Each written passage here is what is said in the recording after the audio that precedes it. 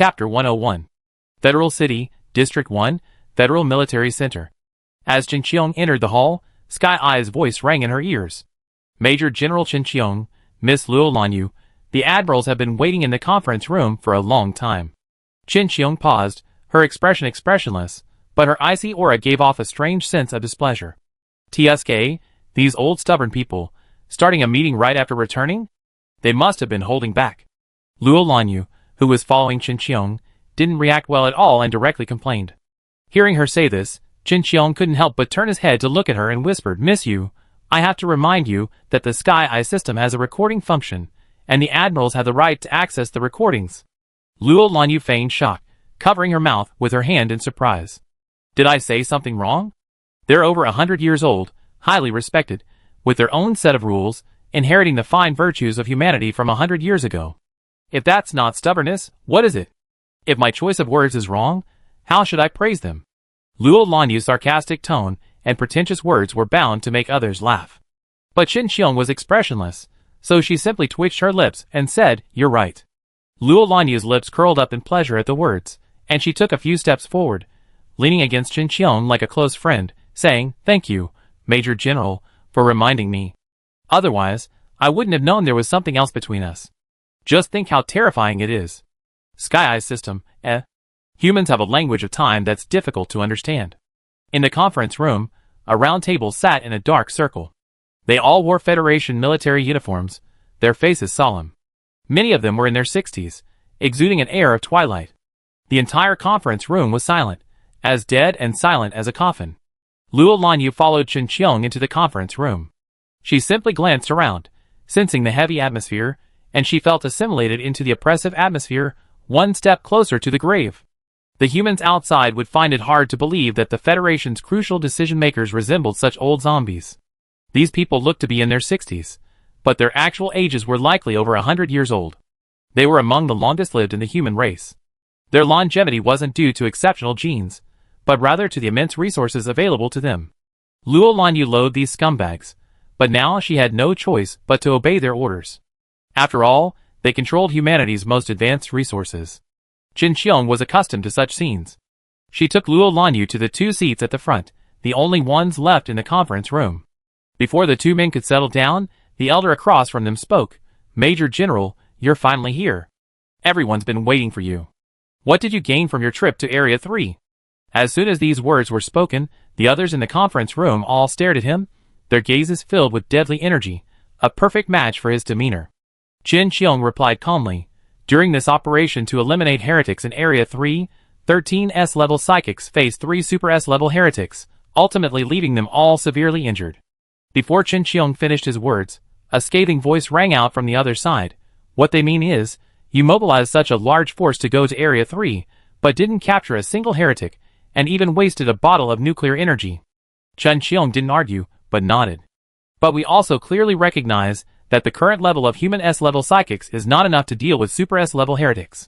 Therefore, I would like to apply for the full implementation of the God Creation Project to allow humanity to have more powerful individuals." "Do you mean to allow ordinary psychics to receive the upgrade potions from the God Creation Project?" Chen Qiong, "Yes." Her response immediately gave the old men in the conference room a chance to vent. "Major General Chen Qiong, you must understand your position. The God Creation Project is a project that depletes human resources. It's for the future of humanity. When you talk about full opening, do you realize the damage that will result?" Someone sternly questioned, and the others echoed him. Luo Lanyu, sitting nearby, felt that these old men were rather overbearing. She opened her mouth to start a rebuke, but Chen Qiong abruptly stopped her.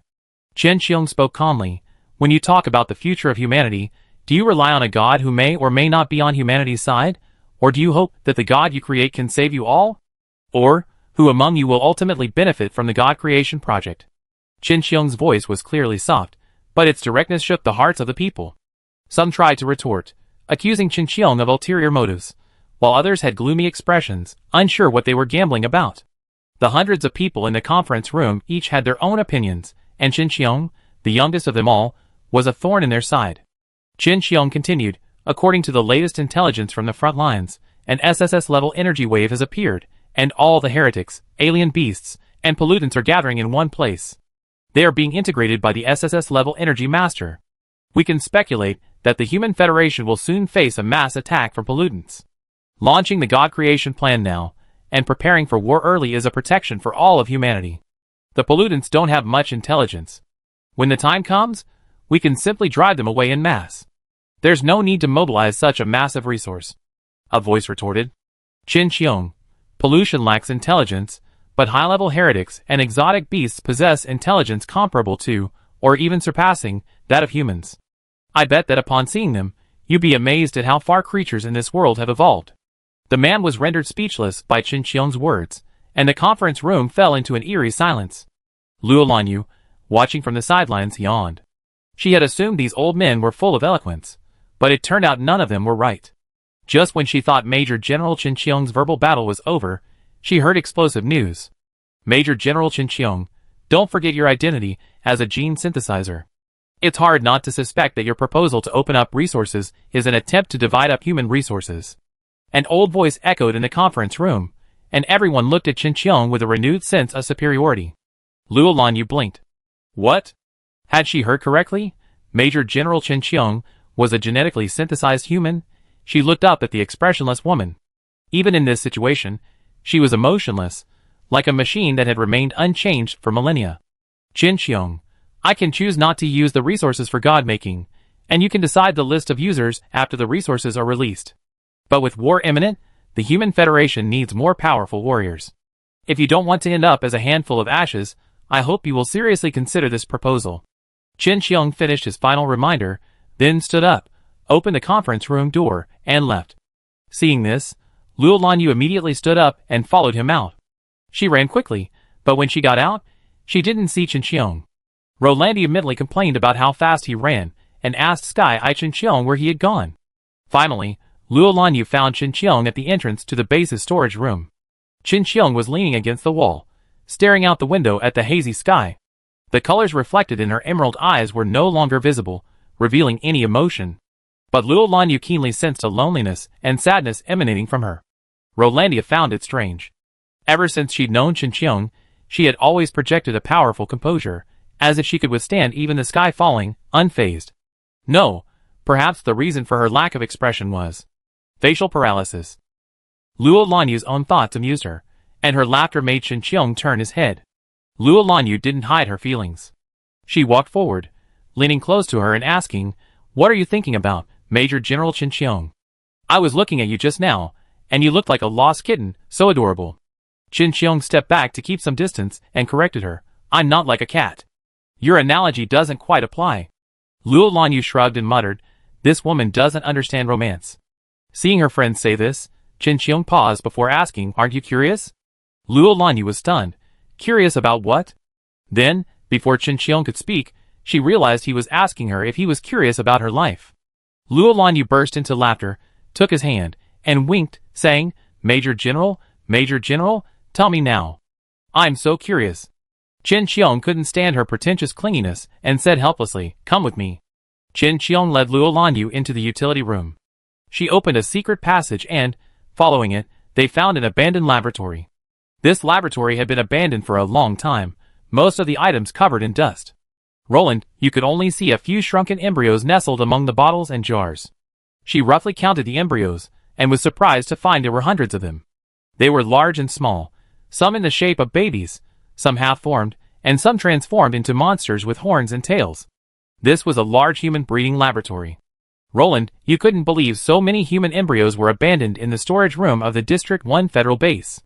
This was a seed bank built after the end of humanity. Sadly, it didn't survive, and has been abandoned here for 100 years. Qin Xiong's voice echoed faintly in the space.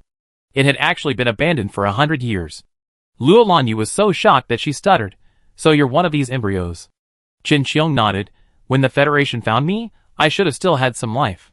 They took me back and recultivated me, hoping to include me in the God creation project. But my genes were flawed, and their plan fell through. I'm their failure." Qin Xiong's words were light-hearted, but Luo Lanyu felt a pang of pain. She couldn't imagine what the woman in front of her had led since childhood. If she was just being treated as an experimental subject, her life would be too bleak. Qin Xiong's sudden sympathetic gaze made him look awkward. "You don't have to look at me like that. My childhood was better than most ordinary people's. Luo Lanyu sighed. Major General, you're quite good at making comparisons. Qin Qiong, just stating the facts. Luo Lanyu smiled, no longer arguing. She asked, with so many embryos, weren't you the only one alive? Qin Qiong shook his head. Besides me, 2 others survived. Where are they now? Qin Qiong. They escaped Federation control a long time ago and hid under unknown names. Because they had severe genetic defects, the Federation didn't look for them much. Luo Lanyu piqued her interest. From your tone, it seems you know where they are? Qin Qiong nodded. A few years ago, I happened to meet them. They're married and have 2 children. They're very happy. At least they're better off than poor little Qin Qiong. Qin Qiong shook his head. They died. Because the genes of the offspring they conceived were unstable, they died on the spot. I saw them slowly crumble into pulp. The scene sounded bloody. Luo Lanyu gasped. What about their children? Qin Qiong paused before saying, I've only seen one of their children before. She's a very smart girl. If she were still alive, she'd be considered a genius in the Human Federation. What a pity. Qin Qiong recalled Nanxing's vague appearance and ultimately said nothing. In this world, accidents always catch people off guard. Nanxing now had a bright, clean ceiling overhead, a paper cup of hot water in front of her. Across from her, the uniformed officer yawned continuously because it was already early morning. The officer looked up at her again and asked, You said your name is Nanxing? Yes. You don't know your family's phone number? Yes. You don't know your home address? Well, you've asked me many times. Nanxing stated the facts. The officer's tone tightened slightly, and he raised his voice slightly. Please cooperate with us. The information you provided is not found in our system. Nanxing was puzzled by the other party's attitude. I'm clearly the victim. Why are you investigating me? The officer became even more furious. But you broke someone's bones and sent him to the hospital. Nanxing, well, he's not dead, is he? Chapter 102. Nanxing was puzzled by the other party's attitude. I'm clearly the victim. Why are you investigating me? The officer was furious. But you broke someone's bones and sent him to the hospital. Nanxing, well, isn't he still alive? The air in the room stagnated for a moment before the officer sighed and spoke earnestly to Nanxing. Young lady, I don't know what you've been through to develop your current personality, but I have to remind you that this is a society ruled by law, and everything has rules and regulations. That person stalked and harassed you, and that was wrong, but you beat him up and caused him to suffer severe fractures. If his family wants to sue you, we still have to follow the procedures and understand the situation, right? Nanxing listened as the other party patiently spoke to her, their words full of respect for rules. This sense of order was rare in her wasteland, and for a moment, she felt that the world she lived in was too beautiful. Of course, aside from the previous incident, Nanxing wandered around aimlessly during the day, searching for clues to this world. She didn't believe she was in the real world, and it still teemed with an eerie aura. Nanxing entered a small alley, hoping to find some hidden secret. Finding none, she encountered the man who had been following her. The man's steps were unsteady, his body unsteady, and his steps were weak and unsteady, but his eyes were filthy. He examined Nanxing's naked body from head to toe. Seeing that Nanxing stared at him without saying a word, he assumed she was frightened and decided to take advantage of her. Although Nanxing's powers were gone, her physical fitness and fighting skills remained. Her defenses immediately activated, and she attacked without mercy, sending the man to the hospital with serious injuries. Later, Nanxing was taken to the police station by the local police. The police, after questioning Nanxing, discovered she was an illegal immigrant. They interrogated her, leading to the current situation. Nanxing didn't know whether to laugh or cry. The officer said, "We want to help you too. Please cooperate." Nanxing nodded, "Yes, I'd like to, but you can't help me." The people in this world couldn't help her escape. The officer threw his pen in anger, believing the girl across from him was simply provoking a Chinibyu. He stopped questioning, grabbed his thermos of red date water, and went out to enjoy the night breeze. Nanxing's hands were cuffed, and she didn't try to pry them open. She simply followed him out of the meeting room, hands clasped together. Outside was the police station lobby. It was late at night, but the place was still bustling. A drunk man clamored to go home in the hall. A quarreling and unfaithful couple cursed at each other, and a suicidal person screamed in despair. The chaotic scene made it seem as if everyone's life was unhappy. But compared to the wasteland of Nanxing's world, this place actually gave her a sense of peace. Nanxing's gaze swept around, drawn to a small square screen where a TV host was reporting the late-night news. Just today, a chemical plant in a certain country exploded, causing a serious leak. Thick black smoke formed a black fog that enveloped the country's cities. Reportedly, researchers in a certain country stated that this chemical leak will cause long-term pollution to the surrounding environment, and the pollution will take at least 10 years to fade. The World United Nations held a meeting to discuss this environmental issue. The leader of a certain country stated that they will continue to monitor the leak and work tirelessly to address the environmental pollution. The news also included a video of a building slowly collapsing amid billowing black smoke. Burning chemicals drifted into the blue sky, the darkness swallowing up all the colors there, turning the air in light gray. The slowly spreading black fog brought an inexplicable sense of fear, as if foreshadowing the coming of doom. Watching the video, Nanjing was inexplicably reminded of nuclear energy, which had the same color, giving off a sense of oppression and heaviness. What a sin! Such a large factory gone to waste just like that. I don't know how many people have been harmed. Every time I breathe this air, I feel like my life is shortening. A drunk man cursed nearby, his companions echoing him. Then someone said, chemical plant leaks happen all the time. Other places are covering it up and trying to stop it from being exposed. The pollution started a long time ago. Humanity will be doomed sooner or later. What can we do? We just live one day at a time. This is how our lives are. We can't change anything. After hearing this, Nanjing realized that perhaps this world and the wasteland had some overlap. If the pollution before her was the wasteland's polluted energy, then perhaps she could find a way out. Excuse me, how do I get to this factory? Nanjing asked the drunk in front of her. The drunk gave her a strange look and said with a grin, little sister, where do you want to go now? There's been an explosion there, and it's contaminated.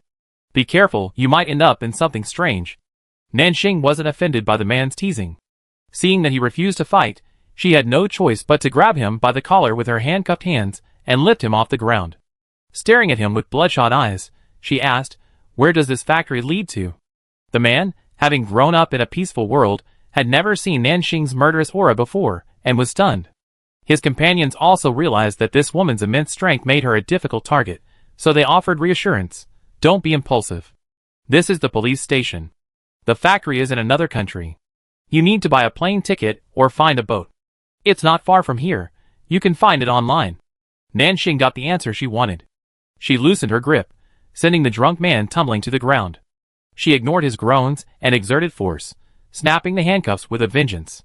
The police officers, who had arrived to handle the situation, were stunned by the scene and momentarily hesitated to intervene. Nanjing took advantage of the opportunity to escape the station. Her stamina was excellent, so she scaled the wall, then circumvented the surveillance cameras, entered another house, and after a few laps, she successfully lost her pursuers. While there were surveillance cameras in this world, they lacked the centralized AI management of Sky Eye, so catching her would still be a challenge.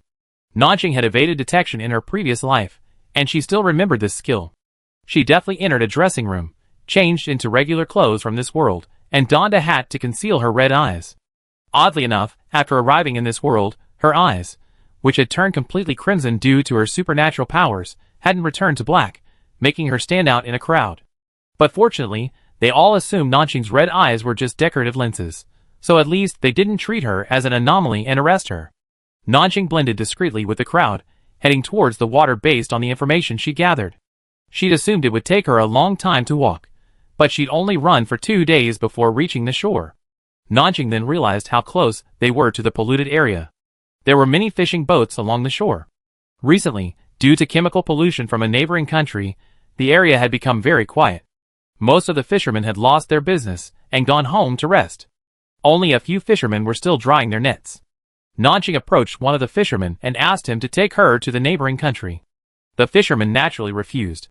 Nanjing felt around and pulled out half a piece of hying stone. This should be worth a lot of money. The fisherman was initially attracted by the hying stone's color, but in the end, he just grinned. Little girl, don't bully us honest people.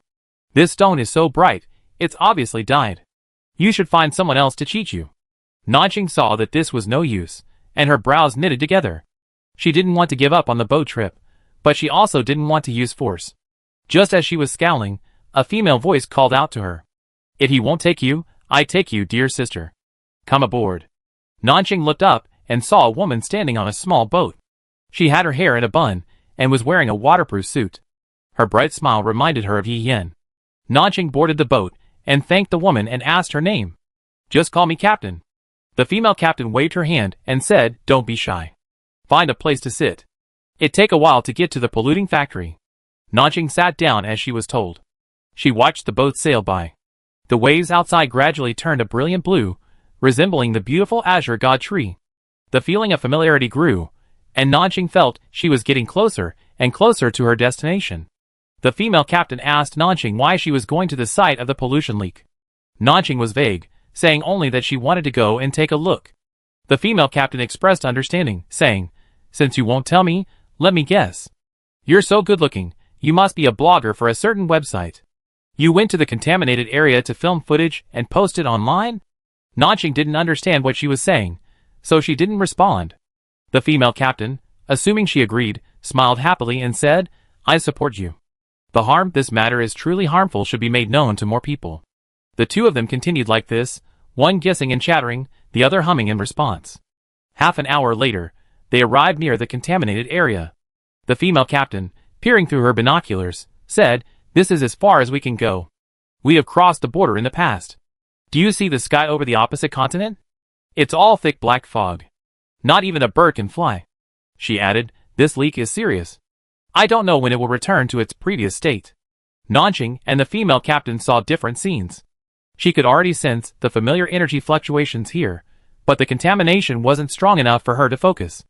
At this energy intensity, Nanjing estimated she'd be able to mobilize her supernatural powers once she reached the foggy area. Nanjing wanted to move a little further, but the female captain refused, saying it was too dangerous and prone to problems. Nanjing had no choice but to borrow the female captain's speedboat and sail over herself. Seeing her persistence, the female captain let Nanjing go, grumbling, "You media people are really trying your best. I'd be waiting nearby. If you notice anything wrong, return immediately. We're at the national border. If you're caught, I can't save you." Nanjing thanked him. "You too. If you think the situation isn't right, go back first and don't wait for me." The female captain was stunned. "What?" Nanjing didn't give her a chance to ask. She swiftly jumped aboard, activated the inflatable boat's generator, and headed for the black water ahead. She quickly approached the polluted area, where a thick black fog had spread over the water, a dead, lifeless place devoid of any sign of life. Nanjing groped her way onto this unpolluted land. Her nose was suffocated by the fishy smell, and she could sense the increasing energy. Meanwhile, her skin felt a corrosive sting from contact with the black fog. Nanjing didn't retreat, allowing her skin to decay bit by bit. She had a hunch. This was the way out, and she had to get out. Nanjing was waiting for her outside. Nanjing endured the excruciating pain until she reached the center. By then, the polluted energy had converged on her, and Nanjing had established a connection with her own supernatural powers. "Master, you finally found me." The tentacles cheered, sensing Nanjing's mental fluctuations. Nanjing also breathed a sigh of relief. "You've been on me all this time? I've always been here. This place is terrifying. It's the mental illusion of the one in the rift. If you don't wake up from it, our bodies will be corroded to pieces." Nanjing asked, "Can you sense its location?" "It's right here, in the pool ahead." Nanjing nodded. "We've wasted too much time. We should get out." As she spoke, she mobilized the tentacles to merge with her. Dense scales sprouted from her body, forming a protective layer that shielded her from the mist's attacks. Nanjing advanced unhesitatingly through the black fog until her footing gave way, and she plummeted into the black water. Chapter 103. A powerful sense of oppression overwhelmed Nanjing, squeezing her consciousness. She gritted her teeth to prevent herself from fainting. Then, a familiar yet unfamiliar whisper exploded in her mind. "Why don't you kneel before me? Why don't you stay? Stay!" Nanjing covered her head and cursed, "Get lost." Every time her energy fluctuated abnormally, she would hear this cacophony of sounds. She used to be able to endure it, gritting her teeth and pushing through it, but now the sounds grew increasingly aggressive, coming in waves, threatening to crush her head. But the more the other party raged, the more Nanjing refused to give in. She knew the other party, seeing her leaving, was getting anxious. It wanted to do everything it could to trap her, to turn her into a meal, and digest it completely. Nanjing refused to let it do that. She would rather burn her own sea of consciousness to expel this cacophony. She didn't know how long she had been fighting, but everything she had done became quiet, and the sounds gradually faded. Nanjing opened her eyes, and found herself in a space filled with black fog. This situation was familiar to her. She had witnessed this scene long before in her consciousness. However, the feeling this time was different from the comfort of the previous time. This place was filled with a sense of invasion. Nanxing hated the atmosphere here. Is this world bad? Why don't you want to stay here? A voice spoke to her. Nanxing looked around but couldn't see the owner of the voice. She only knew it came from the void. Nanxing didn't answer but asked, "Who are you?" "This is the world I created. There's no danger here. It's peaceful and orderly. It's enough for people to live happily until the end. Why don't you want to stay? Is it because there's no one you know in there? That's okay. I can help you create them. If you stay, you have everything." The voice kept talking to itself, trying to change Nanxing's mind. Nanxing didn't want to answer, but every time she tried to change the subject, the other party would ask why she left. Nanxing was now trapped in this place, feeling extremely frustrated. She said coldly, "Do you think if you dig a pit and put a treasure in it, people will definitely jump in? Will everyone be grateful for your generosity?" In this dimension, the world was full of comfort. The environment wasn't so harsh, people weren't so cold, and humans weren't reduced to numb, waiting to die due to resource scarcity. While the little incidents made this world seem less beautiful, it was far better than the harsh environment Nanxing lived in. Nanxing wondered what it would be like if she hadn't been reborn, hadn't had strange powers, hadn't found her sister, and hadn't crossed paths with Gao Ming, Qin Qiong, and the heretics. Perhaps she would hesitate, hiding in this world forever, becoming an ignorant and clueless person. But Nanxing wasn't completely destitute now.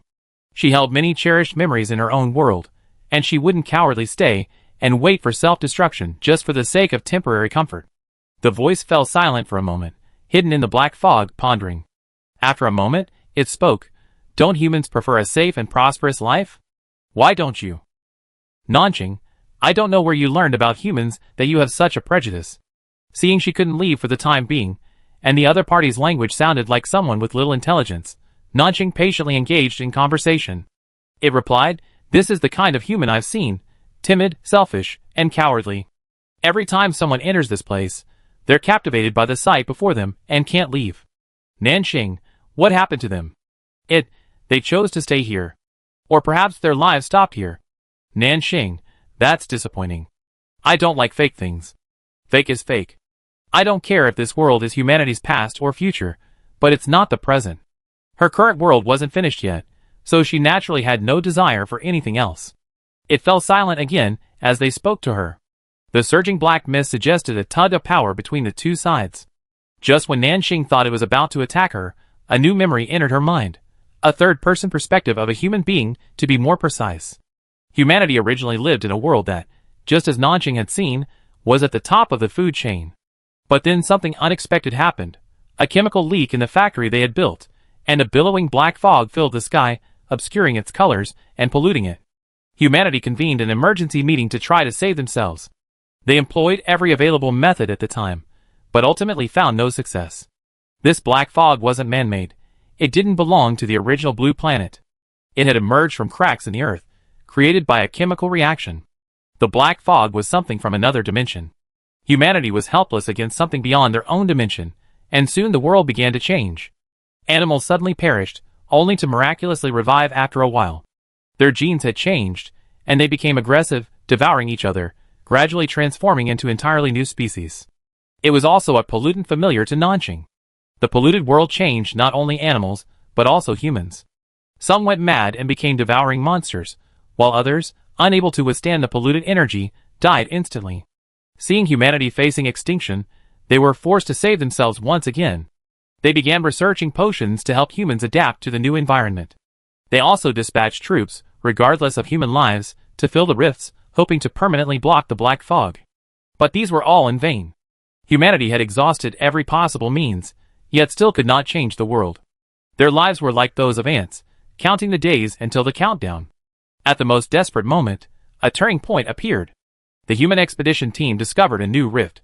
Within it, they discovered another substance, a substance similar to the black fog. Its activity was slower than the polluting energy emitted from outside, but upon study, it was found to absorb this energy.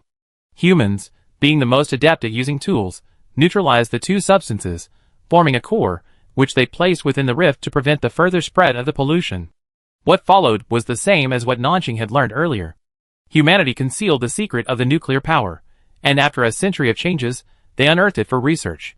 They hoped to use this mixture to completely alter human genetics, so they established nuclear energy testing sites across various regions of the Federation. The Weishan tree was one of them. Because of the influence of nuclear energy, the mental turmoil of many psychics has been alleviated. The thing in the crack is a nuclear power made of matter. So you are a nuclear power? Nanqing grasped something and asked, "Why are you telling me all this?" It replied, "I can help humanity rebuild the world. I can restore this world to its former state, allowing humans to continue living happily here. You still be at the top of the food chain, no longer living in fear of extinction like you do now." Nanqing laughed at this, as if she had finally figured it all out. "So you're telling me this because you want to escape? Not only do you want to kill me, but you also want to find a body that can accommodate you? You want to use my body? Yes, you're the most suitable human I've met so far. If you're willing, I'll let you stay in this dimension and live a happy life." Nanqing found this ridiculous, but didn't rush to argue. She asked, "You've generated more than one consciousness core, right? Why should I help you?" Nuclear energy paused, then quickly replied, "Only I will truly side with humanity, but the other one might not. It has even greater ambitions, wanting to take over the entire world." Nanqing was just testing the waters, but she didn't expect her suspicions to be confirmed. The world indeed had another core with an equally autonomous consciousness. After Nanqing confirmed that this object was a core, she immediately recalled Xiaoshu's claim that their energy source came from a self-proclaimed god who existed within the rift, influencing the minds and wills of other creatures and issuing commands. This situation seemed quite similar to the one before her, and upon inquiry, it was indeed the case. Nanqing suddenly felt like she had grasped the truth of the world. "Please believe me, I will definitely help you. You probably have family and friends, too. I believe in your human feelings, and I believe you would be willing to sacrifice for them." He was still trying to persuade Nanqing, but now that she knew the truth, she had cleared her mind. Nanqing's gaze calmed. She said, "First, we've only met once.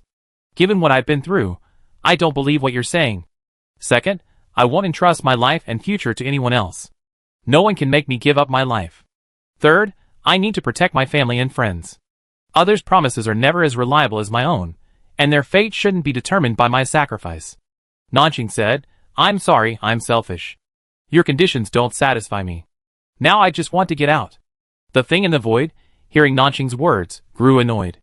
The black mist swirled violently, as if trying to swallow Nanqing whole. Nanqing wasn't a lamb to be bullied. Energy erupted from her body, and the scales on her tentacles spread, frantically absorbing the energy. Nanqing's body was so overwhelmed with energy that its capacity was reaching breaking point. She didn't care about her own life or death. She simply wanted to achieve a mutually destructive blow. "What are you doing? Stop! Stop!" He sensed Nanqing's reckless killing intent. He knew that if this continued, this suitable body would be destroyed, and he didn't know how long it would take to escape from this place. Nanqing's body ached, but her gaze grew more resolute. Blood trickled from the corner of her mouth, but she smiled and said, "I stop. Will you let me go? Have you ever heard the human saying, 'Those who are not of my kind must have different hearts'? From the beginning to the end, my only option was to fight to the death. You have more options. I mean no harm. Believe me, I will always stand on the side of humanity." Nanqing found it amusing. "So, standing on humanity's side means forcing a human to die to free you? If I truly had the power to change the world, why would I remain trapped in the rift, a cowardly, pathetic creature? Nuclear energy gods? They're just hypocritical things claiming to be righteous. What's the difference between them and humans?" He was rendered speechless by Nanqing's retort. Nanqing stopped talking. In fact, she couldn't speak anymore. The overload of energy tore through her body. Her blood burned from the vibrations of energy, her flesh reduced to ash, and the energy also concentrated to an immense scale. Nanqing hadn't fainted yet. She gritted her teeth, enduring the pain she'd long since accustomed to, compressing the energy again and again, compressing it to its maximum density.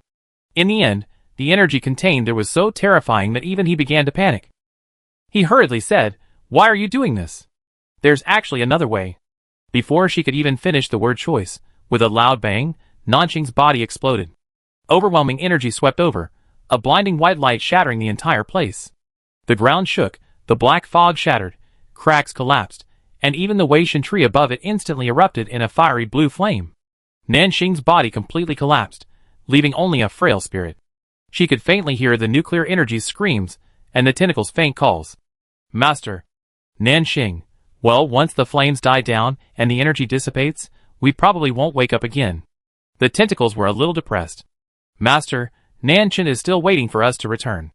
Nanxing thought of her sister's face. When she left, it was this girl who had lost her memory. With her arrogant and domineering demeanor, few people would have been able to trouble her. This was better. Nanxing would never remember her, and she wouldn't be sad. Nanxing thought that although she hadn't lived as long as her previous life, she had at least fulfilled her wish to see her family. She simply considered herself incredibly lucky, having gained another chapter of her life's memories. Nanxing's spirit gradually faded. She cast one last glance at the collapsed Weishan tree. All she could hear were the screams of humans and the piercing alarms. Her consciousness blurred, and she was completely submerged in silence. Chapter 104. Heavily polluted area outside the wilderness. Here, the mountains stretch endlessly, and the trees grow wildly, forming a dense forest devoid of sunlight. Therefore, pollutants prefer to hide in the forest. Nanxing awoke from the vines, her heart palpitating. She glanced at the location of the federal city with a premonition. The panic in her heart seemed to suggest that she had lost something important. What could she have lost? Could it be that thing of her sister's? Nanxing paused at this thought. She found her fingers trembling at the thought of Nanxing. Nanxing pressed down her trembling fingers, frowning. Even you don't obey. Be careful, I chop you off. You've just woken up, and you're already so angry, even at your own hand? The voice came from a stream of white air. It coiled into a snake-like shape, shortened, and coiled around Nanxing's vine. Nanxing shook the branches with disdain, trying to shake the white stream off. Bai Lu remained motionless, clinging tightly to a corner of the vine. She smiled and said, Don't worry, let me rest here for a while. Nanxing, why are you coming to me instead of guarding your god? Bai Lu sighed. Do you think you can see the god whenever you want? We heretics, including those 3 hellhounds, have been gathered at the mountain gate for 3 months, and we've only received about 10 missions from the god. A pollutant can only take 1 mission from the god, and only after completing it can we receive the god's reward. But there are hundreds of heretics here, and only a dozen missions are enough to go around. Every time we fight over a mission, we inevitably get a fight. How can I win? Bai Lu said, instead of just guarding there, I'd rather gather my strength and wait for the right moment to strike. Nanxing tooted and grumbled, if this god wants to attack the Human Federation, why not just say so directly? Why be so secretive and mysterious in issuing missions? After hearing this, Bai Lu quickly told the girl to stop talking nonsense. At this distance, the god could hear the heretic's mental waves. Beware of the punishment if you say anything bad about him. Nanxing laughed at Bai Lu's cowardice. Compared to the other pollutants' fearful obedience, she didn't feel much for this god. Nanxing had followed Bai Lu and the other heretics here. She had also heard the god's call, but instead of the fear that surged through her blood, she felt a resentment. She hated this feeling, like something was constantly watching her, trying to control her. Nanxing hated this self-proclaimed god. But Nanxing was also smart. She feared death, so even before she knew the god's true identity, she had followed the heretics. Now, after 3 months, the god had given them no other instructions, aside from the occasional command to attack certain parts of the Federation and declare war on humanity. The war raged for 3 months, with humans and pollutants battling for 3 months. There were back-and-forth battles, casualties, and a relentless struggle. But Nanxing knew the pollutants weren't exerting their full strength, not even a tenth of it. In war, pollutants had an absolute advantage. For example, if a high-level pollutant died, a lower-level one could devour it and evolve to a higher level, and this cycle would continue, keeping their combat power at its peak. But human psychics were different. Their psychic abilities developed slowly, and the number they could cultivate was limited. They simply couldn't afford such a massive war. Given the vast disparity in power between the two sides, the god was no longer in a rush to attack. Instead, he took his time, toying with the humans like a child. Nanxing couldn't understand what the god was planning. A week ago, an energy explosion occurred in Human Sector 3. The pollutant who brought back the news said the explosion occurred beneath a cheap blue tree, which burned to ash. Upon hearing this, the god sent a high-level heretic to attack Sector 3 that very day.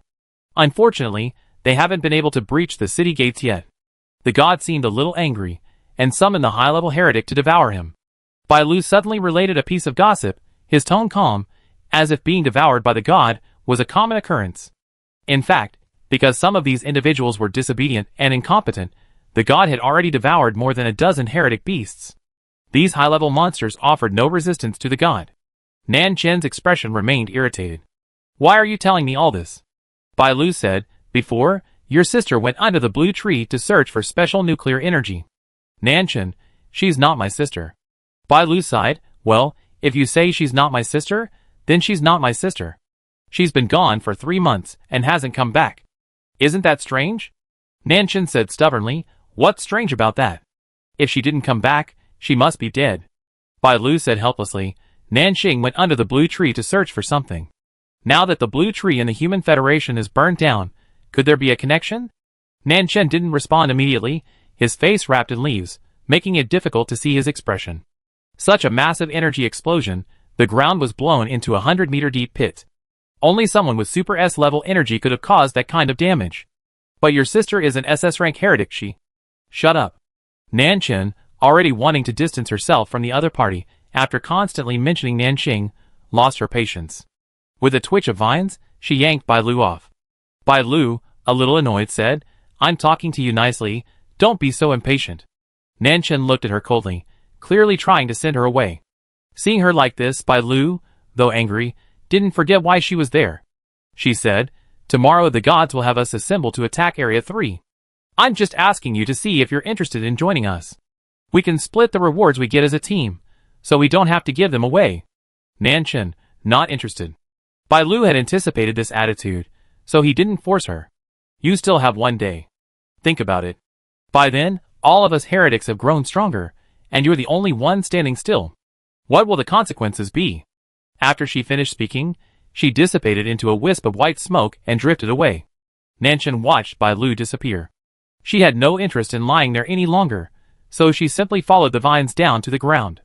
She stomped down without holding back, causing the pollution below to crack with a resounding crunch. Nan Chen heard the pollution scream, feeling annoyed, and kicked it several meters away. The surrounding pollution dispersed, tactfully avoiding provoking the evil spirit. Nan Chen looked around twice. The surroundings were pitch black, making her eyes uncomfortable. She decided not to stay here any longer, and went for a walk. Where to go? Well, they say there's a war going on in District 3, and they're going to launch a full-scale attack tomorrow. It's going to be a whole lot of trouble then. Naturally, she couldn't go to District 3. Nan Chen glanced in the opposite direction, the other side of the mountain range, connected to the District 10 base. She remembered passing through the small town there when she was abducted by Nanxing. There were many alienated people in the town, who seemed to know her, but because of Nanxing, Nan Chen hadn't been able to speak to them. Now that everyone was busy fighting, no one could care about her, so Nan Chen decided to go to District 10 to see what the situation was like. At the District 3 Human Federation base, Qin Qiong arrived with the mecha troops, and was met by Li Hantian, the dean of the District 3 Military Academy, who came to greet her. After 3 months of fighting, Li Hantian's hair had turned completely white, but her old face still had a pair of eyes that sparkled, and not a hint of fatigue was visible. Seeing Qin Qiong hop off the mechanical beast, she greeted him with a smile. Major General Qin Qiong. Qin Qiong sheathed the spear in her hand, and folded it into a waist pendant. She walked over to the elderly man, Li Hantian, supported her, and asked, principally, why are you out? Li Hantian smiled and said, what else can I do? Of course, I'm waiting for the Major General to arrive. You don't know how chaotic District 3 was before the Major General arrived.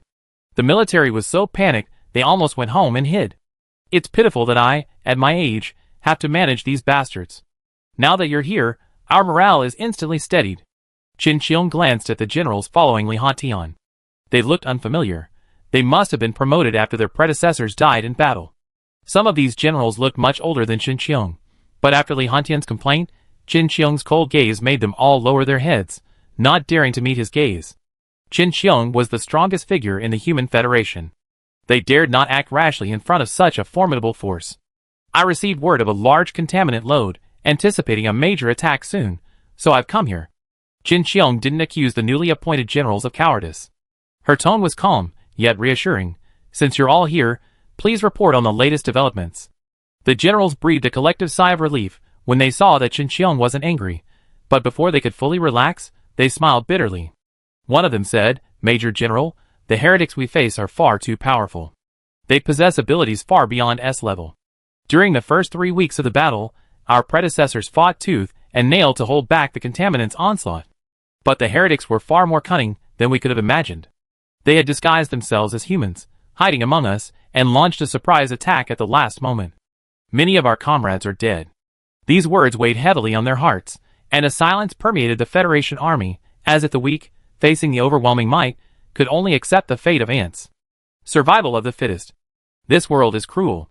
Billions of years ago, countless creatures far more powerful than humans were reduced to dust, yet humans, in contrast, continue to grow rapidly, reaching their current size in just half the time it took them.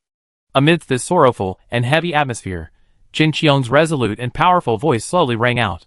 100 years ago, the human world met its end. The emergence of pollutants seemed to shatter our long-established position. Despite this absolute power disparity, we prevailed and successfully established the current Federation. We have advanced technology and psychics, yet we still survive in this world. This demonstrates the boundless potential of humanity. In the face of disaster, unity and determination to resist the enemy have given rise to the humanity we know today. We are not lambs to be slaughtered, and our situation is not hopeless. At least in my opinion, we still have a significant advantage against the pollutants. After hearing Qin Qiong's calm statement, the generals all raised their heads, a glimmer of hope igniting their previously dejected expressions. Major General Qin Qiong, do we still have an advantage? Someone asked in disbelief. Qin Qiong, of course. Her affirmative answer stirred the general's blood. They had completely forgotten the oppressive pressure of the impending pollutants. They only wanted to know what they could offer against pollutants several times more powerful than humans. Qin Qiong hesitated, instead instructing the group to first gather the top psychics in Area 3 so she could fully disclose the situation. Upon hearing this, the generals excitedly returned to carry out their orders. Seeing the high-spirited figures of these brats, Li Hantian sighed and said to Qin Qiong, "Xiao Qiong, how did you become so eloquent now? Look at what you've done to these brats." Qin Qiong turned to look at the old woman and said, "I was just telling them the truth. I wasn't lying to them. Also, Principal Li, could you take me to see the site of the energy explosion?" Li Hantian smiled, "I knew you were here for that." After the energy explosion, the students at the District 3 Military Academy had to be evacuated for their safety. Only a few federal soldiers were on duty inside. The vast academy was uncomfortably quiet. 100-meter-deep pit lay in the center, pitch black like a swallowing black hole, creating an unsettling feeling. The personnel on duty usually took a quick look at the pit and then hurried away, not daring to linger any longer. Today was no different. Nanqing woke up and found herself lying at the bottom of the pit. She recalled the moment she'd been incinerated, surprised that she wasn't dead yet. Nanqing thought to herself, "How lucky I am." She looked down, and a moment of silence followed. "Where's my body?" Chapter 105. Where's my body? Nanqing looked down and saw nothing but pitch black. She struggled to make out anything. She moved her body, and with difficulty, she lifted a tentacle from the darkness. Yes, all 4 of her limbs were tentacles. Nanqing realized she might have transformed into an octopus, and this octopus was quite small. She pulled her body completely out and compared it to the stone nearby, confirming that she was only the size of a palm. She tried to enlarge herself or summon the tentacle's consciousness, but nothing happened. It seemed as if all its energy had been drained, meaning that Nanqing could only remain in this state. Nanqing, She had become a miniature version. She remained silent, accepting the reality and beginning to reflect on the current situation. First, she had fought with nuclear energy, burning her body, and both were injured.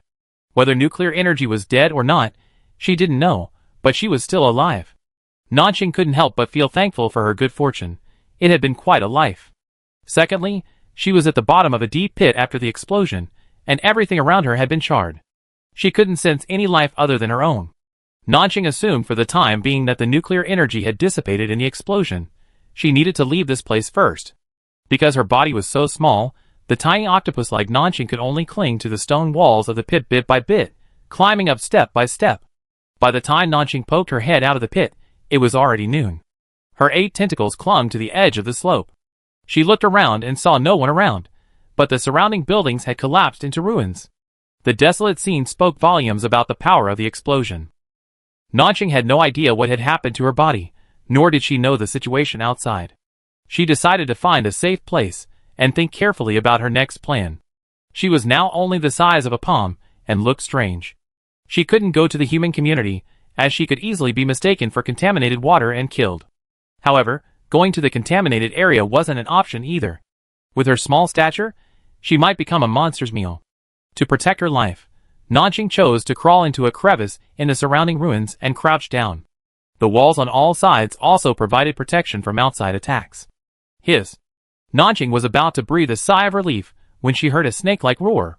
She warily turned her head 180 degrees and was met with a pair of enormous, blood-red, vertical pupils.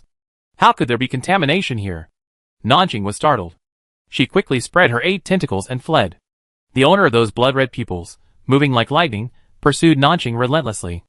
Nanjing ran, thinking of a strategy. She truly believed that the only reason she hadn't died was because she hadn't encountered enough bad luck. Otherwise, how could she have encountered this creature right after crawling out of the pit?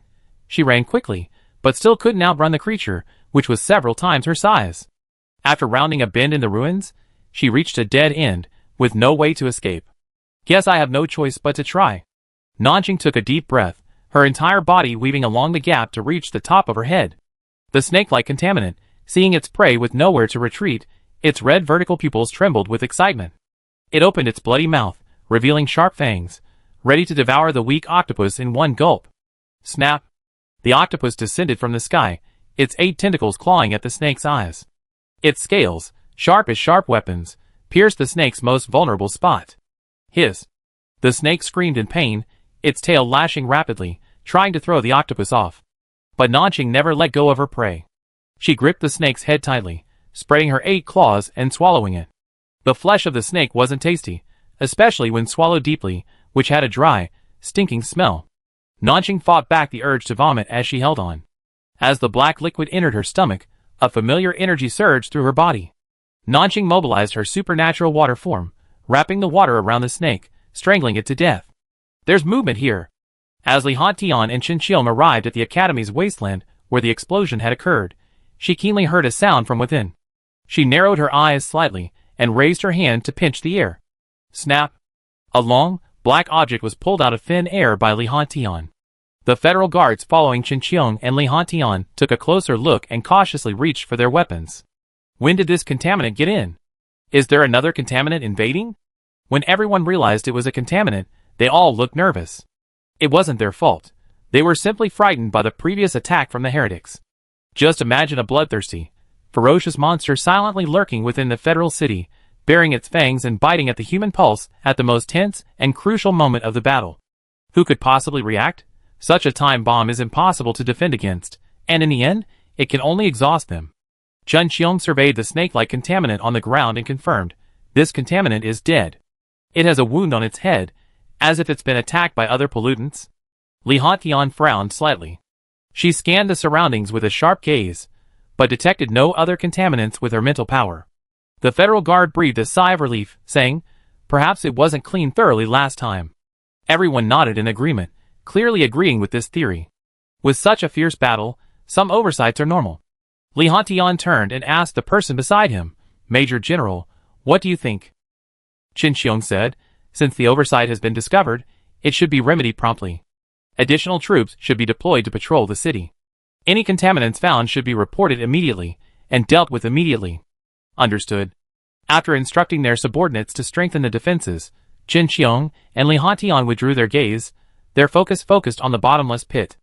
The accompanying federal soldiers, acknowledging their lack of interruption, turned their attention to disposing of the dead contaminants lying on the ground. Use a musket to burn it directly.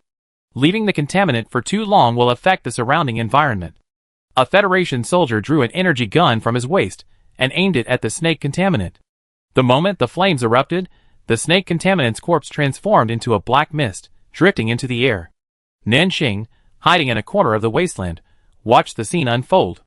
In her vision, the burning black mist from the contaminant didn't dissipate, but instead transformed into a thinner energy, slowly flowing toward her.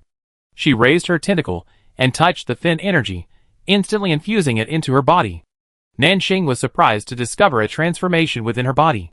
For a moment, her 8 tentacles began to vaporize. With a thought, Nanjing's entire 8-limbed body transformed into a dense black mist. Why can I transform into black mist? My superpower only grants me a chance to acquire a specific superpower when I devour a host with it. My energy burned, and my body burned with it, but my spirit remained. My spirit is the switch that controls my superpower. My superpower is devouring. Before I finally lost consciousness, I activated my devouring power. Is my ability to transform into black mist now, because I devoured the nuclear energy that awakened its will? Nanxing deduced her own state in a flash.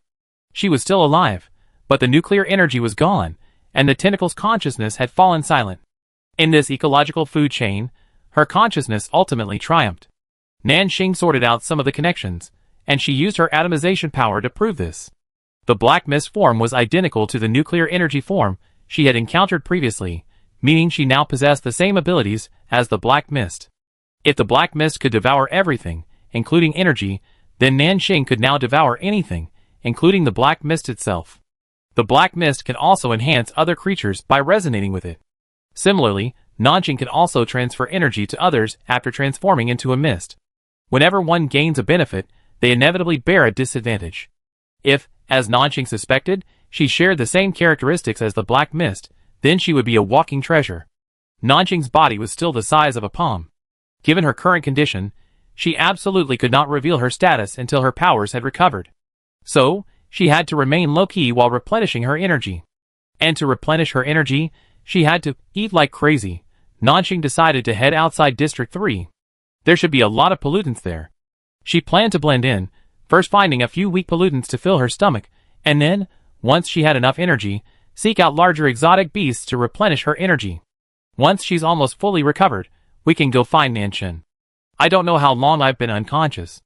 If it's been too long, Nanxing might lose her memory again, and she might not wait patiently. Nanxing took a deep breath, silently telling herself not to rush. She could take it one step at a time. If she could survive the energy explosion, what else could she not face? Across the mountains of Area 10 lies a small town populated by mutants. The town is surrounded by vines, while a metal wall forms its interior. The intertwining of vegetation and machinery creates a grotesque blend of technology and wasteland. As Nanxing stepped onto the site, he was stopped by a robotic arm. Ding! Outsider detected. Please show your ID. Nanxing opened his eyes, and saw a 3-meter-tall robotic arm protruding from the wall. It was equipped with an energy cannon, half a meter in diameter, aimed at a person's forehead, looking quite intimidating. 3 prompts. If verification fails, the outsider will be eliminated. Please show your ID. Please show your ID. With each prompt from the robotic arm, the light in the energy cannon lit up. After 2 consecutive flashes, the energy projectile took shape. Nanxing snorted coldly, unfazed. She raised her hand and swung out her vines, lashing out a groove in the robotic arm. The robotic arm, under attack, issued a shrill alarm. Under attack, emergency defense activated. Under attack, emergency defense activated. After 2 consecutive warnings, 2 more robotic arms emerged from the defensive wall. All 3 of them simultaneously concentrated their energy projectiles and fired at the arrogant individual.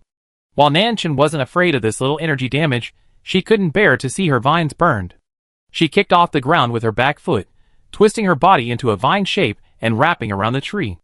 Boom! The energy cannon missed, emitting a resounding roar. Oh no! Enemy attack! Gather! Prepare for battle! Nanxing's commotion was so loud that the entire town noticed. They drew their weapons and, with measured, powerful steps, charged in the direction of the enemy attack. One of them, a short-haired woman, wielding a short knife in one hand and an energy gun in the other, led the group. She caught sight of something hiding in the shadows from the corner of her eye and, without thinking, fired a shot. Nanxing felt a surge of heat sweep over her, and her vines fluttered, blocking the incoming projectiles. After the vines came into contact with the light cannon, they turned into a charred mass. Nanxing, seeing the damage to her own vines, instantly became enraged and shouted, "You dare to burn me? You all must die." She emerged, intending to disregard the strange-looking humans and devour them all, but when she saw the startled face of the leading woman, she paused. Nanxing frowned slowly, puzzled. Why couldn't she bring herself to do it? Xiaochen. The leading woman, upon seeing her, showed surprise. Xiaochen? She seemed to recognize her. Nanxing remembered that these people were part of the same group as the tentacle monster that had claimed to be her sister. Their reaction wasn't surprising. Nanxing saw the woman call off the other teammates and approach her alone, smiling. She took a cautious step back. Who are you? The woman paused, then remembered something and said, Nanxing told me you had lost your memory. I thought you were joking. Xiaochen, do you still remember me? I'm a duo. The name a duo was familiar to Nanshan, but he couldn't quite place why. Nanshan was initially displeased when the other person mentioned Nanxing, but meeting his concerned gaze, he suppressed his anger. Faced with Nanshan's venomous temper, a duo wasn't intimidated. She warmly invited Nanshan into the town. She told Nanshan that this was his home, and the people here were all Nanshan's people. They were all family. Nanshan glanced around at the people around her. Their expressions varied, some looking at her with wariness, some with curiosity, and some with familiarity. Ultimately, none of them showed hostility. Seeing Nanshan calm down and show no signs of attack, the bravest of the residents approached and greeted him. Miss Chun, we haven't seen you in months. We're all so happy to have you back. Nanshan suddenly asked, what did you call me? The man was startled and repeated Miss Chun. Nanshan, why do you call me that? Everyone used to call me that. The man, inexplicably frightened by Nanshan's sudden question, shrank back. A duo quickly grabbed Nanshan and asked in a low voice, what's wrong? Nanshan turned to look at her, his brows knitted together. That title doesn't sound impressive. A duo was stunned, having never expected such a response. Nanshan continued, you said I was the boss here. Then why didn't you call me chief, but Miss Chen? So, you and that Nanxing are colluding to deceive me. A duo hadn't expected Nanshan to think that way, and she was left feeling both amused and embarrassed. Seeing Nanshan was about to get serious, a duo didn't bother explaining further. Instead, she said seriously, I hadn't noticed this before. Since you're the boss, we all call you Chief Chen from now on. How about that? Nanshan nodded, pleased. Now it sounded more impressive. The surrounding residents breathed a sigh of relief and followed suit, calling them chief. A duo didn't mind the name. Most of the town's residents had been rescued by Nanshan in the past, and she felt indebted to them. Although she was a little afraid of Nanshan's rampage, she didn't mind the change. However, the previous title of Miss Chen made Nanshan seem close to them. Now, the title of chief seemed to confirm Nanshan's status in the town. Nanshan heard someone claiming to be the chief, and she reluctantly believed it. She felt a connection to this place. She began to survey the town, noticing all sorts of bizarre robotic arms protruding from all directions. Nanshan suddenly remembered the scene outside the town where they had blocked her path. Nanshan asked, what are these things? Where did they come from? Why are they trying to stop me? A duo. These are the defense systems set up by the EVA. There's been a lot of conflict between humans and pollutants lately, and our small base is inevitably affected. Several times, pollutants have broken in and injured people, so the EVA suggested strengthening our defenses. It's working pretty well. At least pollutants below S level haven't dared to harass us. Nanshan caught a name, EVA. A duo, thinking Nanshan was asking who it was, replied, EVA is your sister, the AI she sent. She said she'd seen you before. I thought you knew each other. Nanshan, of course I know her.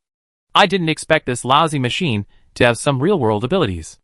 A duo chuckled, don't underestimate her. She's been a real help to us. Nanshan made the request, and a duo naturally agreed. The two of them headed to the center of town. In the center of town stood a clock tower. It was old and dilapidated, but the surrounding structure had been renovated. The metal supports, with strange machinery atop them, gave it a very high-tech feel.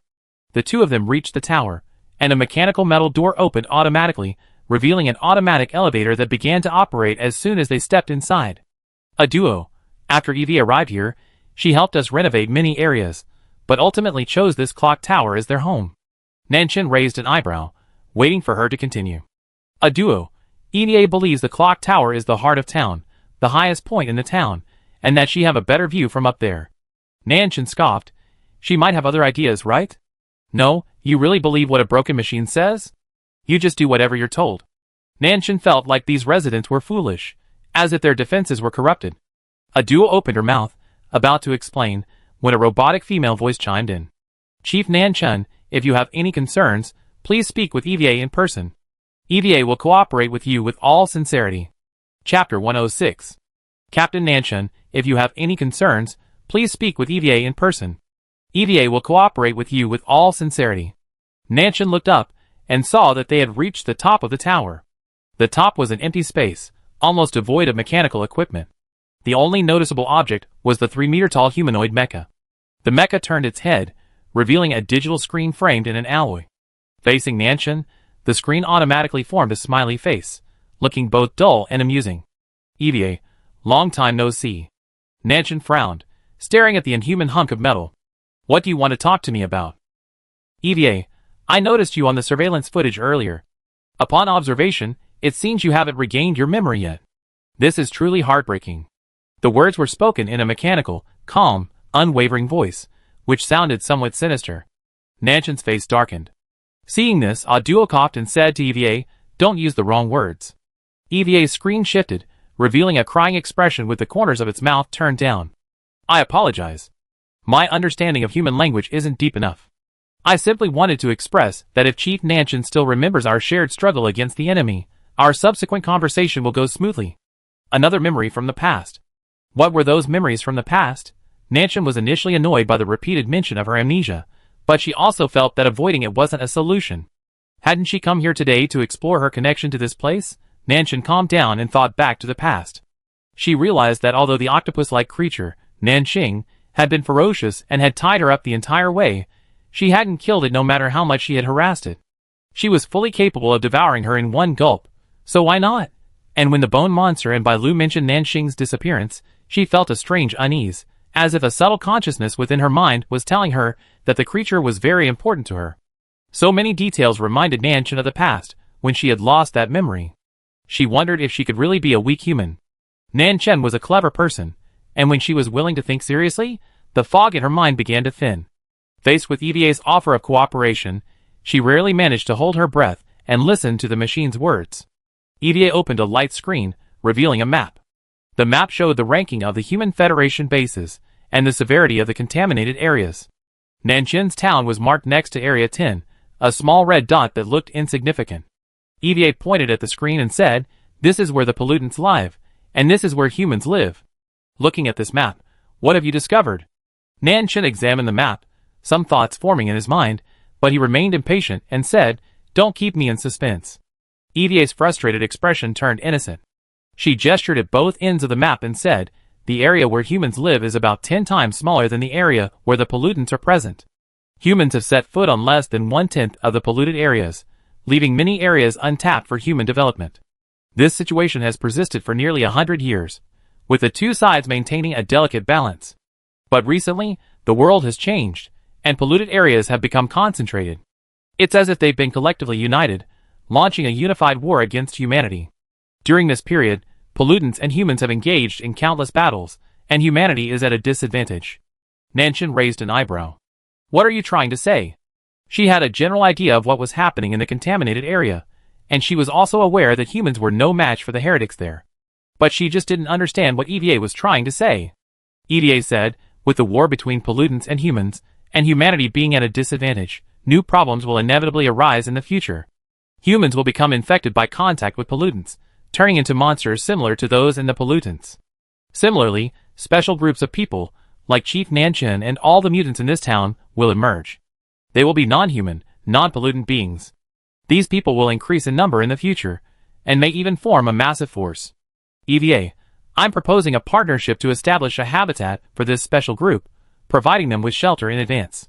If Chief Nanchen participates in this plan, you will become the leader of this special group. You will then have a massive force to back you up, and ordinary heretics and pollutants will be powerless against you." After EVA's mechanical voice stopped, the interior of the clock tower was so quiet that even the sound of a pinprick could be heard. Nanchen glanced at the EVA mech with a hint of surprise, then turned to look at Duo, whose cheeks were covered in scales. Both of them fixed their gazes on him, as if waiting for something. "So why should I agree? What good would it do me to bring along a bunch of humans I have nothing to do with?" Nanchen didn't want to be the victim, the leader of the infected. It sounded good, but when the heretics attacked, they would be nothing but cannon fodder. EVA, according to the human instinct to stick together, you and the people in this town have something in common. We all evolved from human form to our current appearance. Don't you wish to be with your kind? Nanchen rolled his eyes, thinking the machine was just out of its mind. Who says I'm like them? I'm a heretic. Even if humanity is destroyed, I can survive anywhere in this world. EVA was about to say something, but Duo, standing beside her, couldn't bear it any longer and quickly stopped her. Where did you learn this whole emotional bond thing, UAI? It's just a suggestion. If she doesn't like it, you can't force her. EVA's screen changed to express her innocence. Duo ignored her and pulled Nanchen towards the base of the clock tower. Xiao Chen, let's ignore her. You've finally come back. Let's go home and get some rest. Aren't you curious about your past life? I show you. Nanchin's anger faded as Ah Duo pulled her along. She followed Ah Duo outside without a backward glance. She looked at the tower, surrounded by robotic arms, still a little puzzled. She asked Ah Duo why EVA stayed there. Ah Duo smiled. EVA said that because it's located at a high altitude, the energy signals it receives are strong, allowing it to detect danger instantly. Nanchin said oh without commenting. She followed Ah Duo to a house where she was said to have lived. The house was immaculately clean, and a bouquet of wildflowers sat in the center of the table, making the small house look quite pretty. Nanchin felt an inexplicable sense of comfort. She wondered if she might have once really liked places like this. Ah Duo's cooking skills were spot on. At least, she didn't boil the meat in water, but instead used a few seasonings to create the perfect meal. When Nanchin tasted the dish, her taste buds felt a familiarity, as if she had eaten it often before. The food was indeed delicious, and even someone like her, who swallowed impurities directly, couldn't put it down. Nanchin devoured the entire table with a smorgasbord of food. Ah Duo saw this and found her so endearing. With a gentle smile, she said, as if comforting a kitten, if I had known you were such a big eater, I should have made more. Nanchin blinked and asked, anything else? Ah Duo gestured to the empty kitchen. We're out of ingredients. I arranged something for you tomorrow after I get back from hunting. Nanchin wiped his lips and said, what's missing? I go find it now. As she spoke, vines emerged from behind her, forming a curved shape, swaying behind her like a small tail. Ah Duo grabbed her, telling Nanchin not to rush out and to be careful about overeating after eating so much. She asked Nanchin to talk to her. Nanchin, now amnesiac, completely failed to understand Ah Duo's request. She explained that heretics have voracious appetites and won't overeat.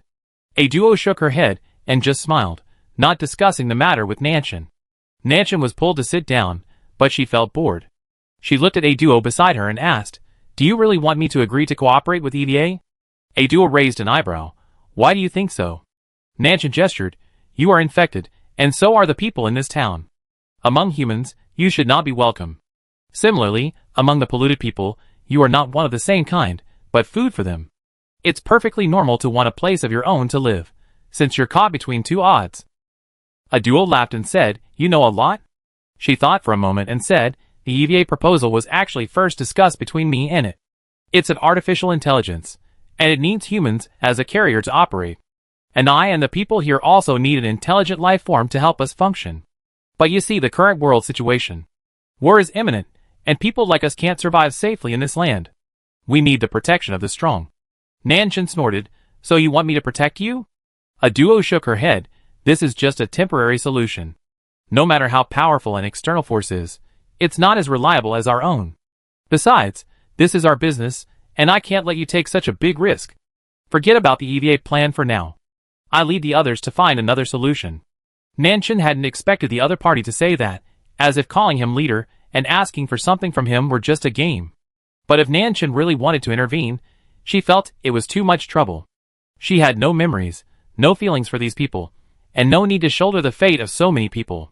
Ah Duo noticed Nanchin's dilemma and sighed, don't overthink it. Just stay here for a few days and get some rest. If only your sister were here, she'd definitely be able to keep you in check. Nanchin raised an eyebrow. My sister? You mean that octopus-like monster Nanqing? Maybe she's already dead. Ah Duo's expression changed at this. She was silent for a moment, but finally, she patted Nanchin's head and said, don't talk nonsense, or you regret it later. Nanchin felt a little annoyed when someone patted her head, but she suppressed her anger at Ah Duo. What could she regret? Could Nanqing be half her life? Nanqing sneezed, rubbing her non-existent nose with her tentacles, wondering if someone was talking about her. She pondered for a moment, then quickly withdrew her thoughts, clinging to her body in the crevice, waiting for her prey. After several days of travel, Nanqing was now in the outskirts of the polluted area. Compared to the palm-sized size she had been when she first woke up, her body had grown to a full meter in diameter. Nanqing had consumed a lot of pollutants along the way, and her energy had recovered considerably, allowing her to at least use her powers normally. However, she still couldn't transform into human form, and could only wander around in her octopus form. In her octopus form, she couldn't go to the Federal City area. She could only go to a polluted area just as bizarre as herself. Although Nanqing wasn't in human form anymore, Few pollutants in the contaminated area could harm her. Gradually, she grew stronger, and the monsters in the contaminated area avoided her. With no food coming to her, Nanjing could only seek out areas where large pollutants were present and wait for her prey. As she waited for her prey to arrive, Nanjing marveled at her growing proficiency as a monster, mastering the law of the jungle and hunting pollutants with increasing skill. Before she could finish her sigh, she heard movement in the distance. She looked up and saw smoke and dust billowing in the yellow. A giant beast, blazing with fire and lightning, roared, charging forward, stepping on the crumbling ground. Nanjing was a little excited, thinking she had encountered a special beast with supernatural powers. As the cloud of smoke drew closer, she realized that the fire and lightning weren't the beast's own, but the power of the human superpowers it was pursuing. Nanjing, She felt her expectations were half dashed. Chapter 107. Yi Dan and Yi Shuang were being pursued by the alien beasts behind them. They and their lightning-powered companions were frantically pumping out energy, hoping to slow the beast's pursuit, but the effect was minimal. Their powers were like a drop in the ocean, unable to stop the beast at all. Yi Dan, why did you even bother provoking this thing? It's got thick skin and tough flesh. We can't even defeat it. Now you're ready to be eaten. Yi Shuang threw a fireball, but seeing it had no effect, she couldn't help but complain to her twin sister. Yi Dan rolled her eyes. Yi Shuang, I think you're just being thick-skinned and looking for trouble, right?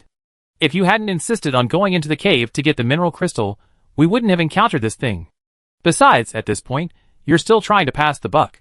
I don't think you've improved at all. The twins, Yi Dan and Yi Shuang, were incredibly well matched when it came to unleashing their powers, but when they argued, they were unyielding. The teammates nearby couldn't stand it any longer and couldn't help but shout, "Stop arguing. If we slowed down any further, we'd be eaten.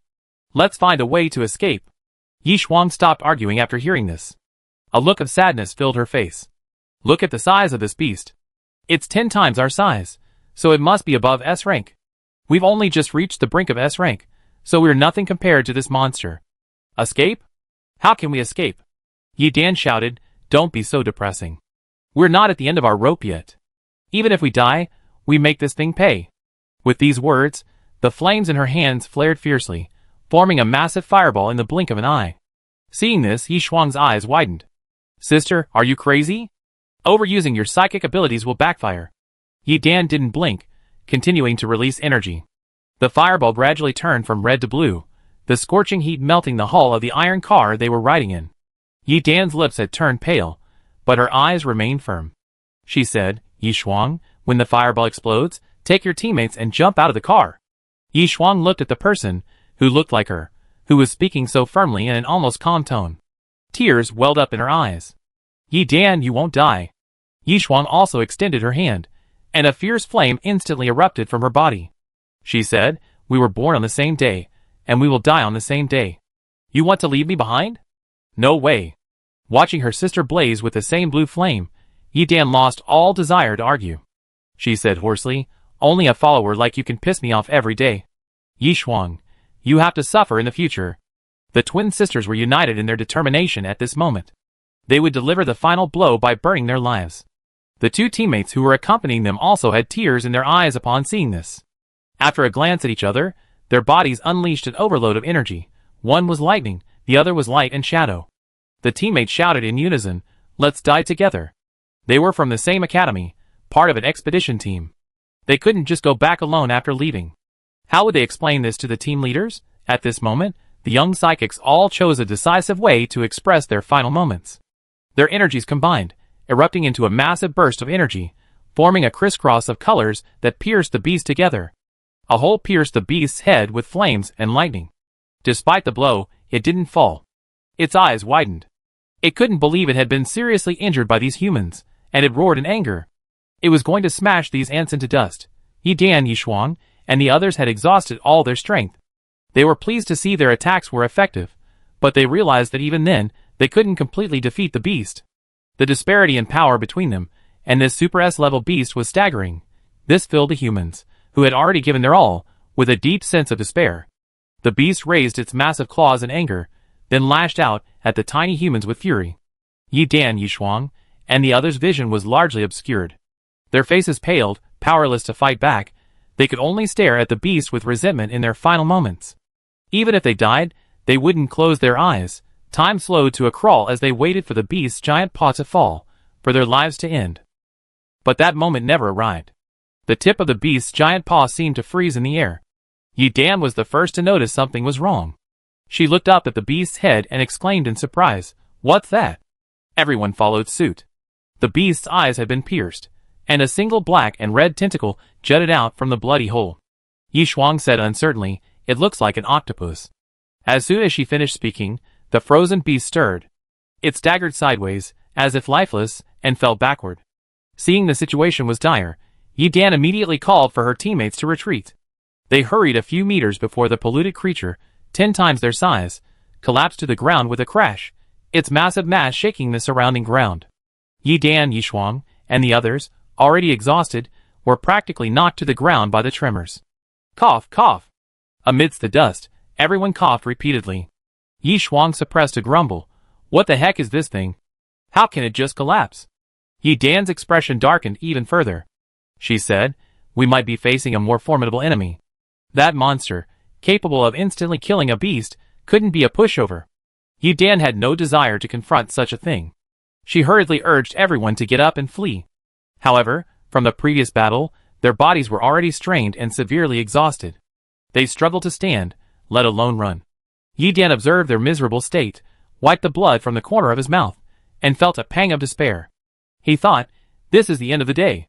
Yi Dan hugged Yi Shuang, patted her sister's head, and said, "Xiao Shuang, you're such a bad mouth. Now we're truly doomed to live and die together." Yi Shuang rolled her eyes and said, "You're my sister, and you still don't forget to insult me even now." Yi Dan sighed, "I'm just afraid I won't have another chance." Yi Shuang, Their team had given up struggling. Looking at the dead beast lying on the ground with its eyes wide open, they felt as if they were seeing their own future fate. A moment later, the tentacle that had burrowed into the beast's head twisted slightly, and before the surviving gaze, it slowly emerged from the now empty skull. It was a monster with 8 tentacles, 1 meter in diameter.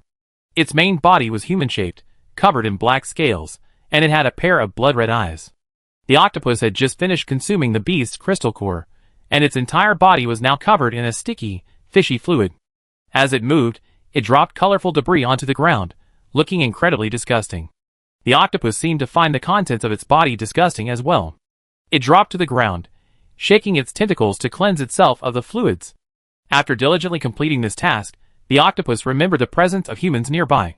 She turned her head and looked at the humans, slumped on the ground, as if they had lost their souls. The octopus's crimson eyes showed suspicion as she gazed at the group of humans, suspecting they were all terrified. After a moment's hesitation, she decided to go and see.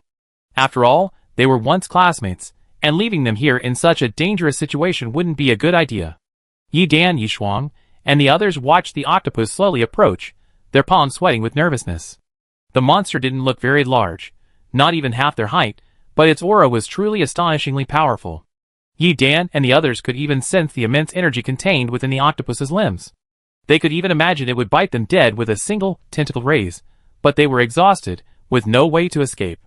Yi Dan and the others could only watch helplessly as the monster drew closer and closer, stopping less than half a meter from them. The octopus raised its tentacles and moved forward, causing Yi Dan and the others to recoil in fear. Yi Shuang drew her energy gun and aimed, "Don't panic, or I kill you." Yi Shuang trembled as she spoke before meeting the monster's crimson eyes. For some reason, she saw a hint of speechlessness in them. Speechless? A monster's eyes actually held human emotions. Could it possibly possess a mind similar to that of a human? As Yi Shuang pondered this, the monster retracted its tentacle. Amidst the bewildered gazes of the crowd, it unfurled a blue stone with its other tentacle and tossed it to her. Yi Shuang instinctively caught it, then, after a closer look, was stunned. She felt the energy emanating from the stone and trembled, saying this is Hying Stone. This healing energy, Yi Shuang knew, was indeed Hying Stone. And it was a Hying Stone half the size of a palm, priceless. Not only was she shocked, but so were her companions, all looking at the terrifying aura. Yi Dan was the first to react, her lips trembling as she asked, "Are you using it for us?" The octopus nodded its tentacle, reassuring them. A monster of a completely different species actually knowing how to heal a human. It was truly unbelievable. For these psychics, who had been traveling for years, this was completely unheard of. If they had known the monster before them was a transformed human, and indeed their old classmate Nanxing, They would have been astonished. Nanjing had anticipated their reactions, and she didn't expect to be able to explain anything in her current state. Nanjing simply hoped her former friends would live longer, or at least not die before her eyes. Nanjing gave all the Hying stones to them, leaving some hope for their old classmates. She knew that staying would only cause them more trouble. After Yishuang took the Hying stones, she transformed into a puff of black mist and vanished. Of course, Nanjing didn't go far either. She hid in a ruin, quietly watching over them as they recovered their energy. Yi Dan, Yishuang, and the others, holding the Hying stones, gazed at the corpse of the strange beast not far away, looking at each other in bewilderment, as if everything they had just experienced was a dream. Yishuang waited a moment, making sure the octopus monster wouldn't return, before asking, "Can we really use this thing?" The thing the monster gave really worked. Yi Dan was silent for a moment, then said, "Use it. She didn't need to use this to deceive us, and it won't do her any good." As she spoke, she was the first to grasp the sea-brightening stone, releasing her spiritual power to slowly absorb the energy within. A moment later, under everyone's tense gaze, Yi Dan opened her eyes. She exhaled slowly and said, "My energy has returned." The others finally breathed a sigh of relief. They wondered, to think that after this new adventure, we'd see pollutants helping humans? She seems to have human consciousness. I just saw a look of disdain on her face. Do you think she's a heretic? She's offering to help us because she wants to infiltrate humanity? You mean a heretic wearing a monster mask and dealing with us? That's foolish of her. If she were a heretic, how could she have caused such trouble for the Federation before? They discussed the matter, but could not come to a conclusion. They could only note the incident as a report for their return. At the same time, out of sight, Nanjing had transformed into a black mist and quietly departed. Chapter 108. After leaving the city, Nanjing discovered that the world had changed. Normally, the areas near the city weren't particularly polluted, with the occasional mercenary out hunting. Now, the wilderness was devoid of human presence. Instead, roaming were vast numbers of pollutants, large and small, in bizarre shapes, crawling outside the city limits, their red eyes glaring at the humans within. They seemed to be awaiting some kind of command, waiting for the signal to attack, when these unintelligent pollutants would swarm in. Nanjing knew that during her slumber, a war had broken out between humans and pollutants. But she didn't know why, or why the commander and the person behind the pollutants were attacking the Human Federation. Could it be that the Human Federation had something it wanted, and what did the pollutants want? Nuclear energy? Nanjing pondered briefly, only forming a vague idea. Nanjing decided to put this matter aside until she found Nanshan first. On her way to Xiaoshu's villa, she saved old friends like Yi Dan and Yishuang. Seeing them leave safely, Nanjing set off again with peace of mind. Nanjing chose not to recognize these old friends. Her appearance and status were now completely different from before, and there was no need to cause them any more trouble. She had a new body, and this monstrous body was constantly hungry and needed constant energy. In the wasteland, pollutants were the best nourishment, and the nutrients were easily absorbed. Nanjing ate as she walked, and her body grew larger as her energy increased. By the time she reached Xiaoshu's villa, she had grown to the height of a 2-story building. Any pollutants nearby who saw her size would avoid her. Her enormous size was too conspicuous. While smaller pollutants wouldn't dare provoke her, some larger alien beasts would likely challenge her. Tired of these unintelligent beasts, Nanjing used genetic simulation to transform back into a human. Her body had been destroyed in the previous energy explosion, and the human form she could now assume were all simulated using energy. It could be said that, aside from her own consciousness, everything about Nanjing was a synthetic synthesis of energy. This human form, however, was different from her previous body. Aside from her face, the rest of the genetic simulation was composed of information from others, making Nanjing appear taller and more erect. Nanjing didn't care for these changes. She only cared about her own comfort. Appearance was just a superficial aspect to her now. A small number of villas stood on the hilltop, their dilapidated walls entwined with overgrown vegetation, a testament to the building's age. Nanjing walked around inside. It was quiet, with not a single figure in sight besides her. She touched the withered flowers on the tabletop, wondering how long the owner had been gone. It's been a month since they've been back. These heretics were seriously injured in their last fight with Qinqiang. Logically, they should have stayed in their lair to recuperate. Why have they all disappeared? There's no trace of Nanshin's energy here either. She must have left with the other heretics. Nanshin had no idea what was going on, but it didn't matter. She could just capture a few heretics and ask them. The pollutants and the alien beasts had little intelligence and couldn't communicate with her normally, but the heretics, These monsters who could disguise themselves as humans were different. Nanjing released her mental energy and scanned the area, sensing the energy wave erupting from the heretic within a 10-kilometer radius. Nanjing transformed into a stream of water, riding the wind.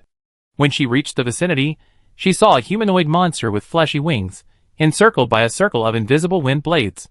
The winged heretic, trapped by the wind blades and unable to move, could only utter mournful roars.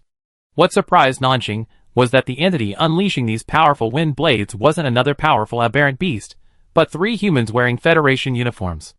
These 3 humans appeared young, each possessing wind-attributed abilities. Their individual energy bursts reached Super S level, and together, their combined power against the heretic's energy wave reached SS level. When did such a formidable figure emerge in the Federation? Nanjing was puzzled. As far as she could remember, the Federation's strongest individual who had reached SS level was only Chen Qiong, with the remaining notable psychics hovering around S level. Anything stronger would be Super S level. While there are Super S level espers, they're also rare. No matter how hard you try, you can't find 3 with the same attributes. And the 3 before her look unfamiliar and young, like newly promoted individuals. As Nanjing pondered, her body automatically swirled around a nearby tree branch, like a stream of water. She watched the heretic trapped in the wind blades, its flesh gradually bruised, but she didn't react. Nanjing didn't intend to intervene. The Federation was her former compatriot, and because of Chen Qiong, Nanjing had a slightly better impression of the Federation army. Now that the Federation's espers were capturing the heretic, she could just watch. There was no need to mess up their mission. Nanjing had intended to remain low-key, but the 3 Federation psychics were too perceptive. Even the slightest energy release from Nanjing was detected by the leader. The leader shouted, "Be on guard. A dangerous species is approaching." As he spoke, his hand formed, and a wind blade slammed straight into Nanjing's forehead. Caught off guard by the wind blade, Nanjing had no choice but to leave the branch and float into the air, relying solely on her water form. Her appearance immediately drew the attention of both sides. The 3 Federation psychics, seeing the immense energy of the monster that had emerged, even stronger than an SS-class psychic, grew grim, as if they were facing a formidable enemy. In contrast, the flesh-winged heretic was delighted to find one of their own kind. It immediately cried out for help. "Save me! I have the oracle. If you can save me and kill these humans, I give you half of it." Nanjing had been about to leave, but the flesh-winged heretic's words piqued her interest. "Oracle?" The flesh-winged heretic nodded excitedly. "Yes, I have the oracle. Once we complete it, we receive God's reward." God's reward? Another new term. Nanjing felt that this concept of God might be related to the heretic's subconscious that Xiaoshu had mentioned earlier. With the clue right before her eyes, she had to ask more questions. While Nanjing was conversing with the heretic, the 3 Federation psychics weren't idle either. The leader drew an energy gun and pointed it at Nanjing. The leader said to his 2 subordinates, "Watch the timing. Once the nuclear gun hits it, we surround the wind field." Understood. The team leader decisively pulled the trigger, and a ball of black energy gathered at the muzzle of the gun. The black energy was eerie and mysterious. Just one glance gave him the impression that it could devour everything. The flesh-winged heretic, upon seeing this, immediately warned Nanjing, "Be careful, this thing is strange." His warning was clearly untimely. Before he could finish his words, the black energy had already hit Nanjing's face. Nanjing was struck directly by the energy, her water-shaped body trembling. She felt a familiar surge of energy flowing into her body. With a flick of her mind, Nanjing captured that energy. Is this nuclear energy, or unpurified nuclear energy? It must be said that nuclear energy is indeed useful as a bullet. For ordinary creatures, this foreign substance can instantly shred their energy bodies. But for a mutated creature like Nanjing, nuclear bullets are like a dessert, melting in her mouth. Nanjing instantly digested the nuclear energy, her body stabilizing into the shape of a water snake. She looked at the 3 Federation psychics, who had been staring at her. "Nanjing, did I disappoint you?" The 3 watched the nuclear bombs impact the monster's body, expecting it to implode with the nuclear energy and fall with a scream. However, it showed no sign of being affected, even provocatively asking them if they were disappointed. They had never seen such a conceited and powerful heretic. After the nuclear power failed, the 3 psychics didn't know what to look like. The human leader of the 3 was the first to react, squeezing the trigger again. Nuclear bomb after nuclear bomb blasted the enemy, but the bombs, once so powerful, now resembled cotton, swallowed by the water-shaped monster, and left motionless. "Captain, what should we do?" The team members nearby saw this, and knew things were dire. The team leader's face sank. Even the Federation's newly developed nuclear bombs couldn't handle this heretic. He couldn't imagine how powerful this heretic was. It was at least several times more powerful than the flesh-winged heretic, probably already surpassing SS level. What should they do now? Run? They could abandon the mission and retreat, but would this floating water-shaped heretic let them go? Obviously, that was impossible. Heretics and humans were absolute opposites. At least in all their years of confrontation, they had never heard of a heretic showing mercy. The only option available to these three Federation psychics was to use their special abilities to fight to the death. Nanxing waited a moment, and the three made a new move. Amidst the raging wind and dust, a massive vortex of wind blades formed from thin air, striking her with immense momentum and ferocity. Nanxing was surprised to find that the three had abandoned their attack on the flesh-winged heretic and chose to attack her with all their might. She quickly said, "I mean no harm. I just want to discuss something with you." The three men turned a deaf ear, clearly disbelieving the heretic's words. They had just attacked the heretic, a creature known for its vengeance, and its vengeance would be relentless. Rather than wasting time here, they would rather fight with all their might, strike first, and buy themselves a chance of survival. Nanxing had originally intended to negotiate with these people, but now that was out of the question.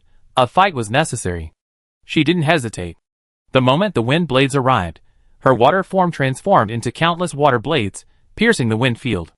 Nanxing's energy was far more powerful than theirs, and she also possessed the corrosive properties of the black mist. As she penetrated the wind field, she also eroded the energy within. In just a few breaths, the combined energy attack of the three psychics was shattered into dust. The three used energy transfer, but suffered backlash, each spitting blood and falling to the ground. Nanxing returned to her human form and landed in front of them. Seeing their grim expressions and wary stares, she sighed, "Why bother?" The team leader was initially stunned by Nanxing's appearance, feeling that her demeanor were too human. Hearing the other person's words, he interpreted them as a mockery and glared at them, shouting, "You heretics are the best at pretense. Kill me or slice me up, then give me a quick death. Stop pretending." Nanxing offered no explanation. She simply said, "I won't kill you. This is a heavily polluted area. Don't come here again." Before leaving, she released an energy aura, dispersing the surrounding pollutants and creating a safe haven for the injured humans, ensuring their chance of survival. After doing this, Nanxing disappeared, chasing after the fleeing flesh-winged heretics. Gazing at the spot where Nanxing had vanished, the three Federation psychics exchanged bewildered glances. After a moment, one of them asked, "She really didn't kill us? Is a heretic so kind?" The team leader wiped the blood from the corner of his mouth and said, "I don't know if she's hiding anything, but we have to report it to the higher-ups. A heretic who can't even be dealt with by nuclear weapons. If she were our enemy, she would be the Federation's greatest threat." After chasing for about 2 minutes, Nanxing caught the fleeing flesh-winged heretic in the dense forest of the ruins. She surrounded the flesh-winged heretic's head with a stream of water and kicked it down from the sky. The flesh-winged heretic screamed for mercy. Nanxing stepped on its wing, preventing it from flying away. The heretic cried out in pain, "Hey, sir, be gentle, be gentle. My bones are breaking." Nanxing didn't let up, but smiled and asked, "Didn't you say you'd give me half of the oracle? Why are you running so fast?" The flesh-winged heretic looked wronged upon hearing this. Those three humans were so ferocious. "My lord, I was weak and powerless when you fought them. I was afraid I'd be caught up and drag you down." "That's a nice thing to say." Nanxing didn't buy it. A water blade appeared out of thin air and pinned its other wing. Amidst the other screams, Nanxing asked again, "Where's the oracle?" The flesh-winged heretic was powerless in her grasp. Giving up the struggle, it cried, "I give it to you, won't I? Let me go a little, I can't turn over." Hearing this, Nanxing loosened her grip and snapped her fingers. The water stream carried the flesh-winged heretic onto its back.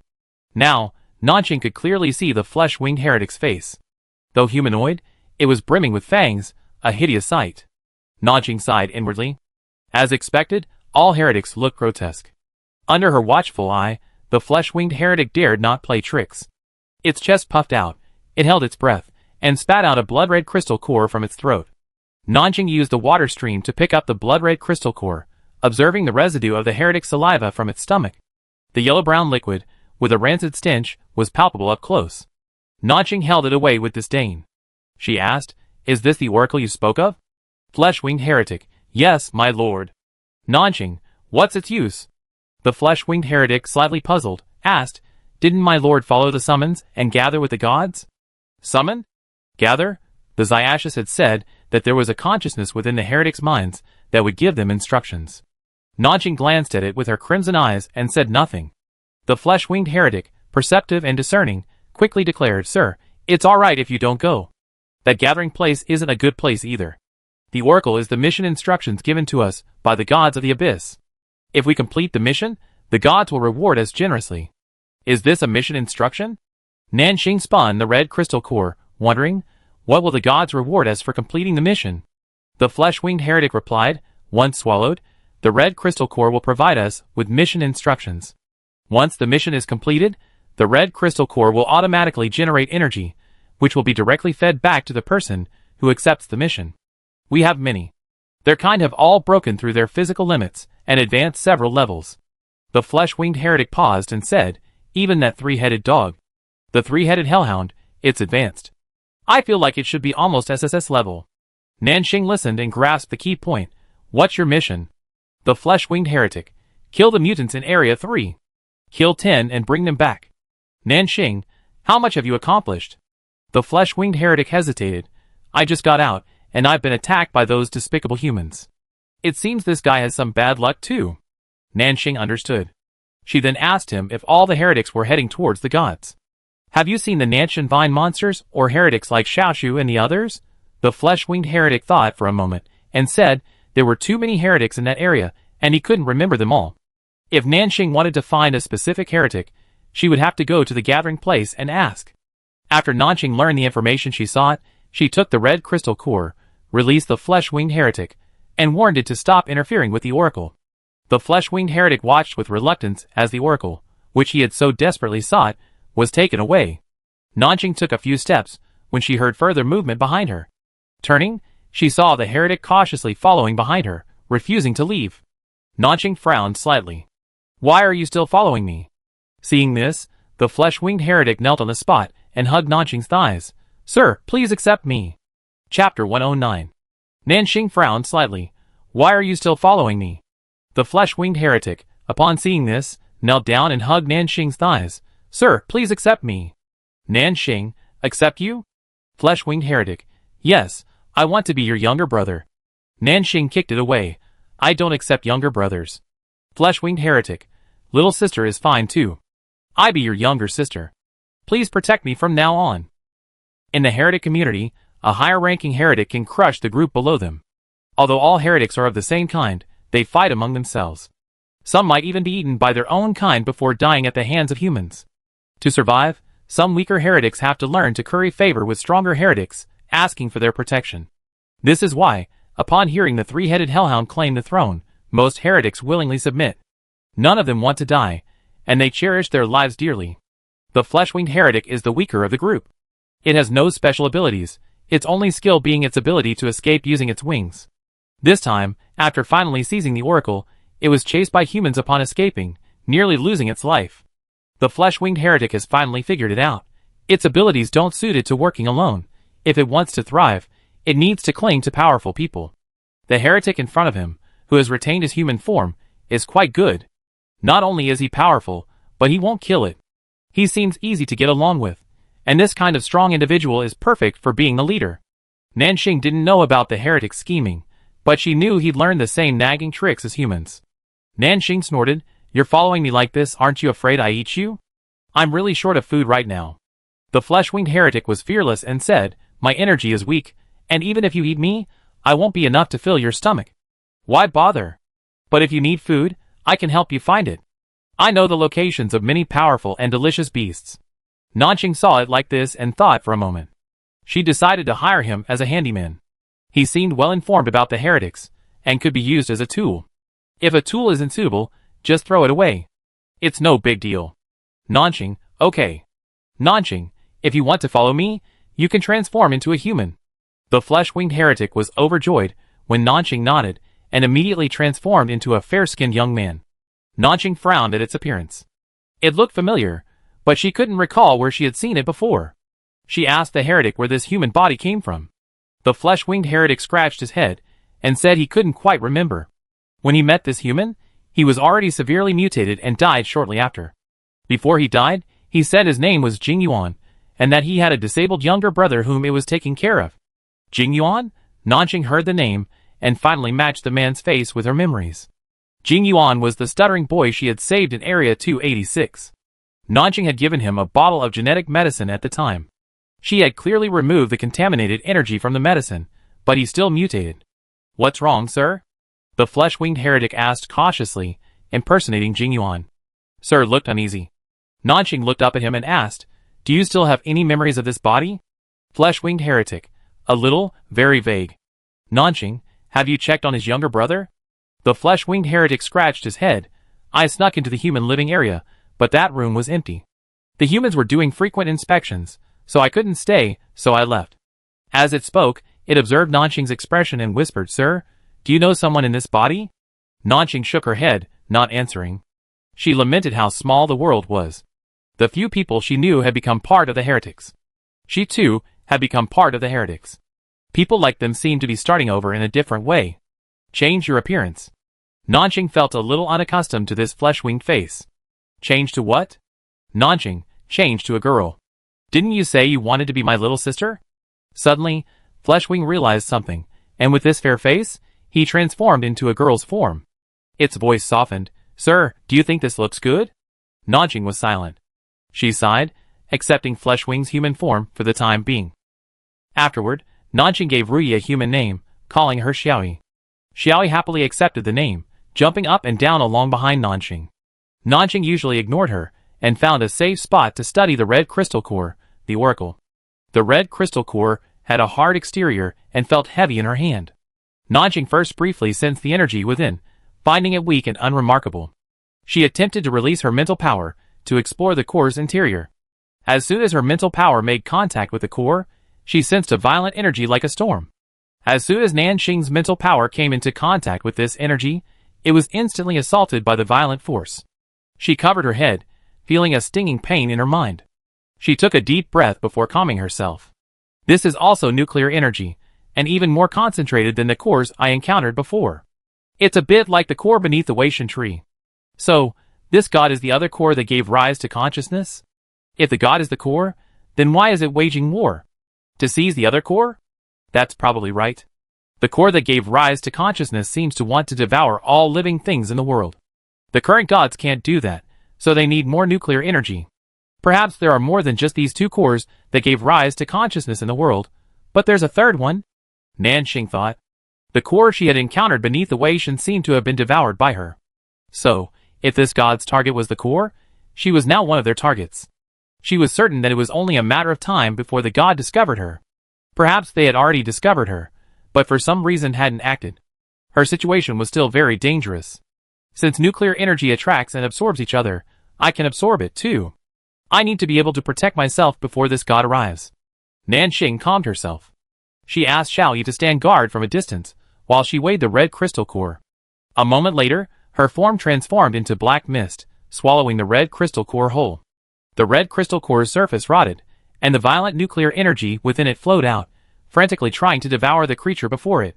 Unfortunately, it was in Nanjing's home turf. She and the nuclear energy had the same energy, and her mass was greater, making it easy for her to absorb it. As the last bit of energy from the red crystal core was completely absorbed, the sky suddenly changed color, a crimson hue so oppressive it felt suffocating. Cracks appeared in the space around Nanjing, and a distant pressure enveloped her, like an evil god watching. Xiaoyi, who was waiting in the distance, shuddered at the sight. "Xiaoyi, my goodness, what is this? This energy, it feels like a god." Xiaoyi was even more shocked, thinking to himself, "I just met the boss, how come he summoned a god? What a grand gesture." Nanjing was completely unaware of the changes in the outside world. After she finished absorbing the red crystal core, she heard a clear voice. "Why don't you see me? If you see me, why don't you kneel down?" Nanjing laughed. Such a pompous phrase. Why are even the lines the same? Can you be a bit more creative? "You are guilty. You are guilty." Nanjing could sense the anger of the voice. Compared to the dizziness caused by previous attacks on her consciousness, this time Nanjing's mind was clear. She could hear the source of the voice and speak normally. "You call yourself a god, but what kind of god are you? I am the Lord of Creation, and you are all ants." Nanjing, What is a creator? What is an ant? Creation sees heaven and earth as equals, and follows the laws of all things. Even ants, tiny as they are, can shake a tree. You, a maggot hiding in a crevice, dare you call yourself a god? The creature was furious at Nanxing's words, wanting to destroy her consciousness outright. But Nanxing is no longer the same as before. Through repeated hardships and tempering, her spirit and consciousness have become materialized. In the form of black mist, she can even devour the opponent's consciousness. Nanxing was now the one who could shake the world tree. She and it clashed mentally, but neither of them gained anything, leaving both mentally traumatized. It probably knew it couldn't do anything to Nanxing now, so it could only suppress its rage. As it retreated, it left behind a harsh remark like a villain in a play. I remember you. Nanxing, okay, got it. The red faded, the sky returned to its original gray, the spatial rift closed, and everything returned to calm. Nanxing broke free, transforming from a black mist form into a human form. Her face was pale, and she clutched the tree trunk beside her as she spat out a mouthful of blood. Xiaoyi, standing nearby, was startled upon seeing this. He quickly ran over to Nanxing and asked, "Boss, are you okay?" Nanxing took a deep breath, wiped the blood from the corner of her mouth, and a cold glint flashed in her crimson eyes. She smiled and said, "What god?" "Nothing more than that." Xiaoyi, startled by Nanxing's tone, looked around to make sure there were no other contaminants. She asked cautiously, "Boss, were you just fighting that god?" Communicating with him?" Nanxing glanced at her, her silence a tacit acknowledgement. She stood up, dusted herself off, and said, "Let's go to the next place." "Xiaoyi, where to?" "Nanxing, to Human District 10. Xiaoyi was puzzled. "Aren't we going to the gathering place to find the heretics?" At this point, she realized she had said the wrong thing. Ba seemed to have just had a fight with the god Void. Going to God's territory now would be courting death. Xiaoyi quickly changed the subject. "Good for District 10. I heard there's a powerful heretic nearby." Of course, she's not as powerful as Boss. "But boss, aren't you short of food? Let's go capture her and eat her." Nanxing was amused by this. "You heretics, why are you always thinking about eating?" Xiaoyi chuckled. "Isn't the boss a heretic too? I'm thinking about him." The two chatted and laughed as they headed towards Area 10. In the heavily polluted area, an earthquake struck. First, a red light flashed, the sky changed color, and then the ground shook. Within every 10-kilometer radius of polluted air, a roar of fury erupted in their heads. Lower-level polluted air collapsed instantly, some even perishing instantly from the overwhelming mental pressure. The three-headed hellhound was also awakened by the shock. It hurried to the valley, and saw a 10-meter-long rift in the void, where boiling black mist swirled. The three-headed hellhound knew the god was angry. This was the first time it had seen a god so angry, even tearing the rift open. 3. A voice echoed from the void, and the three-headed hellhound instantly knelt down. "God, I am here. Kill her." The three-headed hellhound was stunned. This was the first time it had heard such a clear command from God. It asked, "Reverend God, who do you want me to kill?" After the three-headed hellhound asked this, a picture appeared in its mind. It was a human, a female judging by her face and figure. After carefully examining the picture, it saw the female transformed into a black mist, then a watery form, and finally into the form of an octopus. "Kill her, no matter the cost." The three-headed hellhound nodded immediately. Understood. Chapter 110. After a brief encounter with the self-proclaimed god, Nanxing determined that the other party was only capable of attacking her with consciousness, while its true form was still somewhere, unable to emerge. Like the creature within the Azure God tree, it required a vehicle to descend into the outside world. But unlike it, it had gathered a large number of heretics, driven by the desire for increased power, and possessed them. It couldn't deal with Nanxing personally, but its high-level heretics could. Especially the three-headed hellhound, nearly reaching rank 4S. Nanxing felt she wasn't ready to face a monster of that level head-on yet. She wasn't strong enough. She needed to upgrade her power. After much deliberation, Nanxing thought of the remaining nuclear energy at the Holy Light base near Area 10. That energy was substantial, and Nanxing judged that once she absorbed it completely, she would surely reach a new level. Such a powerful energy, she wouldn't let it go. On the third day, Nanxing brought Xiaoyi to the gate of the Holy Light base. She instructed Xiaoyi to remain still once inside, and wait for her to come up. When Xiaoyi arrived at the basement, she immediately felt an invisible, oppressive energy. Hearing Nanxing's words, she felt uneasy. "Boss, are you really okay going alone?" I feel like something terrifying is hiding here. Nanjing comforted him. Don't worry, it can't hurt you. Just wait here and don't move. After she finished her instructions, she walked alone deeper into the tunnel. The black fog in the base sensed Nanjing's presence and swarmed over her. This time, Nanjing didn't shy away. She spread her arms, transformed into an octopus, and merged into the black fog. The black fog didn't cause her any harm. The corrosive feeling was gone, and the powerful energy around her made her feel comfortable both physically and mentally. Nanjing completely merged with the black fog. As the sky brightened, she opened her eyes and saw the blue sky again. Nanjing looked around. Lush greenery and tall buildings stood in rows, and pedestrians walked unsuspectingly on the streets. Street vendors displayed fresh food, and music sang the praises of the world's beauty. She had returned to the civilized and stable past. Nanjing didn't feel as lost as she had the last time she entered. She stood on the street for a moment, taking in the fresh air. Nanjing, braving the bewildered gazes of everyone in this world, looked up at the sky and said, "Aren't you going to come out and meet me? You used the same trick once, and you're going to use it a second time?" As she called out, the world shifted slightly. A figure, its face indistinct, emerged from the crowd. Its body was gray-brown and humanoid. Its sudden appearance in this world was unnoticed, but the others didn't recognize it as possessing any special abilities. After Nanjing encountered it, the people of this world seemed to lose interest in him, and went about their own business. "You're very perceptive," the figure said. "I thought after that experience, you'd never touch nuclear energy again." "Nanjing, that's only if the world allows it. Since I'm avoiding it like this, what's your name now?" "Azure." Nanjing was surprised. "Are you the Azure God Tree?" The figure seemed to smile, then said yes and no. It retained consciousness within the cracks, found the Azure God Tree as a host, and formed the me I am today. "I'm a composite." "Nanjing, so you've been following me?" "Azure, I've always been in the corner of your body. Unlike the nuclear nucleus, I yearn for the freedom of being the sole god in the world, while I simply want a peaceful life." Nanjing remained noncommittal about this statement. She then asked, "You've been hiding well, so why are you out now?" If the other person hadn't appeared, Nanjing would have assumed he was dead, but now that he'd blatantly appeared, he must have a purpose. There's no such thing as a free lunch. "Wei Lan, Nanjing, do you know why you survived in the end?" Nanjing didn't respond, waiting for him to continue. "Wei Lan, because during your confrontation with the nuclear consciousness, I chose to help you. I thrived on the nuclear consciousness, and was also influenced by it, developing abilities unique to other species. I decomposed the nuclear consciousness into nutrients, and you, through your own body's characteristics, absorbed some of the nuclear power. Ultimately, your consciousness entered the body you had shaped with your own supernatural powers. Why help me?" Nanjing understood, yet also felt a little confused. Wei Lan turned to look at her. If it had a face, it would be smiling right now. It said, "The first time I saw you, I loved you. You were so full of life, you seemed to glow from afar. I've always thought people like you could live happier lives in this world. If one day, the world is peaceful and stable, I hope you plant me on a quiet hillside. There, I can see a vast forest, a clear lake, and life everywhere. I hope to see the world growing freely." Nanjing was stunned for a moment, then finally asked, "Is it that simple?" Wei Lan, "It's that simple."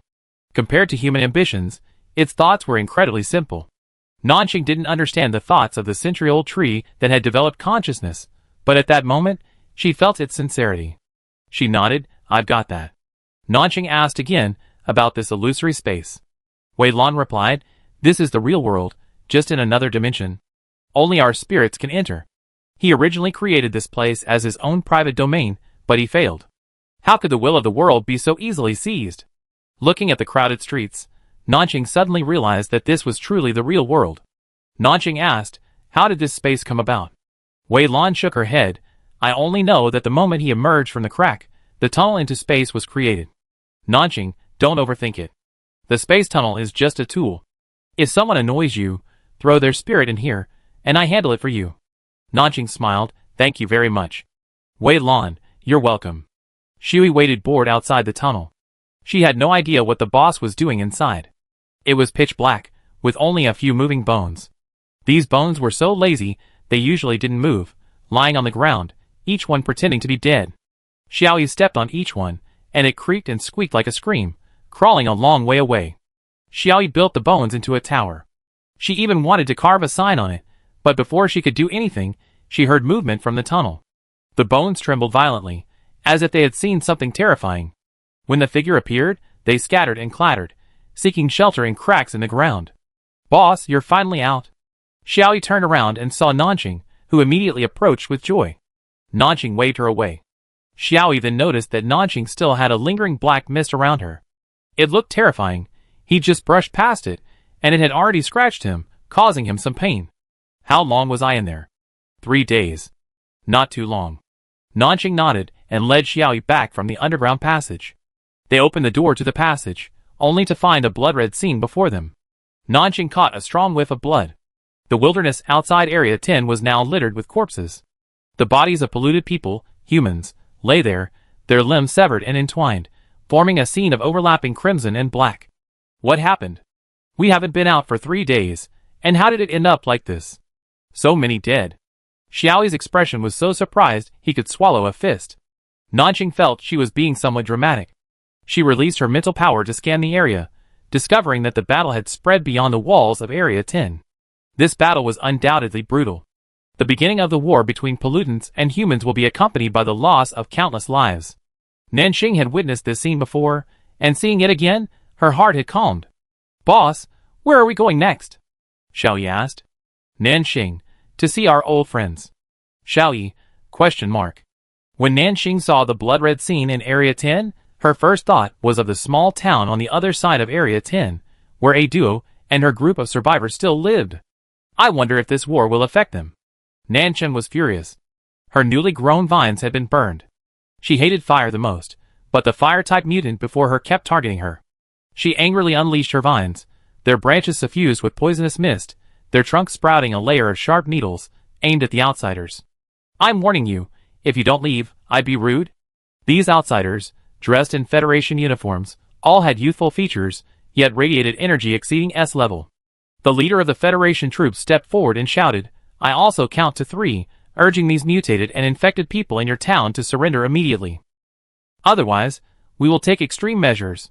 His voice was remarkably resonant, clearly heard by the townspeople. A duo, upon hearing this, stepped forward and explained, "We mean no harm. We simply wish to live peacefully here. Why are you pressing us so hard? You have heretics, infected people, and mechas. The Federation hasn't received your reports, so it's difficult to determine your stability. For the Federation's safety, we must ensure complete safety." The Federation troops ignored a duo's explanation. He raised his hand and began counting 1, 2. Why waste time talking to them? A bunch of hypocritical humans.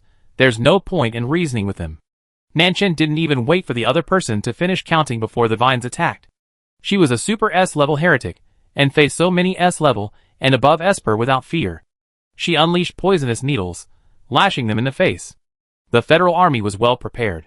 First, they set fire to her vines, then had wind and water Esper cast a barrier, blocking Nanqing's escape route. Nanqing was afraid of fire, and her attacks were ineffective against the flames. With her escape route blocked, she was caught in a dilemma. Seeing that Nanqing was trapped, the Federal Army leader turned to a duo and EVA and said, "Why don't you open the defensive wall? Open the defenses and let you in to capture them?" A duo's tone was cold as she issued an order to the townspeople.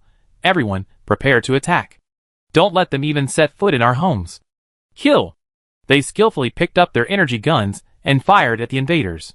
The artificial intelligence EVA directly operated its robotic arms, controlling the metal alloy plates and actively attacking with its supernatural powers. Nanqing took advantage of the residents' annoyance and broke free from the blockade. With a twitch of his vines, he whipped the wind-type supernaturalist away. The Federal Army was caught off guard, and chaos reigned for a moment. The leading Federal soldier, observing this, snorted coldly, "You're still stubborn. Activate the Genesis." "Yes." They unloaded an alloy energy cannon from the carriage. Its body was covered in dense patterns, as if it had grown freely, creating a strange and eerie appearance. The god creation was this alloy energy cannon, the latest offensive weapon developed within the Federation's God Creation project. It played a crucial role in the war against pollutants, leaving virtually no pollutant vulnerable to its attack. After Nanqing had yanked another psychic away, he noticed the presence of the alloy cannon.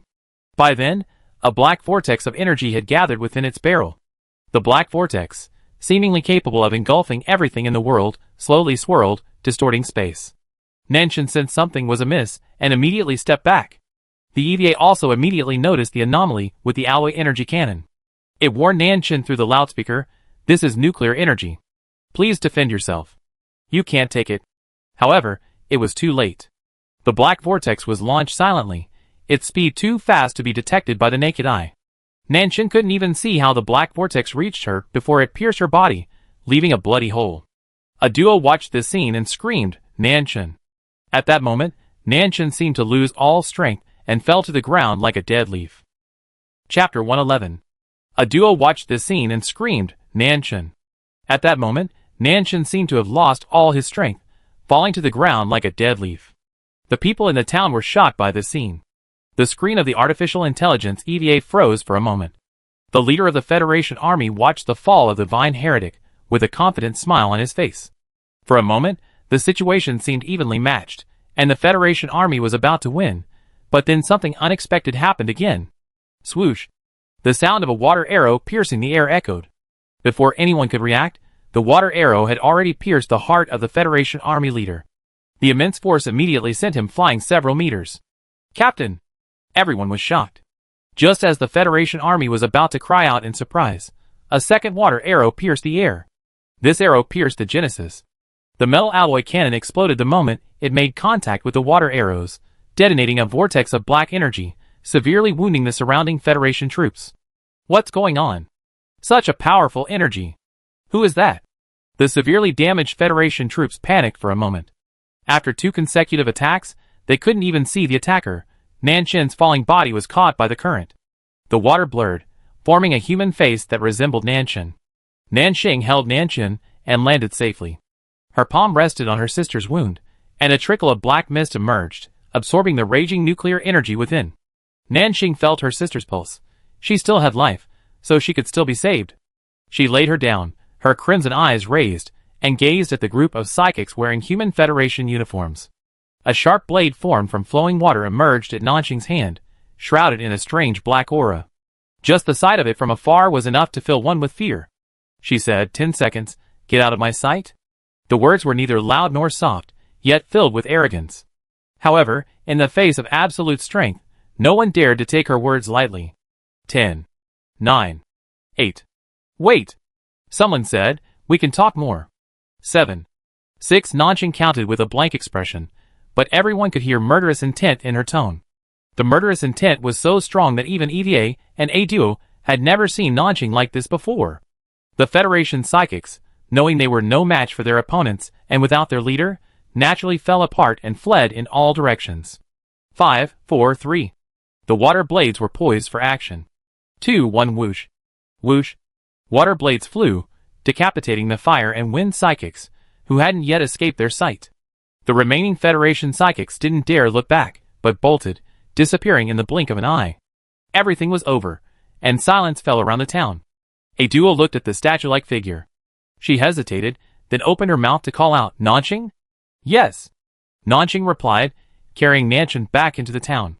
The town was battered by the recent chaos, and the eaves and walls were damaged. The streets could be seen with the remains of the mutants, who had tragically died in the battle. A duo followed Nanshan and said, "Some people died in this town. I've sent people with supplies to compensate their families. Do those psychics come here often?" A few days ago, a resident rescued someone from the Federation. After recovering from his injuries, he brought the group of psychics here. A duo's voice dropped. She glanced at Nanshan, noticing a frighteningly cold expression. Nanshan asked, "Did that person just die?" A duo reflected on the chaotic scene and shook her head. "I didn't see clearly. He must have run away with someone." Nanshan fell silent, her eyes downcast. It was hard for an outsider to discern her thoughts. She carried the severely injured Nanshan into the room, touching her sister's hollow chest, feeling for her faint breath. A duo paused, Shaochen. Nanshan said, "She can still be saved. Help me find the hiding potion on those Federation people. I need it. Also, I need to be alone with her for a while. Don't let anyone disturb me." Perhaps because Nanshan's aura was particularly eerie and unsettling, A duo didn't dare to say anything more, and just left the room. Only 2 people remained in the room, one unconscious, the other sitting upright. Nanshan first used the black mist energy to mend Nanshan's body, then touched his spirit. It was very weak, as if it would extinguish at any moment. Nuclear energy's lethality to living beings isn't just superficial. It also has a profoundly corrosive effect on the mind. Nanchin's mind has been severely damaged by the nuclear energy, and it will likely take a long time to recover. Perhaps we can ask the Weishan tree for help. The Weishan tree could heal mental trauma before, perhaps it can now? Nanxing recalled her previous conversation with the Weishan tree. That special space could store spirits, so placing Nanchin's spirit there should also work. She calmed herself, released her spirit, and slowly made contact with Nanchin's consciousness. With extremely gentle force, she guided his weak spirit into the black mist of a sea of consciousness. This space, hidden deep within Nanxing's sea of consciousness, was a vortex formed by nuclear energy and a passage connecting to another dimension. The sky brightened, the sky blue, white clouds, and lush greenery flourished. When Nanxing opened her eyes again, she had arrived in a vast expanse of green grass. The wilderness was teeming with life, with horned animals passing by, gently nibbling the grass. Seeing the sudden appearance of humans, they neither panicked nor became angry, merely glancing lazily before continuing to nibble their food. Nanxing, holding Nanchin in her arms, looked around but saw no sign of anyone else in the area, a hint of confusion. You brought a new friend this time. Nanxing turned around at the sound of a voice, and saw a woman. Her hair was blue, and her eyes were also blue, as clear and bright as the sky above. Azure? Yes. Azure responded with a gentle smile, then walked over to Nanxing, examining her face carefully. I never had a human form before, and I couldn't imagine what I would look like. The last time I saw you, I had an idea. I should look similar to you. Nanxing heard this, and realized Wei Lan's face looked somewhat familiar. Her face also had a heroic air, but compared to Nanxing's, she had a gentler quality. Her aura was as all-embracing as the sky. Are you coming in this time for her? She's my sister, and her spirit is seriously injured. Do you have any way to treat her? Yes. Nanxing was taken aback when Wei Lan agreed. She hadn't expected such a straightforward agreement. Wei Lan smiled and said, I also treat humans outside. It's a bit boring inside without anyone to keep her company. Nanchin's arrival would make her life more interesting. Nanxing, where are the others in this dimension? Wei Lan, they belong to another time and space. I'm just a soul here, and I can't disturb their lives. You can understand. This place is still a fantasy for us. Nanxing pondered. Wei Lan took Nanchin in her arms, gently rubbing her forehead. She told Nanxing to come back in 3 days. Nanxing glanced at her sister again, her eyes tightly closed. She had been tense, but now, under Wei Lan's touch, her brow relaxed. Her breathing was even, and she looked like she was sleeping soundly. Nanchin must be exhausted after so many days. Treating here will allow her to rest well. Don't stop me. I'm here to see the boss. If you stop me again, I'd be rude. After Nanxing exited the dimension, she heard a crackling sound outside the door. She carefully covered Nanchin's body with a blanket and walked out. In the courtyard, Xiui was hovering in the air, wings spread wide. The townspeople were tense, all on high alert. The EVA mechs fired their laser cannons, aiming them at the uninvited guest. They had just experienced a brutal battle, and now, seeing this strange heretic approaching, they were all startled, thinking they were another enemy. Boss! The two sides were in a tense standoff. Xiui looked up and exclaimed in surprise when she saw Nanxing emerge. Everyone immediately turned their attention to the girl emerging from the house. A duo asked her, Do you know her? She's one of us. Let's all go. Nanxing explained, then gave Xiui a look. Come down. Xiui, abandoning her arrogance in the sky, decisively descended to the ground. As she descended, she shifted into her human form. She said triumphantly to the stunned aliens around her, I told you I know you, boss, but you didn't believe me. Now I'm slapping you in the face, aren't you? Boss, why didn't you wait for me just now? Luckily, my nose was sharp, and I followed you all the way here. She finally found someone to back him up. He ran over and said aggrievedly, Boss, you can't leave me. We can't cause trouble here. Keep it to yourself. Nanxing said this calmly before re-entering the house. Xiui also sensed something was wrong with Boss. She noticed his aura was unapproachable, and his expression wasn't as gentle as before. Instead, it was like ice, chilling her to the bone. She remembered the scene on the way here, Nanxing, expressionless, tearing apart the alien beast with his bare hands and stuffing it into his tentacles. A shudder rang through her. Xiui whispered to the person next to her, Hey, what's wrong with Boss? She's in a bad mood. Don't mess with her. Adwa replied. After learning that Xiui was a heretic brought by Nanxing, the townspeople relaxed. They were people transformed by polluted energy, and they had been brought back by Nanshan. Therefore, the townspeople were relatively receptive to Xiaoyi's presence. Xiaoyi, a heretic who was highly attuned to people's expressions, saw the boss's friendly attitude toward the aliens, and naturally knew not to offend them. Therefore, Xiaoyi didn't dare treat these humans as food, but rather treated them with relative friendliness, treating them as guests. After Nanxing entered her room, she never emerged. Given her strength and the importance she held for Nanshan, the townspeople refrained from disturbing her for the next few days. Over the next few days, Xiaoyi had become familiar with the aliens and discovered that being human friends was actually quite pleasant. Over these days, the aliens treated her normally, sometimes greeting her and sometimes treating her to meals. This was her first time eating human food, and the taste was unique, but not unpalatable. Xiaoyi at least enjoyed it. She adapted to the local customs, learning the human etiquette of reciprocity and helping to rebuild the town's defensive walls. Gradually, the residents realized Xiaoyi posed no threat, and some of them started chatting with him. "Hey, do you heretics have a different sense of taste than humans? I saw you and Chief Nanshan swallowing pollutants in one gulp, without hesitation." Xiaoyi sighed, "That's because I'm hungry. There's nothing I can do. Humans don't understand the energy a heretic's body consumes in a day. If possible, I'd like to eat human food every day."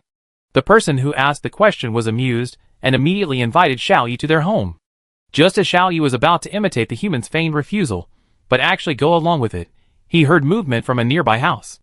The door, which had been closed for days, opened, and a girl with messy black hair, blood-red eyes, and a hint of black under her eyes, huddled in a black robe, slowly stepped out. She looked up at the perpetually gray sky, confirming that she had returned to the present world. "Boss!" Xiaoyi immediately put on an eager smile upon seeing this person, and rushed over. Nansing lowered his gaze at her, his expression softening slightly. "What's happened in this town these days? No. With boss's presence around, the pollutants around here don't dare approach." Xiaoyi immediately flattered him. Nansing smiled a rare smile and said, "Help me capture a few pollutants. They need meaty, high-energy creatures. The injured need more energy." Xiaoyi nodded without hesitation, then realized she was referring to injured people. Injured people? Could it be that the person boss had been guarding is alive?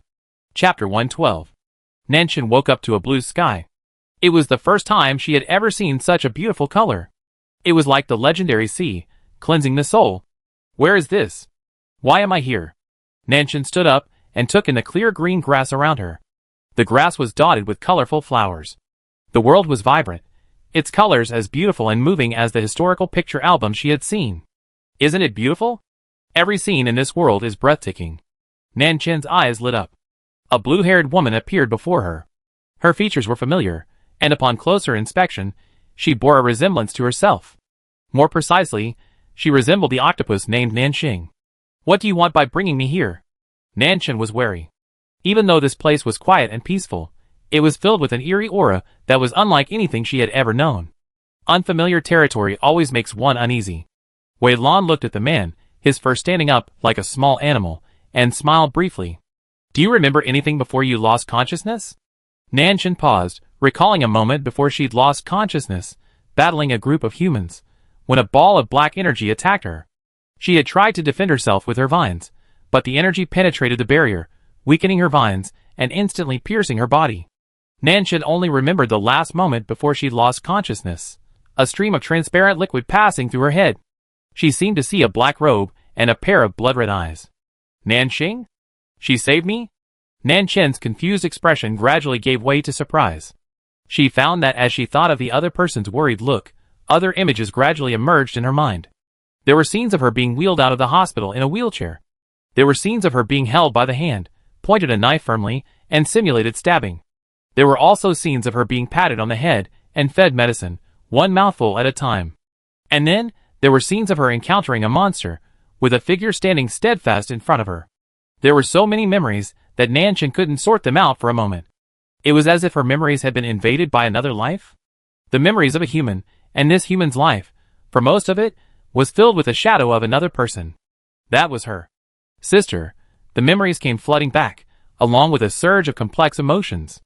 Nanshan crouched down, clutching her head. Once her mind calmed down a bit, she realized her eyes were wet. Nanshan wiped the tears from her eyes, and unconsciously said, "Sister." You remember now? I thought it would take a while to recover. Wei Lan smiled at Nan Chen's reaction. Nan Chen looked up suddenly at the sound, perhaps remembering something. She quickly stepped forward, grabbed the man's arm, and asked hoarsely, "What's going on? Where's my sister?" Wei Lan patted her shoulder soothingly. "This is another dimension, another world. Your sister sent you here to recuperate. If you have any questions, wait until she arrives and ask her in person." "Nanxing, how soon will she arrive?" "Soon." Nanxing entered the space and found the scene had shifted again. The once vast grassland had become a blue sea. She was on a white boat, gazing across the sea at the mainland. Black smoke billowed from the buildings, slowly drifting into the sky, tinting it a blend of blue and black. When the pollution begins, this landscape will gradually decay, becoming a ruin in 100 years. Humanity is on the road to doomsday. Nanxing, this world will eventually become a wasteland. Wei Lan smiled. It's a parallel dimension, so there are bound to be similarities. Why? You want to save them? Nanxing asked. Can I? Wei Lan shook her head. If you, like the core, inherit the will of this dimension, perhaps there's a chance. Can the world I live in be saved? Wei Lan shrugged, imitating a human. Perhaps, but it's a dangerous idea. It could cost you dearly. You have to think carefully about whether it's worth it. Nanxing was silent for a moment. She stopped dwelling on the question and asked Nanxing. Wei Lan smiled and said she'd be very happy to see her sister. Nanxing was still a little confused when someone suddenly jumped onto her back, wrapped their arms around her neck, and affectionately called out, "Sister, I missed you so much." Nanxing was startled, then realized what Wei Lan meant by surprise. She patted Nanxing's head. "You remember everything?" Nanxing hummed, then called out, "Sister." Thank you." Nanxing felt a damp warmth against her shoulder, probably someone's tears. She smiled and whispered, "It's okay, as long as you're alive and well." Nanxing's memory recovery was both unexpected and expected. Wei Lan had not only healed Nanxing's mental trauma, but also restored his memories, which had been disconnected since he became a heretic. This saved Nanxing the trouble of injecting nuclear energy into her sister to resonate. Nanxing led Nanxing's spirit out of the space. Nanxing returned to her body and, upon waking, felt her energy grow thicker. She touched her chest, where the wound had been punctured, and found new growth. It would heal in a few days. Nanxing was surprised and asked, "Sister, how did you do it?" "Severely injured, yet healed after waking." Nanxing nodded her head and said, "I used nuclear energy and the sea-brightening stone to replenish your body. Now your spirit has recovered, and I think your level has also increased." "A level increased? Isn't that SS level?" Nanxing's eyes lit up with joy at this, and she clung to her sister for a long, clinging moment. Nanxing, having regained her memory, became even more attached to Nanxing. She still remembered what she had done before. In those memories, she was incredibly arrogant and even assaulted her sister. Fortunately, her sister was so formidable. Nanxing muttered as she recalled this, "Why does she always do this?" Thinking about it now, it was quite socially destructive. Nanxing smiled, "Seeing you act so lawless before, I'm relieved." "Relieved?" "Yes." Nanxing's eyes softened. "At least I don't have to worry about my sister being bullied outside. Even without protection, you can survive in this wasteland. Xiao Chen, I'm relieved that you have the strength to protect yourself." Nanxing's eyes welled up. She rushed forward and hugged her sister, sniffling and saying, with a hint of tears, "Sister." "Yes." "Why are you so kind?" Nanxing patted her sister's head and replied, "Because Xiao Chen treats me well. We're the only family in the world. Family members take care of each other, and should be proud of each other." After all the pain she'd endured, hearing her sister's gentle words, a warmth flowed through Nanxing's heart. Unable to bear the emotion, she sobbed, as if venting all the anxiety she'd previously felt. Nanxing let her sister hold her, quietly waiting for Nanxing's mood to recover. The room was filled with peace. The door creaked open, and Xiao Yi poked her head out, carrying a few plump contaminated fish. Before she could fully grasp the room, she shouted in a dignified voice, "Big boss, look what I caught." "Fresh, stewed or roasted?" Xiao Yi's words slowed as she met Nanxing's somewhat dark green eyes. Nanxing bore a striking resemblance to Big Boss, but as she stared at her, Xiao Yi felt a creepy, almost devouring him. "Sister, who is she?" Nanxing asked softly. "Xiao Yi, a winged heretic. I rescued her on the way, and have been keeping her with me ever since," Nanxing explained casually. Nanxing uttered an "oh," her tone non-committal, but her gaze remained fixed on her, penetrating, as if assessing whether this heretic posed a threat. Nanchin's current level was above SS, while Xiaoyi's power was slightly lower. Facing her, Xiaoyi felt like she was being targeted like food. Xiaoyi couldn't stay any longer and said with a wry smile, "Boss, you guys chat. I go find someone to make some soup." With that, she had already retreated, running a long way. Nanxing smiled at this. "You scared her." Nanchin blinked innocently, then said seriously, "Sister, you can't take the heretics lightly. They're all treacherous and cunning, unlike me, who's kind and clever and only treats you well." Nanxing's smile widened. Xiaochen is right. Federal Base, Sector 3. Qin Qiong stood on the city wall, gazing at the darkness beyond. Alien beasts, pollutants, and heretics formed this darkness. Their dense swarms combined to form a black wave, attacking the human base in wave after wave. Qin Qiong held his spear, pointed downward, and chanted. Lock. Ripples formed in the air, and after a moment, a barrier formed across 100 miles, preventing the pollutants from even touching the wall. Lock. Qin Qiong spoke again, and the invisible barrier in space began to bend, forming a semicircle that gathered the outsiders. Then, space compressed, squeezing their movement space. The contaminants were deformed by the invisible pressure of space, their bodies unable to withstand the weight instantly reduced to mincemeat. This attack killed and wounded most of the contaminants, but many more followed, and there was no way to eliminate them all. Qin Qiong raised her spear again, and layers of energy lines on it glowed. She once again sealed the space, and continued to compress. She had released this supernatural power no less than 100 times, and the energy loss was not small. Qin Qiong's lips were pale, but each attack was as effective as the last. The other generals defending Area 3 were also exhausted, but they refused to retreat. They imitated Qin Qiong's example, releasing colorful energy to protect Area 3. They had been fighting for 3 days and 3 nights. The contaminants' attacks had not stopped, and the heretics had periodically tried to sneak into the rear and attack the city. As the defenders of the Federation, they dared not let their guard down, nor did they dare to retreat a single step. Behind them lay the Federation Army's homeland, their families, their friends. If they retreated, they would have nothing left. Energy cannon cooldown complete. 1050th readiness. Target aligned. Attack. The mechanical voice of the sky eye echoed across the battlefield, precisely calculating humanity's reserves. Warning, after the next 3 attacks, the energy cannon will be depleted. Half of the cannon will be useless and cease operation. Personnel, please respond promptly. Qin Qiong's expression remained unchanged as she gave orders into the transceiver. The 3rd energy cannon attack is over, the defenses are depleted, and we will immediately engage in intense combat. At each defense point, divide into teams of 2 and rotate randomly, unleashing your powers to the maximum, regardless of the cost. Roger. The generals responded, immediately shifting their formation to form a circular guard formation. People also arrived at the defense point where Qin Qiong was alone. She looked up and saw a blue-eyed woman in combat uniform. Her hands entwined with streams of water, her energy waves powerful and forceful. Qin Qiong's eyes twitched slightly, and she asked, "What are you doing here?" Luo Lanyu chuckled, "Of course, I'm here to help the Major General. I can still control the situation here. Patriarch Roland, please return to guard the God-making depot." Qin Qiong said expressionlessly, "That's humanity's last hope. We should pay close attention to it." Luo Lanyu scoffed, "I don't think the anonymous objects those old men are guarding are dangerous. I'm worried about you. Don't be so stubborn. The Major General's injuries haven't healed yet. He's been guarding Area 3 for so long. Aren't you afraid of energy backlash?" As Luo Lanyu spoke, she released water-shaped energy. The water followed Qin Qiong's spatial barrier, instantly strangling countless pollutants.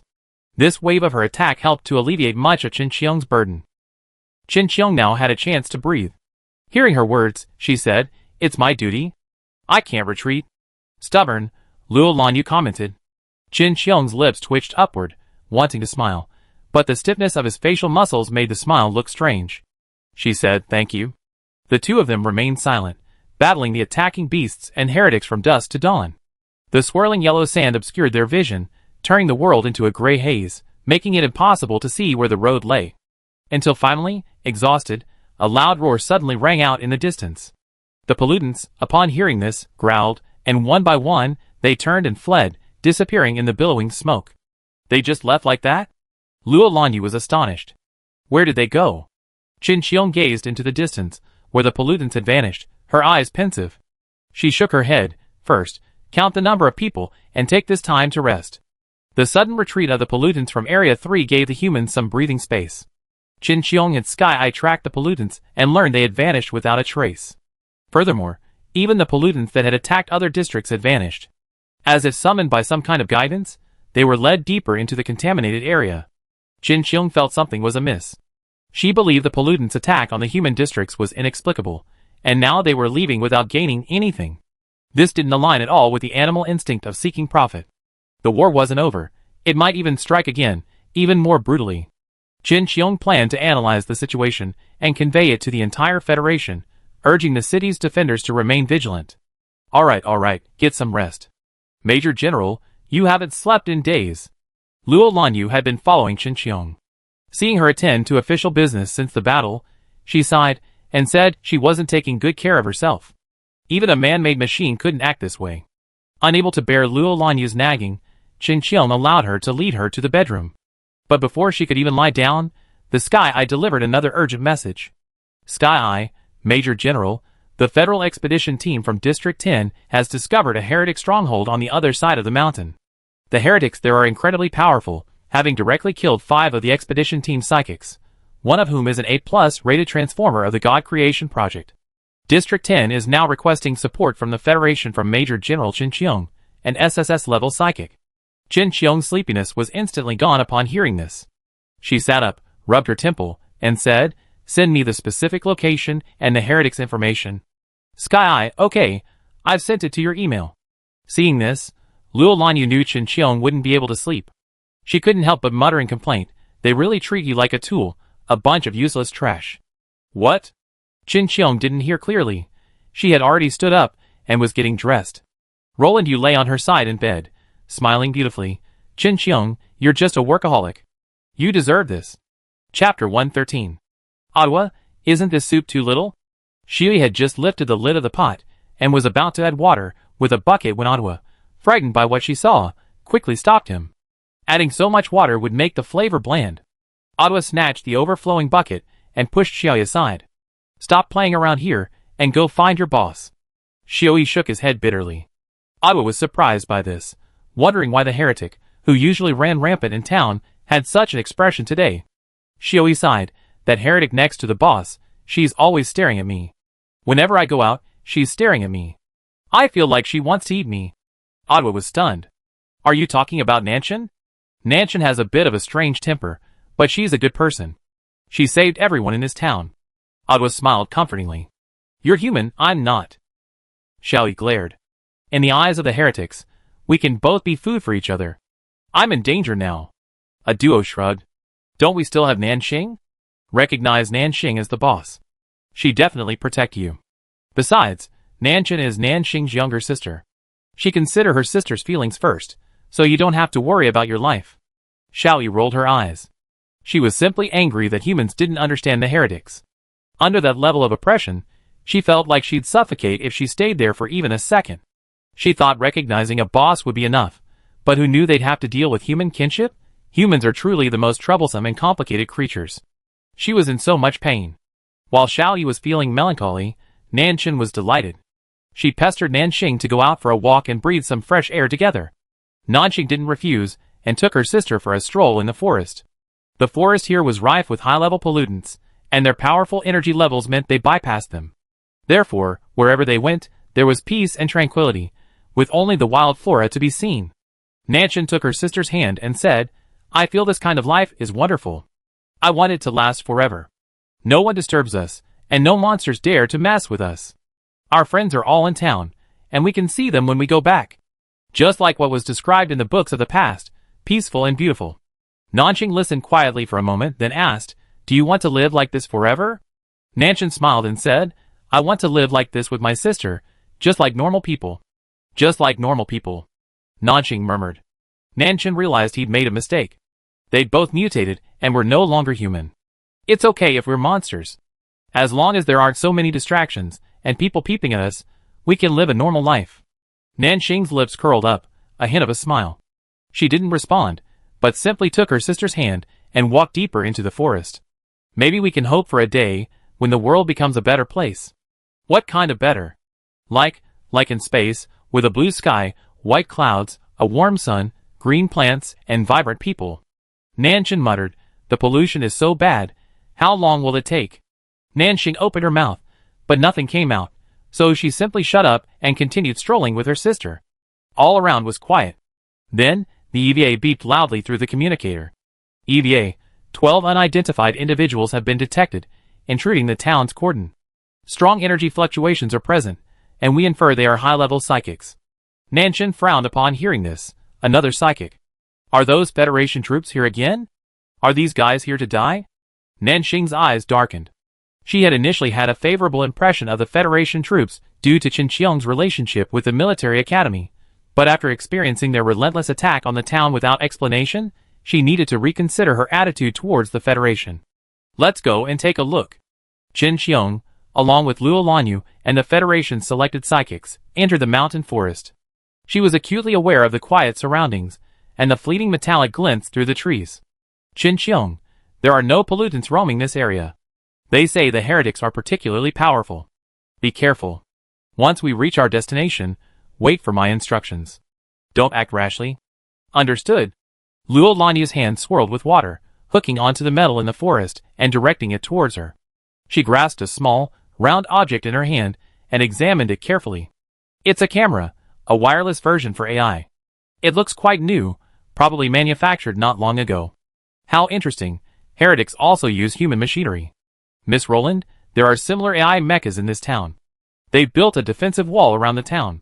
While it's fragile, it can still create obstacles." The psychic nearby reminded him. He was one of the psychics who escaped during the previous attack on the town.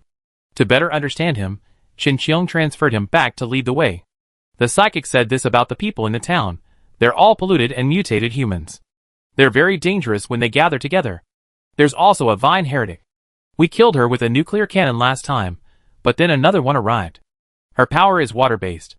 No, she has another supernatural power. There's a layer of black mist. Anyone who comes into contact with it dies." The man's eyes were filled with sorrow. "I managed to escape by chance, but it's a pity others weren't so lucky. This heretic sounds very difficult to deal with," Luo Lanyu commented. Qinqiang shook his head and said he'd go check it out first. The 12 members of the Human Federation arrived not far from the town. The town had been well repaired, surrounded by a metal wall, and signs warning no outsiders allowed were hung on the roads. Looking up, they saw smoke curling in the air, and the aroma of food wafted into their noses. If someone hadn't reported the anomaly, an outsider would have mistaken it for just an ordinary gathering place. But for an ordinary gathering place to have survived for so long in a contaminated area was truly remarkable. Ding. Outsiders detected. Please show your pass. The robotic arm guarding the town's gate blocked Qinqiang and the other's path. Major General, this is it. Once this machine detects we don't have a pass, the town's defenses will activate, and everything inside will emerge. The surviving psychic from the town spoke cautiously. Roland, you smiled. This place is so formal, I'd have thought it was a federal city. Major General, should we attack directly? Qinqiang shook his head. Let them out first. She raised her hand and spun it in the air, instantly twisting and crumbling the mechanical arm on the town's wall. Violent attack by outsiders detected, emergency protection activated. The mechanical arm blocking their path began to operate, firing rows of alloy energy cannons at Qinqiang and the others. Energy activation in 10 seconds. Please leave this area immediately. The mechanical voice sounded another warning. Faced with the energy bombardment, Qinqiang didn't lead her men to retreat. Instead, she opened her mouth and whispered, locking. Ripples appeared in space, forming a barrier that completely surrounded the 12 people from the Federation. The energy cannons bombarded the space barrier, creating only ripples, devoid of any offensive power. When Nanxing and Nanchen rushed back to the town, they saw this scene. A human woman and a Human Federation psychic were blocking the town's entrance. The energy cannons fired by the mechanical arm had all gone out, and the spatial distortion had twisted most of the defensive wall down. The town's residents also stood ready, weapons drawn. Having experienced the previous attack, they were filled with disgust at the new one. Xiao Yi even transformed into a heretic form, wings spread wide, and attacked the humans. The human leader, however, was exceptionally formidable. With a wave of her hand, an invisible spatial blockade was formed, immobilizing Xiao Yi. Nanchen frowned upon seeing this. They're here again! Nanchen's vine stretched out, and he immediately lashed out. Before Nanxing could stop her sister, she rushed forward, ripping the spatial barrier apart, and Xiaoyi was freed by the vines. Qin Xiong's barrier shattered, but she didn't continue her attack. Instead, she looked closely at the vine-covered girl, who had suddenly appeared. Her face struck her as familiar, but before she could think of anything else, she said, "A bunch of reckless humans. How dare you come here? You heretic, you're still alive." The survivor who had led the way answered, incredulous at Nan Chen's unharmed appearance. He clearly remembered that last time, a hole had been pierced through the chest of the vine-covered heretic, its life force fading, its death certain. But today, he saw the vine again, and its power was even stronger. Nan Chen stood on the vine, lowering her eyes to see who was coming. She sneered, "So it's you, ungrateful creature. The town rescued you last time, but you brought a group of people to attack us. I couldn't kill you, and now you're just here to die?" Qin Xiong frowned at this, looked at the people around her, then at Nan Chen, and said, "Perhaps we can talk?" Nan Chen ignored her. "You hypocritical fellow, talk is a joke." Before she finished her words, the vines burst from the ground and pierced directly under the man's feet. Lock. Qin Xiong was the first to react. After she finished her chant, a spatial barrier protected her subordinates. Nan Chen's move failed, so she sent 100 more sturdy vines to break through the ground, forcing themselves into the gap and attacking. The Federation psychics Qin Xiong brought with him were no pushovers, and upon seeing this, they unleashed their powers. Luo Lanyu's water flow reversed, shattering the attacking vines into pieces. The other psychics joined forces to attack Nan Chen.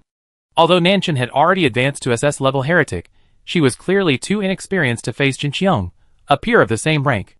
Qin Xiong had risen to her current position step by step. A seasoned warrior, she possessed not only immense energy, but also a keen understanding of how to maximize her psychic abilities. Nan Chen was forced back by the invisible space and its myriad energies. Xiaoyi rushed forward to help, but the humans who arrived were too powerful, and she was no match for them. "Are all the humans in your federation so indiscriminate?" Amidst the chaos, a female voice echoed from nowhere. Simultaneously, a water bolt descended, piercing the invisible space and piercing the chest of the surviving psychic, instantly killing him. Luo Lanyu was shocked upon seeing this. This water arrow is so powerful. Not only was she surprised, but the other psychics were also stunned.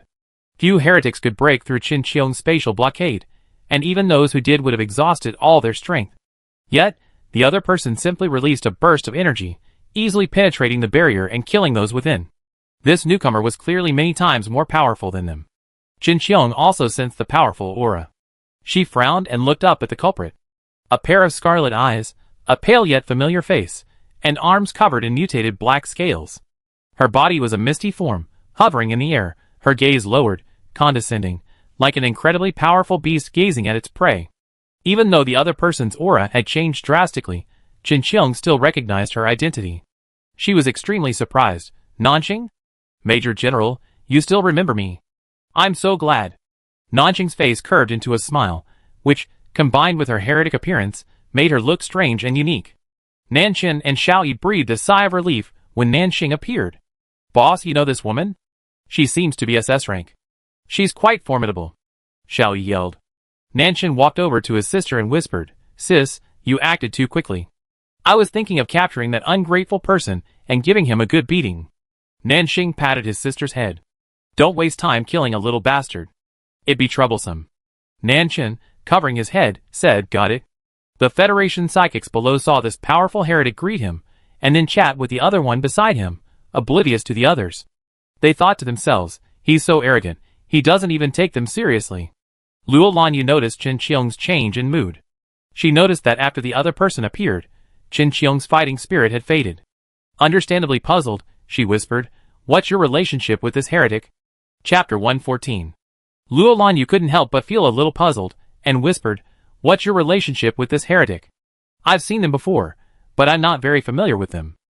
After Qin Xiong's brief reply, he kept his gaze fixed on Nanqing. Qin Xiong still remembered the first time he met Nanqing, back in Area 319. Nanqing was a newly awakened psychic, quiet and powerless, nothing special among the humans, but her eyes held a tenacity. It was a look rarely seen in someone her age, calm and stern, her aura unlike any other commander. After capturing Nanqing, Qin Xiong investigated her file, and immediately discovered her identity was far from simple. Nanqing's parents had come from the same laboratory as her. This was truly remarkable. Two genetically defective experimental subjects could, years later, create life. As the offspring of these experimental subjects, this girl must have some extraordinary qualities. After making such a significant discovery, Qin Qiong chose not to report it, but instead retrieved and destroyed Nanxing's information. Fortunately, Area 319's equipment was outdated, and personnel information wasn't shared with the Sky Eye system, making it easy to conceal a single individual's information. After Area 319's destruction, everything was buried in the rubble. Qin Qiong was severely injured, and had no time to worry about Nanxing's whereabouts. Years passed like this, except for the news that he had enrolled at Area 3 Academy.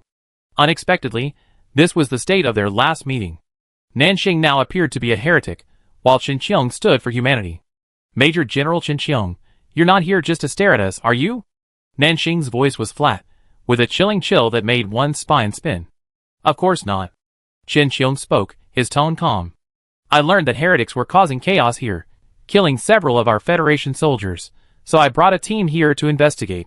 Nanxing snorted coldly, if you don't provoke us, we won't retaliate. If you don't know what's good for you, then be prepared to go and never return. You beast, what a boast! Do you think you're human just because you're wearing human skin? The Federation's psychic, unable to bear the mockery, joined in the insults. Nanxing lashed out with a whip. Who are you calling a bastard? Of course, I'm calling you a bastard. The psychic replied casually, then realized something was wrong, but it was too late. Nanxing laughed. What a swearing bastard! The psychic, enraged, was about to charge forward and engage in a 300-round battle, but an invisible barrier stopped him in his tracks. The psychic turned to look at Qin Qiong, whose face was expressionless, and said anxiously, Major General, this heretic is so arrogant, and not teaching her a lesson is a bit of a blow to their morale. You're no match for them. Qin Qiong stepped forward, blocking the rest of psychics behind her. She didn't look at Nanxing, but instead stared into Nanxing's crimson eyes and said, let's fight first, then talk? Nanxing smiled, that's what I was thinking. Luo Lanyu, seeing this, felt a little worried. She grabbed Qin Qiong's arm and asked, is that okay?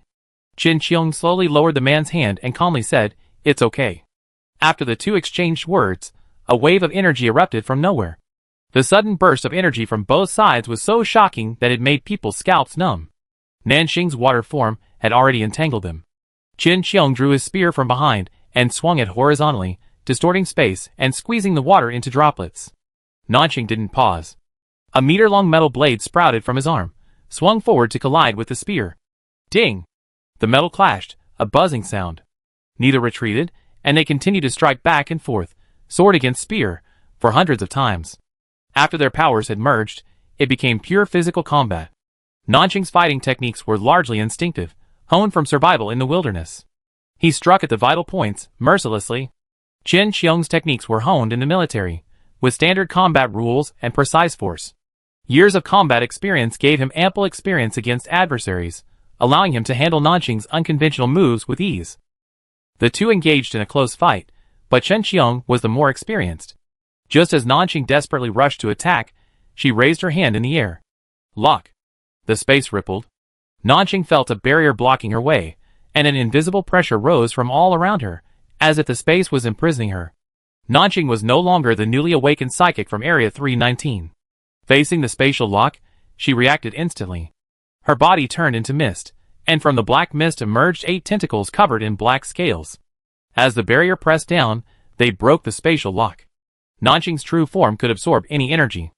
Not only did she pierce Qin Qiong's shackles, she also attached her tentacles to the space, swirling the black mist, frantically absorbing the opponent's energy. Qin Qiong's face paled instantly. She sensed something was wrong. I didn't intend to fight you to this extent. Nanxing's tentacles, supporting her body, reached over 2 meters high. She stared down at Qin Qiong on the ground. Major General Qin Qiong, facing a powerful enemy, I should show my utmost sincerity. Qin Qiong raised her eyes expressionlessly. She saw that Nanxing's humanoid form had completely vanished, transformed into a monster. She wiped the blood from the corner of her mouth and asked, so, is Nanxing still Nanxing now? Is the now non-human Nanxing still human? Nanxing understood Qin Qiong's question, but she didn't answer. Nanxing's body had been completely transformed by repeated hardships and tears. Her scales, unlike those of ordinary humans, and her senses, incredibly sharp, all indicated that she had completely separated from humans, becoming 2 separate species. Sometimes, Nanxing couldn't answer what she truly was now. She could only be certain that everything she did came from her heart. By the end of the battle, the situation had become clear. The black mist enveloping Nanxing was too overpowering. Even Chen Qiong's spatial barrier, no matter how well it was used, was corroded the moment it came into contact with the mist. Since becoming a major general, Chen Qiong had never fought such a difficult battle. Knowing that the enemy's energy characteristics were superior to her own, she decided not to engage head-on. Spatial disintegration.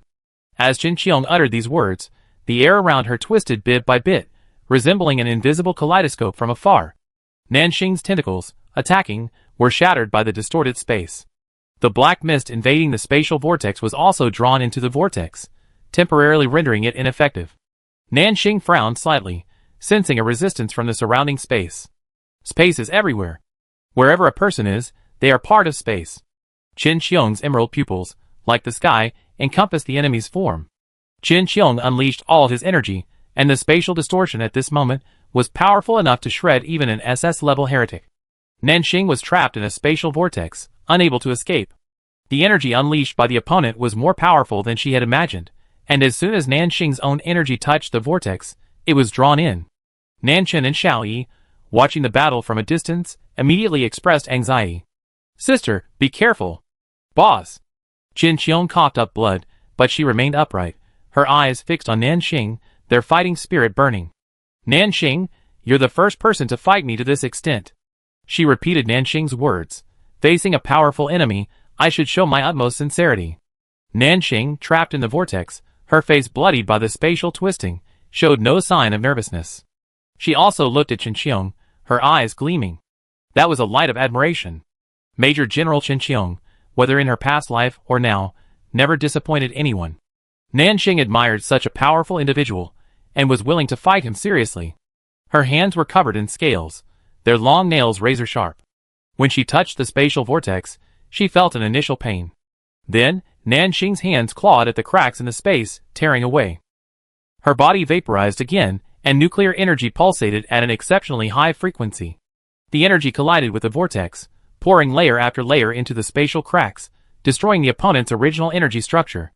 Soon, Chen Qiong's spatial vortex began to slow down, and even cracks began to appear. This was a new skill Nanxing had recently mastered, energy resonance. The principle was to make her atomized energy approach the high-frequency vibrations of nuclear energy. Under these vibrations, any matter would be corroded by the nuclear energy. It was truly powerful. What's wrong with her? How could she even tear through the Major General's spatial defenses? This heretic is probably more than SS level. The Federation's psychics were also astonished. Just watching the clash between Chen Qiong and Nanxing was dazzling. They had thought Chen Qiong's energy had exploded to its limit, and the heretic was doomed. But who would have thought he had a backup plan? The figure, shrouded in black mist and with bloodshot eyes, looked like a demon, terrifying. Roland Yu was a little worried. She knew Chen Qiong was at the end of his strength, and would have to fight desperately if he continued. She placed her hands behind her back, gathering her psychic energy, and the water swirled, ready to react.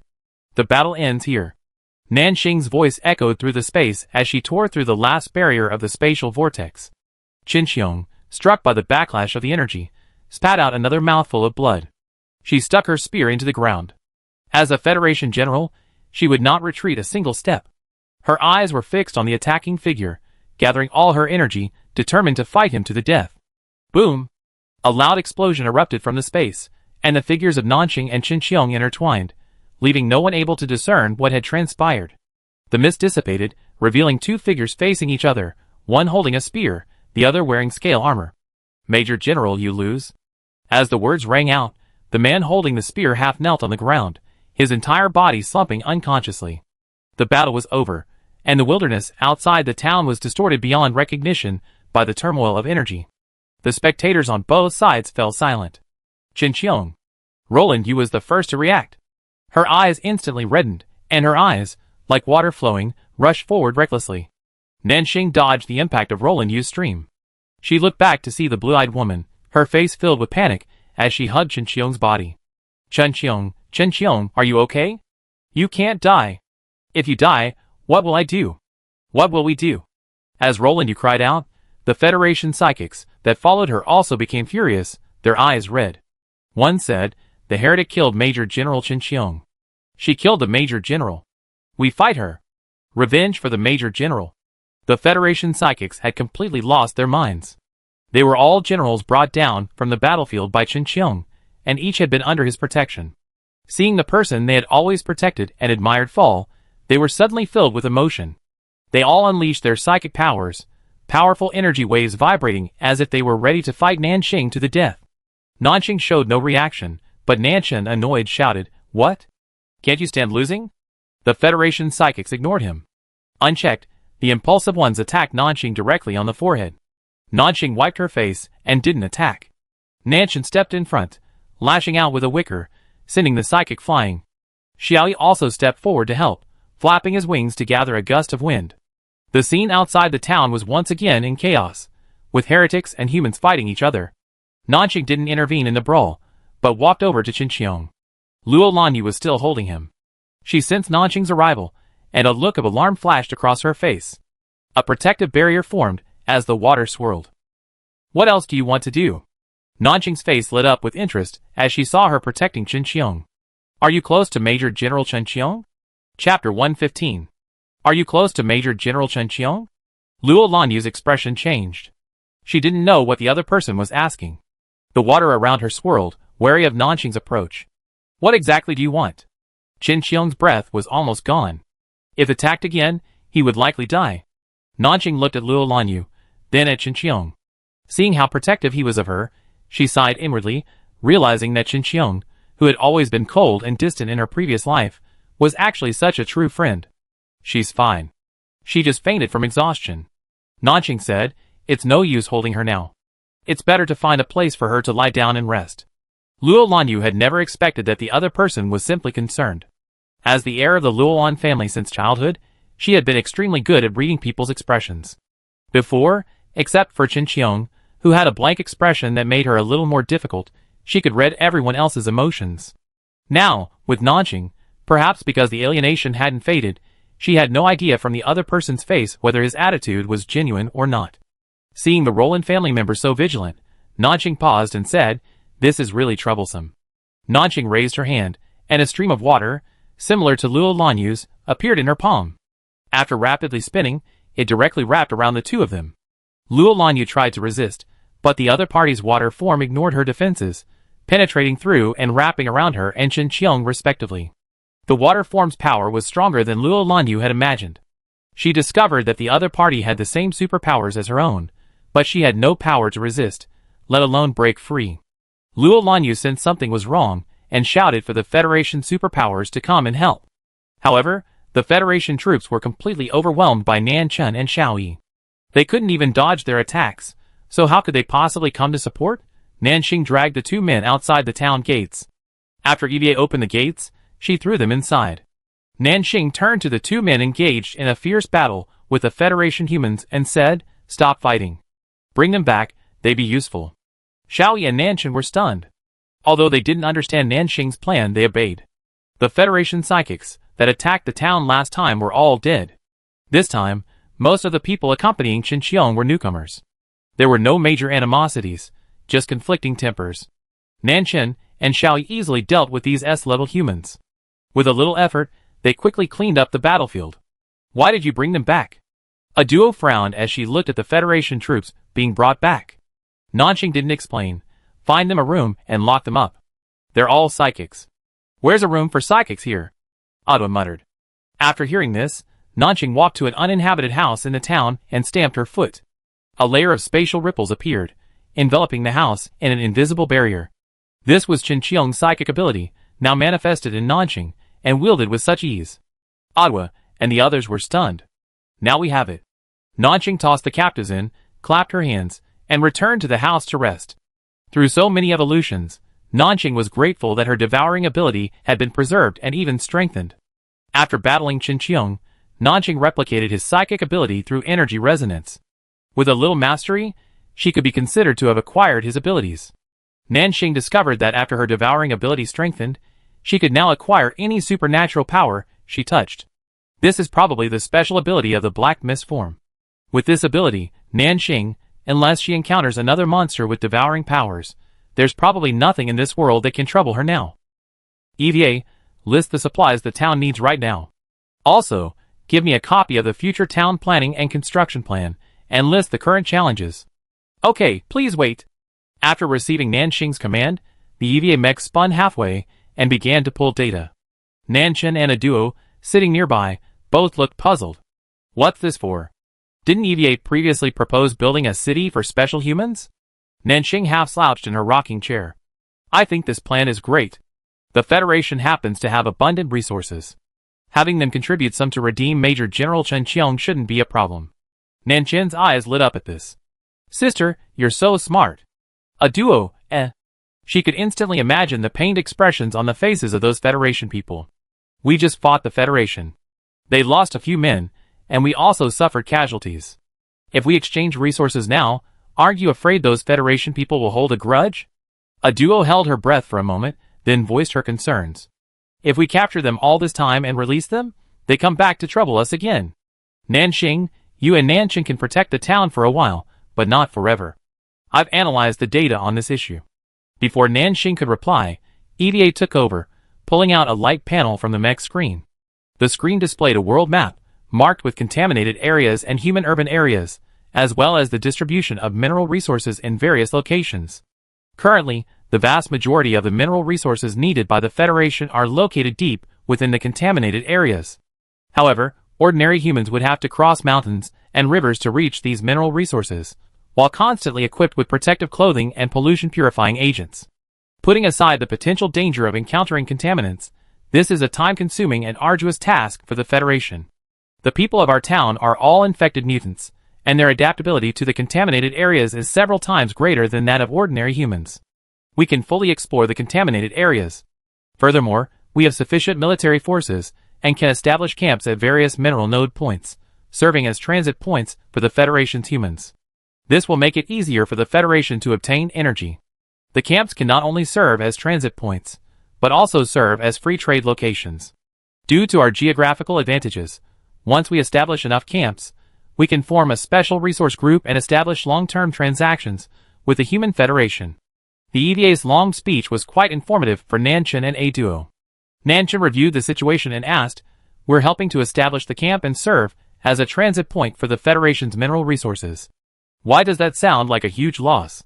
Why can't we seize all these minerals and benefit these people instead? EVA, with our current development, we can't completely control a single resource point. Moreover, we need to cooperate with a certain force to achieve stable development and mutual benefit." Nanchen, why does it sound like some kind of propaganda slogan? A duo understood the key point.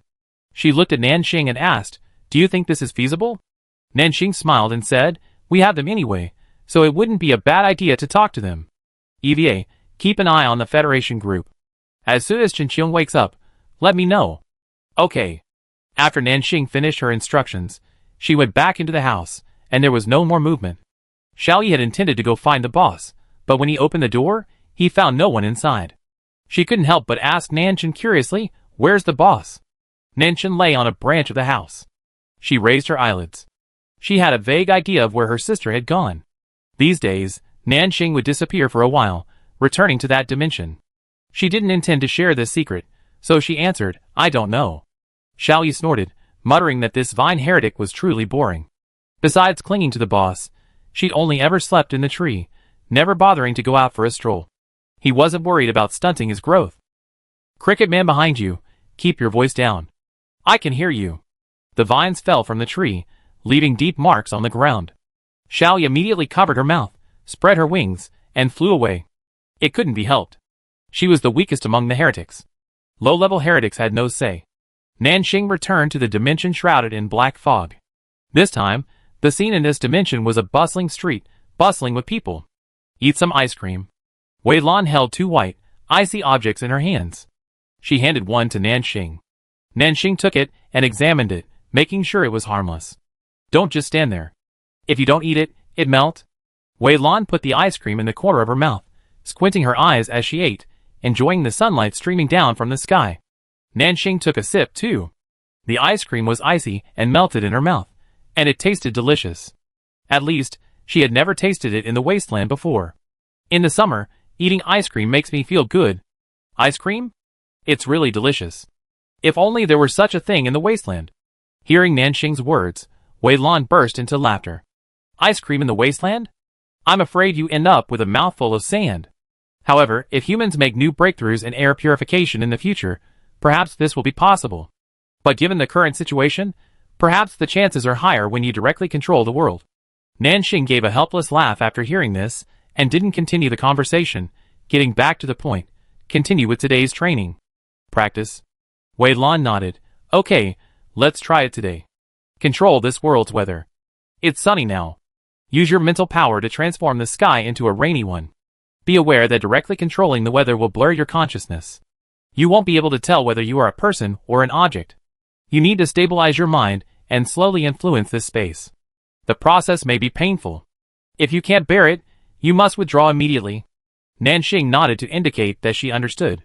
She closed her eyes, looking at the blue sky above her. Following the same method as before, she diffused her mental power, gradually ascending into the sky. During this process, she felt her vision rotate, shifting from looking up at the sky to looking down at the earth. Nanxing took in the space below, a dense crowd, intact buildings, trees and streams, and black smoke rising in the distance. She looked down carefully, and even saw herself sitting in a chair with her eyes closed. Beside Nanxing's body sat a blue-haired woman, now smiling up at the sky. To be more precise, she was looking at Nanxing in the sky. This perspective was magical. Nanxing had detached herself from her body, as if she had merged with the world, unable to find her main body or her grounding point. For a moment, she felt as if she were just an unconscious cloud in the sky. I can't tell if I'm an object or a person. Is that so? Nanxing remembered Wei Lan's words. She had indeed noticed that her consciousness was becoming increasingly hazy due to being connected to this space. She bet that if she fell asleep, the power of this space would devour her spirit. Nanxing didn't dare to let her guard down. She tried to stay alert. Fortunately, her consciousness had been tempered by countless trials and tribulations, and the current blurriness didn't immediately consume her. She silently chanted, "Let it rain in this space." The sunny day turns cloudy. Nanxing's mental power began to mimic the energy resonance of this space, and gradually, a dark cloud gathered before her eyes. The sunlight was blocked by the dark cloud, which rumbled a few times, and large raindrops fell.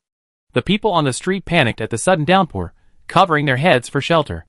Soon, the bustling streets were silent, with only the sound of rain. Chapter 116.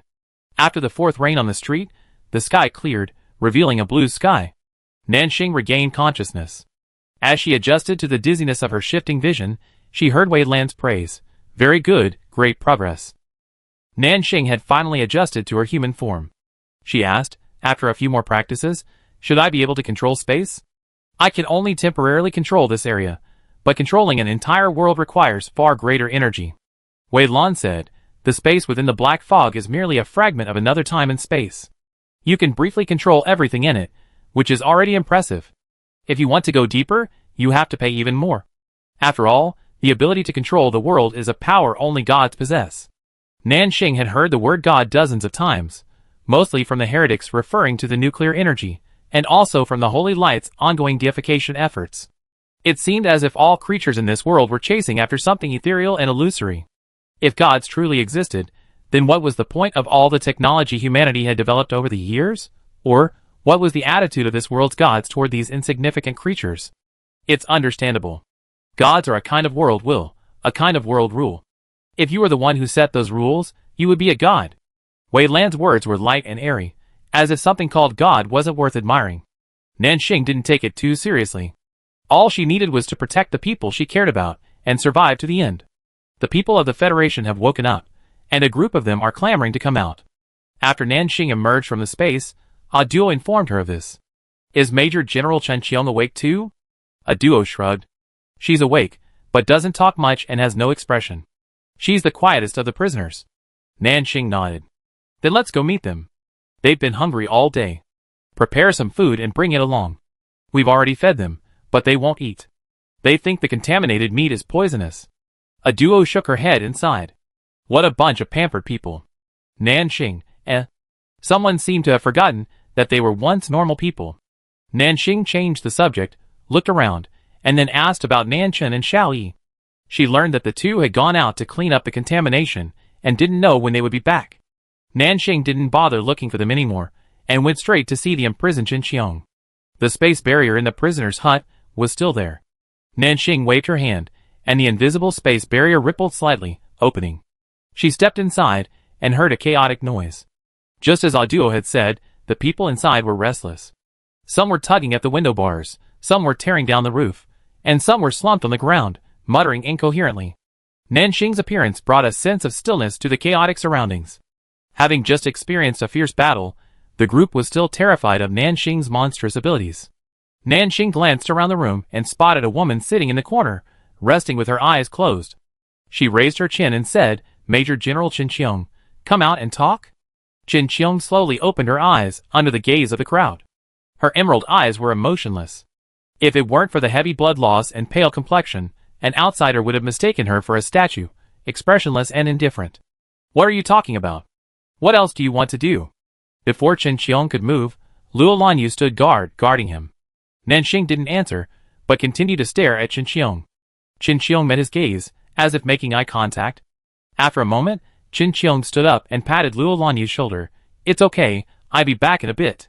Luo Lanyu frowned, clearly disagreeing with Qinqiang's statement. The heretic outside was incredibly powerful, and now Qinqiang's old injuries had relapsed, his body on the verge of collapse. He was still trying to stay alone with that monster, clearly risking his life. If she wanted me dead, she shouldn't have held back before. Why wait until now? Qinqiang seemed helpless, her tone slowing, as if to offer comfort. "You guys rest here first, you'll be fine." Luo Lanyu was convinced, and she released her hand. In reality, given their current situation, they didn't have much choice. Qinqiang told everyone to wait where they were, then followed him out of the room. Nanxing was already waiting not far outside the house. As soon as Qinqiang emerged, she waved her hand and released the spatial barrier. Qinqiang's eyes flashed with surprise. "Copying other people's abilities? So that's your true ability?" Nanxing chuckled. She was no longer afraid of her secret being discovered.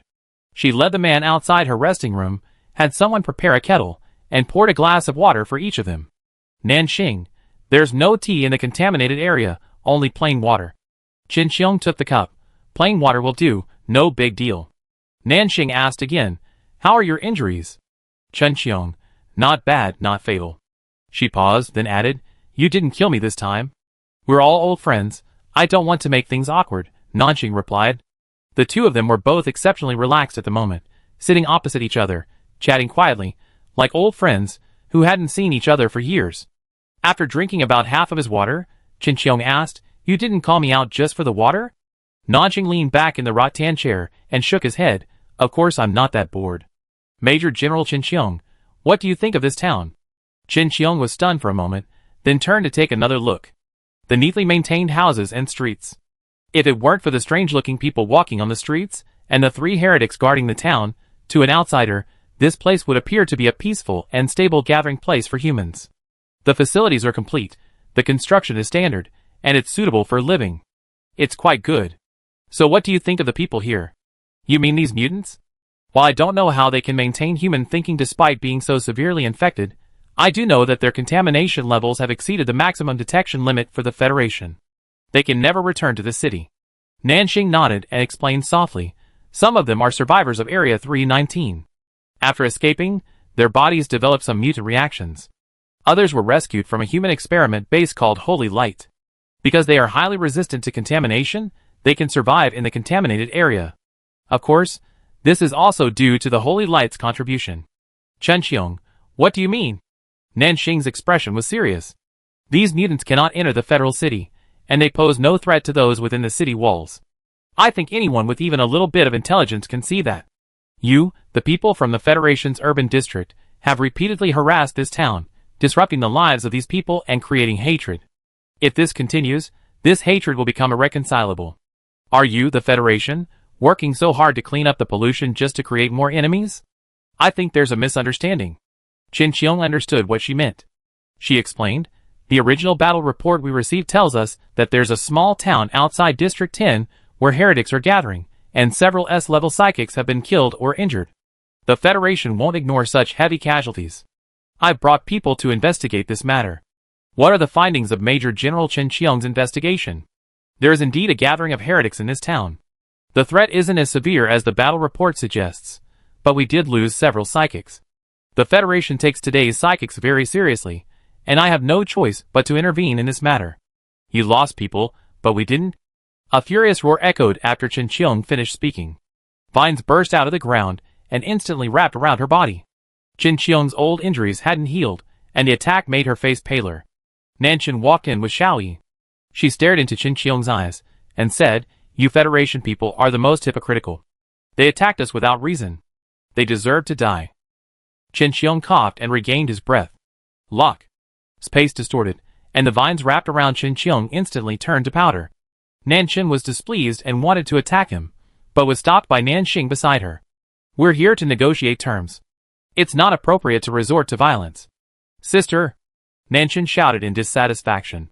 Nanxing patted his sister's head, signaling her to calm down. "Have EVA bring the list." The situation calmed down, and Nanxing addressed Chen Qiong. "You think this is a misunderstanding? You've lost people, and we've lost people too. So why don't we just be clear? Here's a list of materials. I want you, the Federation, to provide it to the town as a condition for reconciling relations. Once the resources arrive, I let you, the psychics, leave." Chen Qiong took the screen from Nanxing, reviewed the contents, then frowned and returned the list. "The resources being exchanged are extremely valuable. Those people in the Federation won't agree to it." Nanxing raised an eyebrow. "Their strongest combatant, the Major General, has been kidnapped. Aren't they willing to use those resources to redeem him?" Chen Qiong's mouth twitched at this, a hint of self-mockery in his eyes. "Nanxing, you think too highly of me. My status in the Federation isn't as high as you think. Even if Chen Qiong dies, they can still create more. We, the Federation's psychics, are merely tools to protect the Federation. When tools break, they be replaced." Nanxing was surprised to hear these words coming from Chen Qiong. In her past and present memories, Chen Qiong had always been a core figure in the Federation, commanding its most advanced forces. A major general who once helped humanity resist foreign enemies was now a mere tool in the eyes of the Federation. "Major General, you're being too modest." "Chen Qiong, I have no reason to lie to you. If you don't believe me, just release the message and see if they give up or send someone to negotiate." The two sides fell silent again. Upon hearing this, Nanshan and Xiaoyi sneered and said, "Since they're useless, just kill them all, so they won't waste air." Chen Qiong, however, remained unfazed. Her emotions remained stable, as if she wouldn't change even in the face of death. Nanxing asked the people around her to calm down. She thought for a moment before asking, "I've always been curious about something. Major General Chen Qiong, how long did you know about the nuclear weapons buried beneath Area 319? What orders did you receive when you rushed to Area 319 for support?" Chen Qiong fell silent, her head lowered as if lost in thought. Nanxing didn't press her, quietly waiting for her response. After a moment, Chen Qiong seemed to have figured it out, and finally spoke. "This isn't a secret. You find out when you capture a few high-ranking Federation officials. There's no need for me to hide it from you. I learned the news a week before the contaminants were set to hit Area 319. The Federation ordered me to bring the core back to Area 1. But by the time I arrived, the heretics had already lurked throughout the city, and a disaster was about to unfold. The situation was irreversible. I could only try my best to get the people in Area 319 to escape. However, due to special circumstances, I couldn't bring the core with me." Chen Qiong closed his eyes, as if recalling the scene. "The presence of the core will make the monsters in the contaminated area more powerful, causing greater trouble for humanity in the future. So, in the end, you detonated the core's energy." Nanxing continued, carefully observing Chen Qiong's expression. "I sense that your energy is unstable. Did detonating the nuclear energy cause you irreversible damage? So, Major General Chen Qiong has never recovered to his former peak form." Chen Qiong seemed to smile, and she said, "You're right." Nanxing continued to ponder Chen Qiong's words. "You mentioned the monster in the contaminated area? Did the Federation also know there was a monster in the contaminated area? I mean, a monster similar to a nuclear one. Only a nuclear monster can fully absorb the nuclear energy." Nanxing had figured out the only problem she had back then.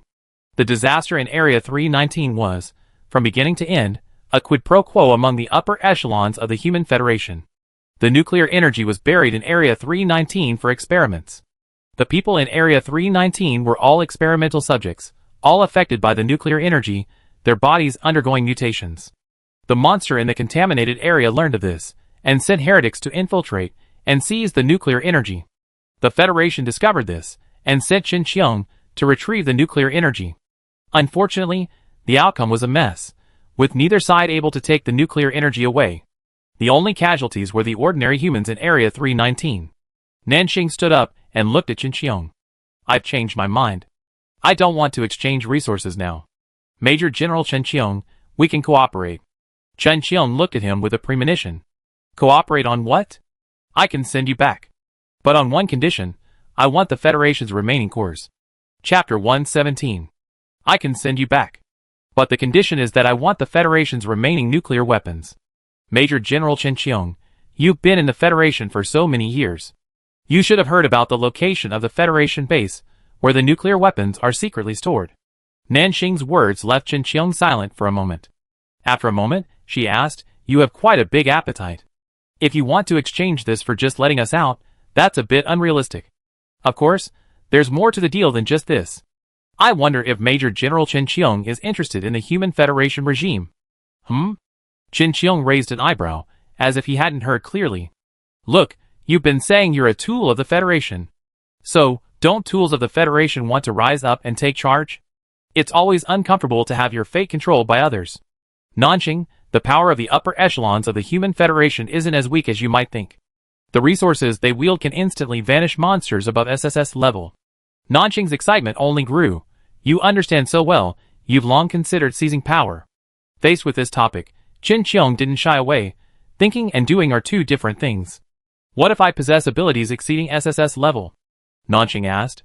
Chen Qiong, that should give me a chance. But when you say abilities exceeding SSS level, don't you mean after consuming nuclear energy? If you were that powerful, how could I believe you wouldn't harm the Human Federation? Nanxing, I was human before. There's no need for me to do anything that would harm humanity. I'm not interested in the Federation's upper echelons. Besides, my current physical condition isn't suitable for living in a normal human environment. The only benefit I get from seizing the Federation would be providing a new living space for the alienated. Nanxing, you have 3 days to think about it. Believe it or not. Also, Major General Chen Qiong, considering you've helped us before, I let you go for now. If those guys from the Human Federation come to bother us again, don't blame me for making sure they never come back. You want to let us go now? Well, pack up and leave today. Chen Qiong glanced at Nanxing in surprise again. She hadn't expected them to let her go so easily. Nanxing and Xiaoyi, standing by, were also surprised and immediately asked, just let them go like that? Nanxing, what else? Are we just wasting our time here? Chen Qiong, Although she couldn't understand why Nanxing had acted this way, she thanked him anyway. Nanxing said one last thing to her.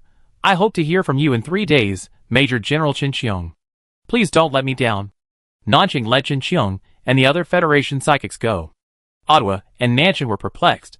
They wondered why they had to give the initiative to someone else and wait for a response, when they could just ask for the resources directly. Nanxing explained that she wanted a better ally to work with. Ottawa, do you think she agree? Nanxing, I will. Ottawa didn't know where Nanxing's confidence came from, but since the town's strongest fighter said it was possible, they'd wait and see. For the next 2 days, the town was as peaceful as any other. There was no news from Chen Qiong in the distance, and no strange creatures nearby to harass them. On the 3rd day, Nanxing still hadn't received any news, but she did receive 2 sneaky heretics. When Nanxing captured the 2 heretics and brought them back, Nanxing had just emerged from the black fog. She looked at the heretics sprawled on the ground like dead fish. One was fat, the other thin, with barbs on their backs. Their models were odd, but their powers were weak. Nanxing asked, "What are you doing here?" "Sir, please spare us. We're just passing through." The thinner and smarter heretic, knowing Nanxing held the final say, immediately clung to her. Nanxing kicked the heretic away. "Stop playing dumb. I've seen you guys squatting here for 2 days. Tell me the truth. What are you doing?" The 2 heretics glanced at Nanxing fearfully, hesitating for a moment. Nanxing said angrily, "Do you believe I skinned you alive?" The 2 heretics knew they were prisoners, and after being beaten black and blue, they dared not lie anymore. "We're just here on God's orders to find someone." Nanxing perked up a bit. "Who?" "Looking for an octopus-shaped heretic." The fat heretic said, "It's probably humanoid now, at least SS rank or higher." "An octopus-shaped heretic?" Nanxing frowned. She couldn't help but look at Nanxing, but her sister looked calm, as if she'd expected it. Nanxing's expression remained unchanged, and she continued, Why are you looking for the octopus-shaped heretic? Find it, and tell the three-headed hellhound. God wants to kill it. Nanchen couldn't contain himself. Pa! What God? I think it's just some filthy creature hiding in the mountains. The two heretics were trembling with fear when they heard someone insult God so bluntly for the first time. That was God, a God who could invade their minds at any time. They usually didn't even dare to insult him, for fear that the God would hear and kill them. Compared to her sister, Nanxing was more gentle. She asked, "How do we kill them? Do they come to us and fight? Have you found the octopus heretic? Have you reported it?" The two heretics answered honestly, "No, we followed the trail and found the octopus heretic, but they were cut off near us." Nanxing smiled, "That's unfortunate." Nanchen said, "Sister, should I take care of them?" "No, I do it." The two heretics knew their lives were in danger and trembled, begging for mercy. However, Nanxing didn't give them a chance. A black mist erupted from her hand and enveloped the two heretics. In the blink of an eye, the two heretics vanished into thin air. Nanchen asked in surprise, "Where did they go?" Nanxing said, "I threw them into the interstellar space. Wei Lan will take care of them." The two heretics carried the aura of that thing. If they were dealt with rashly, it would locate Nanxing's location. For now, throwing them into the interstellar space and isolating them was the most conservative approach. Nanchen breathed a sigh of relief and asked what to do next. Nanxing said, "It's coming for me. Once I leave, they naturally follow. Don't worry about the town being discovered." Nanchen was a little angry. "I'm worried about you." Nanxing whispered, "Don't worry, they can't hurt me yet." The core that claimed to be a god probably wanted to capture Nanxing, who also possessed nuclear energy, as food. Nuclear energy devours each other, significantly increasing its energy. They are each other's nourishment. She and it were already natural enemies. On the third day, nearing midnight, Nanxing received a communication. The message was sent from District 1's urban area. It essentially invited Nanxing to visit the city for a reunion, and for safety's sake, asked her to alter her features to ensure she couldn't be recognized. Nanchen, a message from Chenqiong? Nanxing nodded. It has a detailed map of the city.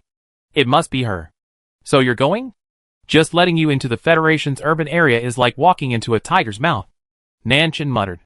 Nanxing, do you think your sister is a sheep? And those Federation people are tigers? It's unsafe anyway. Nanchen offered to accompany Nanxing to District 1. After some thought, Nanxing declined, citing the dangers of the urban area. Nanchen was reluctant, but Nanxing didn't relent. Entering the urban area would require concealing the presence of polluting energy, and not everyone could do it as perfectly as Nanxing. District 1 is the Federation's capital, and controls on pollutants are stricter. With the situation uncertain, Nanxing wasn't sure she could escape unscathed with her sister. Going to the appointment alone was Nanxing's best option. After instructing Nanchen on precautions, Nanxing headed off to District 1 alone. As the Federation's capital, District 1 had numerous gathering points stationed outside the city, bustling with mercenaries, travelers, expeditionary forces, and the Federation army. This area had recently experienced a major battle, and there were still some contaminated body parts scattered about. Even so, this didn't affect human activity. While cleaning up the bodies, they were also conducting energy transactions. The Federation could recycle contaminated body parts and refine them into energy. Mercenary groups could also privately recycle contaminated materials and refine them into other products. The difference lay largely in quality and price. Those seeking cheap energy would trade at these gathering points. Nanxing used genetic simulation to transform her face into that of a woman with a scar on her face. Her eyes were cold and full of a bandit's aura. Anyone who saw her at this moment would have labeled her a ruthless member of a certain mercenary group. The meeting address Chenqiong had given her was at the gathering point. When she arrived at the designated location, she looked up and saw a cross-shaped flag, and was momentarily surprised. Cross-Star Mercenary Group? The mercenary group Nanxing had joined in Area 319. Before she could think anything more, the tent with a cross-shaped flag was opened, and a man and a woman emerged. The man was burly, with a scoundrel-like expression. The woman had curved eyes and a gentle demeanor. When Nanxing saw the two faces clearly, a look of surprise inevitably crossed her face. The reason was simple. She knew both of them. They were Chenqiong, the former leader of the Cross-Star Group, and Wenya, the Red Silk Psychic. Nanxing was surprised to see an old friend in the first district of the Federation after all these years, and was stunned. "Excuse me, what can I do for you?" Nanxing's intense gaze caught the attention of the two men. They regarded her warily, for some reason sensing a familiar yet dangerous aura from her. Nanqing didn't wait for them to think anything more, saying, "Hello, do you have any water for sale?" "No." Qin was stunned, then shook his head. "Nanqing, I'm thirsty, and I'm willing to pay 10 times the price." "You're so rich. I like you. Come in." Wenye answered, her expression as if moved by the money. She lifted the tent and invited Nanqing in. The signal was successful, and Nanqing followed. The tent curtain dropped, blocking the view from outside. A flash of cold light passed, and Nanqing felt several strands of silk wrapped around her neck. Nanqing didn't move. Wenye's curved eyes flashed with a cold light. "Friend, tell me honestly where you've come from, and what you're doing here. You must speak properly, or I can't guarantee the silk thread in my hand will show mercy." There were only 3 of them in the tent, Nanqing restrained by the silk thread. Wenye stared at her with a smile, while Qin folded his arms, his face also serious. It was clear that these 2 men held a strong hostility towards Nanqing. Nanqing wasn't afraid, and her voice didn't waver. She spoke calmly, "I'm here to see Qin. That's the code she gave me." "How long did Qin give you news?" "Yesterday." "You're lying. Major General Qin was imprisoned in a federal prison 3 days ago. She's a high-ranking federal criminal now. How could she have given you news?" "Qin was imprisoned?" Nanqing's face was filled with surprise. "Why is she imprisoned?" Wenye didn't answer. She tugged at the silk thread in her hand, and Nanqing felt it was about to slit her throat. In fact, it had already been cut open. Nanqing could even feel a warm current running down her neck. But she remained unfazed. Her physique was different from that of an ordinary person. Even if her head fell off, she wouldn't die. Nanqing continued to ask, "You're going to kill me, right?" Qin sneered, "You're just a lackey of those old Federation bastards." What's there to say? Seeing that the 2 men seemed to consider her an enemy, Nanqing sighed, "I didn't want to do it, but there was no choice." As soon as she finished speaking, the silk thread in Wenye's hand loosened. She looked up, only to find that Nanqing had vanished from sight. Qin's alarm bells rang, and his muscles swelled as if he were about to use his supernatural powers. But before he could unleash them, a black mist appeared before him. Nanqing appeared, and she punched the man in the forehead, sending Qin flying out of the tent. Seeing this, Wenye immediately entangled the silk thread, sealing the space and attempting to strangle the enemy. But the sharp bloodline was powerless against Nanqing. The water swirled around her, wrapping around Wenye's neck. "Wenye!" Qin ran back to the tent, clutching his head. Seeing Wenye being treated this way, he flew into a rage. He tried to punch Nanqing, but he had no chance. Nanqing simply waved her hand, and the water entangled Qin as well. In a split second, both were restrained by Nanqing. Nanqing whispered, "Can we talk now?" Chapter 118. Can we talk now? The 2 were now bound by powerful supernatural powers, leaving them with no room for resistance. They immediately realized that the other side would easily take their lives. After a moment, the 2 compromised. Nanqing released Qin and questioned him again about Qin. "Someone in the Federation has accused the Major General of colluding with the heretics and betraying Federation information, leading to this month-long war and humanity's continuous defeat. This matter was already outrageous. Everyone knows that the Major General has been protecting the Federation for years. As a human, it's impossible for her to be with the heretics. But those in the Federation believed it. They privately interrogated her subordinates, and, based on Qin's previous frequent contact with the heretics and the fact that he had been captured and returned alive, concluded that Major General Qin had indeed betrayed the Federation. How funny! He was the one who had always protected them, and now he has suffered this fate." Qin sneered. He had nothing left to say about the level of incompetence among the upper echelons. Nanqing was also puzzled by Qin's detention. Qin was an SS-level esper, not the strongest among humans, but certainly in the top 3. Furthermore, during this period of war between humanity and pollutants, the Federation's actions seemed too hasty. Could it be that the Federation had already found a replacement for Qin? "What did Major General Qin say?" Nanqing asked. Qin replied, "Major General Qin simply said it wasn't her and requested a proper investigation. And then they imprisoned her. According to federal procedures, a general-level officer should be convicted 3 times before being convicted. Yet, they arrested her after only the first trial. They were so eager to convict and sentence the Major General to death. Bah! These people clearly have something to hide. Not only are these people from the Federation up to no good, they're also determined to wipe them out. They've been sending people undercover to investigate anyone connected to Qin Qiong these past few days, attempting to eradicate his influence. When Nanjing came to cross Star Meng with a code word to inquire about the situation, Qin Qi and Wenya labeled her as someone sent by the Federation to investigate, hence the brawl. Nanjing's misunderstanding with the two men was resolved, and she released the man. After understanding the full context of the incident, she now had a new problem. Since Qin Qiong had been arrested 3 days ago, who had sent her the message yesterday? Qin Qiong was the only one in the Federation who knew her latest communications. Unless Qin Qiong shared them with others, no one else would have heard anything about Nanjing. After Nanjing raised this question, Qin Qi and Wenya exchanged a glance. They pondered for a moment before formulating a hypothesis. If your communication was only shared with Major General Qin Qiong, but was leaked, there are only two possibilities. 1. Someone higher up in the Federation learned about you from Major General Qin Qiong. But that's unrealistic. If they knew, they would definitely send someone to capture you. But there's been no further movement from them so far, so it's clearly not a trap set by the Federation. 2. Someone close to Major General Qin Qiong learned about you. You've met before, and they sent a message to deliberately summon you. It's probably about Major General Qin Qiong. Currently, those close to Major General Qin Qiong are. Wenya paused. For a moment, she couldn't think of anyone Qin Qiong was close to. In her mind, Qin Qiong was a cold and aloof person who could never bear a grudge against anyone, and no one could get close to her. Qin Qi and Wenya's connection to Qin Qiong stems from their former rescue in District 319. Later, after drifting to District 1, Qin Qiong helped them secure a base for the District 1 mercenary group. Their relationship hinges on these back-and-forth favors, with Qin Qiong occasionally helping the other find items or pass on messages. It's not a particularly deep bond. Nanjing pondered for a moment, and finally thought of someone who met the aforementioned criteria. She asked, "Do you know Luo Lanyu? You mean the Luo Lan family?" "It's her. She must have a special relationship with Qin Qiong, and she's also met me.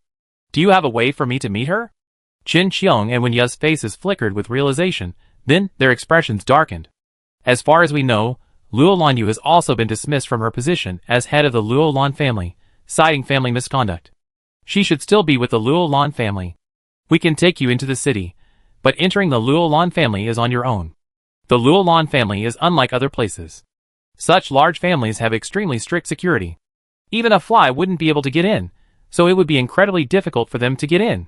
Nanjing nodded. "Once we're in the city, just tell me where the Luo Lan family is." The three of them reached a consensus, and that day, they gave Nanjing a temporary ID card and took her into District 1. The pollution level inspection for people entering Zone 1 is much stricter than that for other areas. Not only do they have to pass the up and down scanning evaluation by Sky Eye, but they also have to enter the purifier to clean up all the pollution.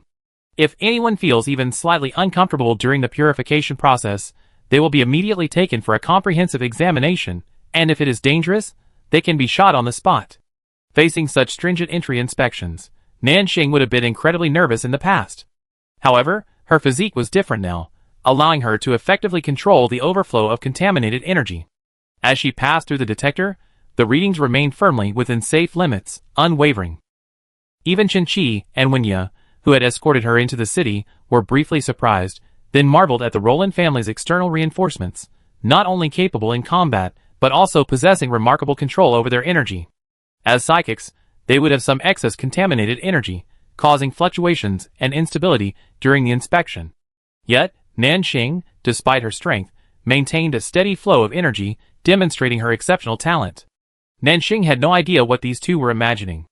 After entering the city, she surveyed the bustling streets of District 1 and the seemingly imposing buildings. She marveled once again at the wealth disparity within the federal base. District 1 seemed even more prosperous than District 3. Qin Qiong and Wenya led Nanjing westward through the streets to a secluded area. Compared to the towering buildings that filled the city, this area seemed deserted, with only single-family villas nestled within large flower beds. Their vibrant colors shone brightly in this gray wasteland, creating a luxurious atmosphere. This entire area is the Roland family's territory. Do you see the mecha guarding the gate? They use your genetics to identify you as a Roland family member. But that's not enough. They also need to confirm whether you possess water abilities. TSK, the Roland family has always prided themselves on their water abilities. Even now, they demonstrate them before entering the gates. Qin Shi glanced at Nanjing and asked, "Are you up to it?" How about Wenya and I lead the two robots away from the gate? No need. After she finished speaking, she walked straight towards the Roland residence's front door. She was startled. She's not trying to force her way in? That's incredibly audacious. Wouldn't she be beaten to a pulp? Wenya also said solemnly, let's see. The two of them stared at Nanxing's departing back. Then, a shocking scene unfolded. The woman stood facing the machine with her back to them. Surrounded by the machine, she did something unknown. A stream of water appeared on her body. The machine, recognizing her with a ding, let her in gracefully. Qi, I forgot she also has the ability to shape water. Could she be from the Roland family? Wenya shook her head. Don't you think there are a lot of people who can shape water? The kid we met in Area 319 also awakened the ability to shape water. And now this strange, mysterious person seems to have water abilities too. Chi's words reminded him of the girl he met back then.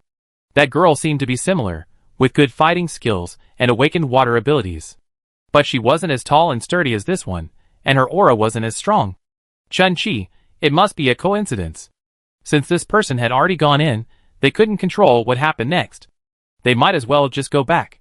What happened next was up to this powerful person. As Nanxing approached the Roland family machine, she automatically genetically simulated Luo Lanqing's face. After the machine recognized her face, it let her pass.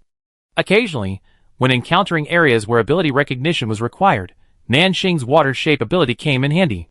She also got her water shaped ability from someone in Roland, and now it is perfectly suitable for verifying the mechanical information set up. Nanxing didn't know where Luo Lanyu lived, so she decided to ask someone. She wandered around and finally met a man in a flower garden. Nanxing called out without hesitation. The man, in his early 20s, turned around, revealing a face that startled Nanxing. Someone she knew. Luo Lanqing turned around, puzzled, and saw a strange woman with a scar on her face. He was immediately startled, as he was certain he had never seen her before. Meeting someone he had never met in the Roland family's villa complex seemed out of place. Who are you? What are you doing here? Nanxing smiled naturally at this. Don't be nervous. I'm your distant cousin. Look, my ability is also water-shaped. As she spoke, water formed into rings around her body, a unique display of the Roland family's power. Luo Lanqing relaxed somewhat at this, but he felt something was wrong. Where's my cousin? He was about to continue questioning the man's identity, but he had already stepped in front of him and slapped him on the head. Luo Lanqing felt dizzy, and before he could react, he completely lost consciousness. Nanxing, seeing that the man was completely under the control of the neurotoxin, asked with confidence, where is Luo Lanyu? In the very back. Take me to her. Okay. Luo Lanyu was in the very center of the Luolan residence. The place was heavily guarded by mechanical devices, and the corridors resembled a maze. If it weren't for Luo Lanqing leading the way, Nanxing would have been in a mess trying to find her alone. She's right here, imprisoned. She hasn't come out in days. Nanxing nodded. Okay, wait here. Hide yourself. Don't make any noise. Don't move. Okay. Nanxing left Luo Lanqing where he was, and headed back to the central house. This time, she didn't force her way in. The machinery in the house was used to guard Luo Lanyu, and using Luo Lanqing's face to scan in was clearly impractical. Nanxing walked to the side of the house, where the mechanical security was weaker. She transformed into a black mist, fading into obscurity, and slipped quietly through a crack in the upper window. After successfully infiltrating, Nanxing didn't transform into human form. Instead, she searched for Luo Lanyu. Finally, she spotted Luo Lanyu in the living room. She seemed to be talking to someone via optical frequency, her voice loud, as if they were arguing. I've already told you, locking me up is pointless. If Qin falls, the forces behind her will undoubtedly be implicated. Those old guys are ruthless. With such a good opportunity to take on our Roland family, do you think they let us go? Luo Lanyu's voice had lost its usual gentleness. It was now sharp. Or do you think handing me over will ensure the Roland family's safety? What a joke. Are you 3-year-old children? Do you believe everything an old man says? Please calm down. We don't intend to hand you over to outsiders. We're simply avoiding the spotlight for the sake of our family's interests. These are critical times. The higher-ups in the Federation have decided to reform the Federation, and we should actively respond to their policies. The person on the screen spoke righteously, but Luo Lanyu scoffed. Stop trying to fool me. Tell me the truth. What kind of deal did you make with those people in the Federation? Let me hear it. Did you lose money on your business? Sorry, you're no longer the head of the family. I don't have the authority to report to you. I'm communicating with you this time simply to explain that as a representative of the Roland family, even if you're not the head of the family, you must behave properly and refrain from doing anything that would harm the family's interests. We've intercepted the message you secretly sent to Chincheong's associates and have blocked it. I hope you take care of yourself. Take care of yourself, you bastard. Roland, you cursed without hesitation. Without giving the other party time to retort, she cut the conversation short. Roland, you threw the screen to the ground and cursed again. A bunch of old idiots, so short-sighted. Whoever wants to be the head of the family can do it. It's best for them to go to hell together, carrying the honor of the Roland family. She was in the middle of her curse when a faint laugh broke out. Roland, you looked up warily and asked, "Who? Come out." As her voice fell, the space distorted, and a cloud of black mist appeared before her. The black mist slowly solidified, transforming into a human form. Luo Lanyu met the other person's crimson eyes, stunned for a moment. It's only been a few days. How come you don't recognize me? Nanqing observed the other person's appearance and walked over to the sofa with a familiar air, sitting down. Nanqing rested her chin on her hands and asked, "Or does Patriarch Luolan simply not want me to come?" Luo Lanyu finally came to her senses upon hearing this, and a perfectly businesslike smile suddenly crossed her face. "No way. I didn't expect you to come so quickly. I just sent the news yesterday, and we're meeting today. I heard from Chincheong that your name is Nanqing, right? We used to be friends, and she's helped me before.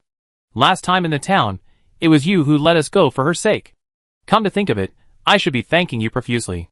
Luo Lanyu poured Nanqing a pot of tea with great hospitality, and Nanqing took a sip. It was cold tea. She put it down again expressionlessly, staring at Luo Lanyu and saying, "You tricked me into coming here just to tell me this?" Luo Lanyu chuckled, "Of course, not only that. I mean, you and Chincheong were acquainted before, and you helped each other before. You can definitely be considered friends. Now that your friend is in trouble, shouldn't you lend a hand? Nanqing, I want the core." Luo Lanyu, "I know that. Once you help Chincheong, you definitely. If I don't see the core, there's no point in discussing what's next." Nanqing refused to budge. "That's my bottom line. Or is it that our mutually supportive relationship isn't even worth showing a little sincerity?" Roland, you gritted her teeth upon hearing this. "Regarding the nuclear issue, I'm really helpless right now. You can see I'm in a dilemma." Nanqing gave an ambiguous laugh. "If you can't save yourself, why are you still thinking of helping her?" "Of course, it's because Chincheong is my lifelong best friend." Roland, you took 2 steps toward Nanqing. She said earnestly, "Nanqing, I'm begging you to save Chincheong. She's truly a good person. She's been defending the Human Federation for years, fearless of hardship and power, striving to protect the city behind her until the very end. Chincheong is a person worthy of admiration. I know this world can't tolerate overly honest and kind people, but I think if the world is divided into black and white, she should be the white in the darkness. I believe this white is worth protecting." Luo Lanyu's outward shrewdness faded, her words and expression betraying sincerity. At this moment, even a casual observer could see the importance Luo Lanyu attached to Chincheong. Nanqing's mind raced with thoughts. The faces of family members, the faces of friends, each distinct from, and yet overlapping with Luo Lanyu's expression. Sometimes, Nanqing wondered if she hadn't completely transformed into a monster. Perhaps it was because human emotion still moved her, and she wasn't completely heartless. Nanqing took a step back and said, "Tell me the address of the core." Luo Lanyu was stunned. "You have to at least tell me half the information, right? Are you still thinking of getting something for nothing? Do you believe me if I dare to help you?" When Luo Lanyu heard Nanqing say this, she immediately knew she had agreed. She nodded and said, "There's an experimental base east of the city. It was left by the Holy Light. Later, the people in power there gave the laboratory to the Federation, and it became the storage site for the God-creating potion. What you want should be there." Rolandia paused, then quickly added, "But you need a key to get in. Without it, forcing your way in will trigger a self-destruct command. This key isn't some human gene, it's a chip. As far as I know, it's in the head of an old man on the upper levels. I don't know who has that chip, only Chincheong knows. But I know someone's brain chip can open the cages of Area 1's maximum security prison, so..." Nanqing understood. After all, if she wanted to get the core intact, she had to get the key first. With the key, she could rescue Chincheong and then, through Chincheong, find the core. "Miss Roland, you've got a brilliant plan." Nanqing sighed.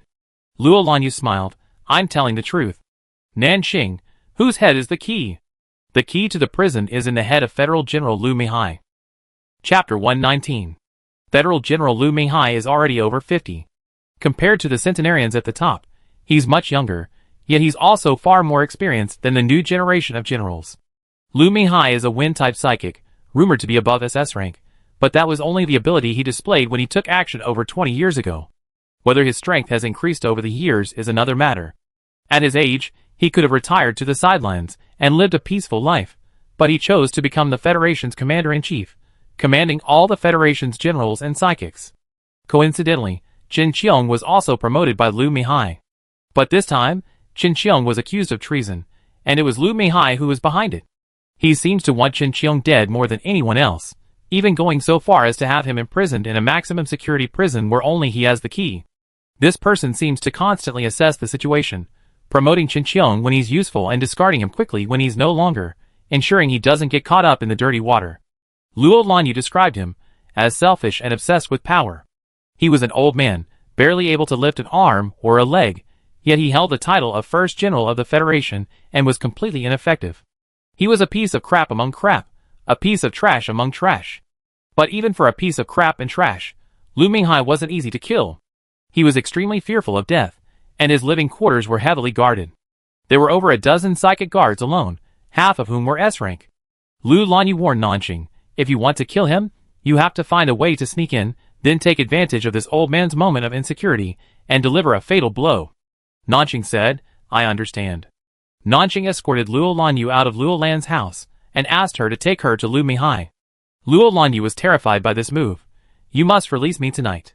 If those old men know I'm gone, they definitely come looking for me with all their might. Then, both of us will be exposed. Seeing Nanxing staring at her without saying anything, she quickly added, Don't even think about leaving me to be caught by those people. I betray you. Nanxing said, Don't think too much. Wait here. After instructing Luo Lanyu to wait for her in a secluded area, she went to Liu Mihai's residence alone. Seeing this man rushing in without concealment, Luo Lanyu's heart sank. She wondered if this hired help was a fool. How could he possibly fight him head-on?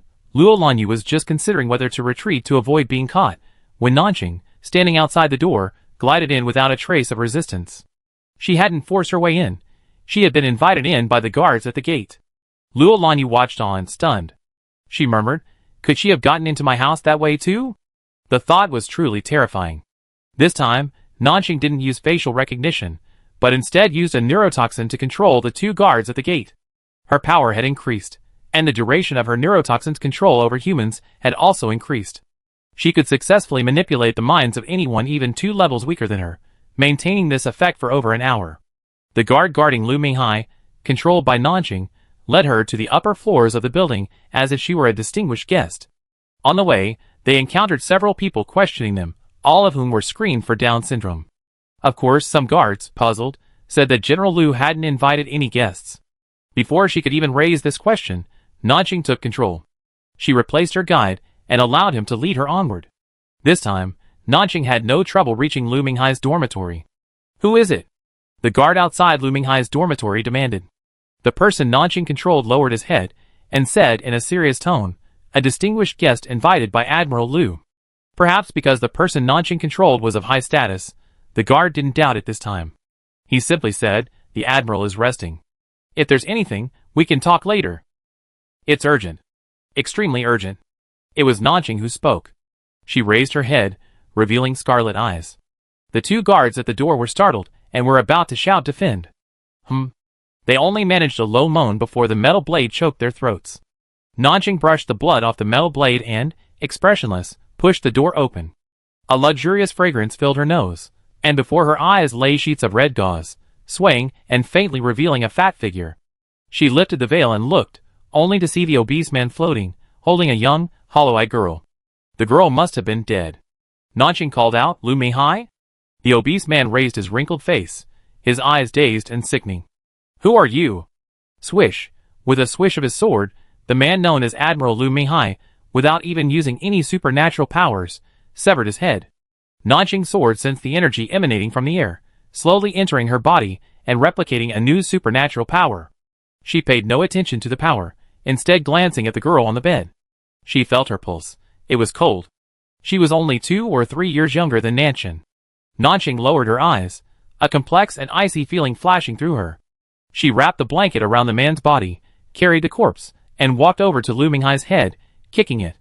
The immense force shattered the head into pieces as it slammed into the wall. Letting you die early is a real bargain. The water in Nanxing's hand drifted toward the shattered skull, and she precisely picked up the energy chip. This was the key to the maximum security prison. Nanxing didn't catch it, but instead endured the chip floating beside her as she walked out, carrying the wrapped body. Luo Lanyu thought she'd have to wait a while, but she'd only had time to get a glass of water in the store when a shrill alarm rang out from Lu Minghai's residence. She quickly stood up to watch, noticing a group of Lu Minghai's guards coming in and out, their expressions familiar and anxious. Soon, an ambulance from the hospital arrived, along with the federal law enforcement officers from Area 1. It was quite a scene, as if they were facing a powerful enemy. Luo Lanyu watched with a hint of nervousness. She counted the people present. They were all newly promoted SS-level psychics from the Federation. With such a lineup, not only her, but even Chen Qiong in his prime wouldn't be a match. She couldn't help but worry about whether Nanxing, now a heretic, could escape unscathed. Nanxing has been captured, and the plan to rescue Chen Qiong is ruined. What are you looking at? Luo Lanyu was sweating with nervousness when a voice rang out in her ears. It was cold, similar to Chen Qiong's, but even more painful than Chen Qiong's. Luo Lanyu paused, then slowly turned her head, with a sense of foreboding. She saw a woman with a scarred face. She had never seen her face before, but her cold demeanor was familiar. Nanxing? Yes, the key. Nanxing tossed the chip, wrapped in a stream of water, to the other person. Luo Lanyu quickly caught it.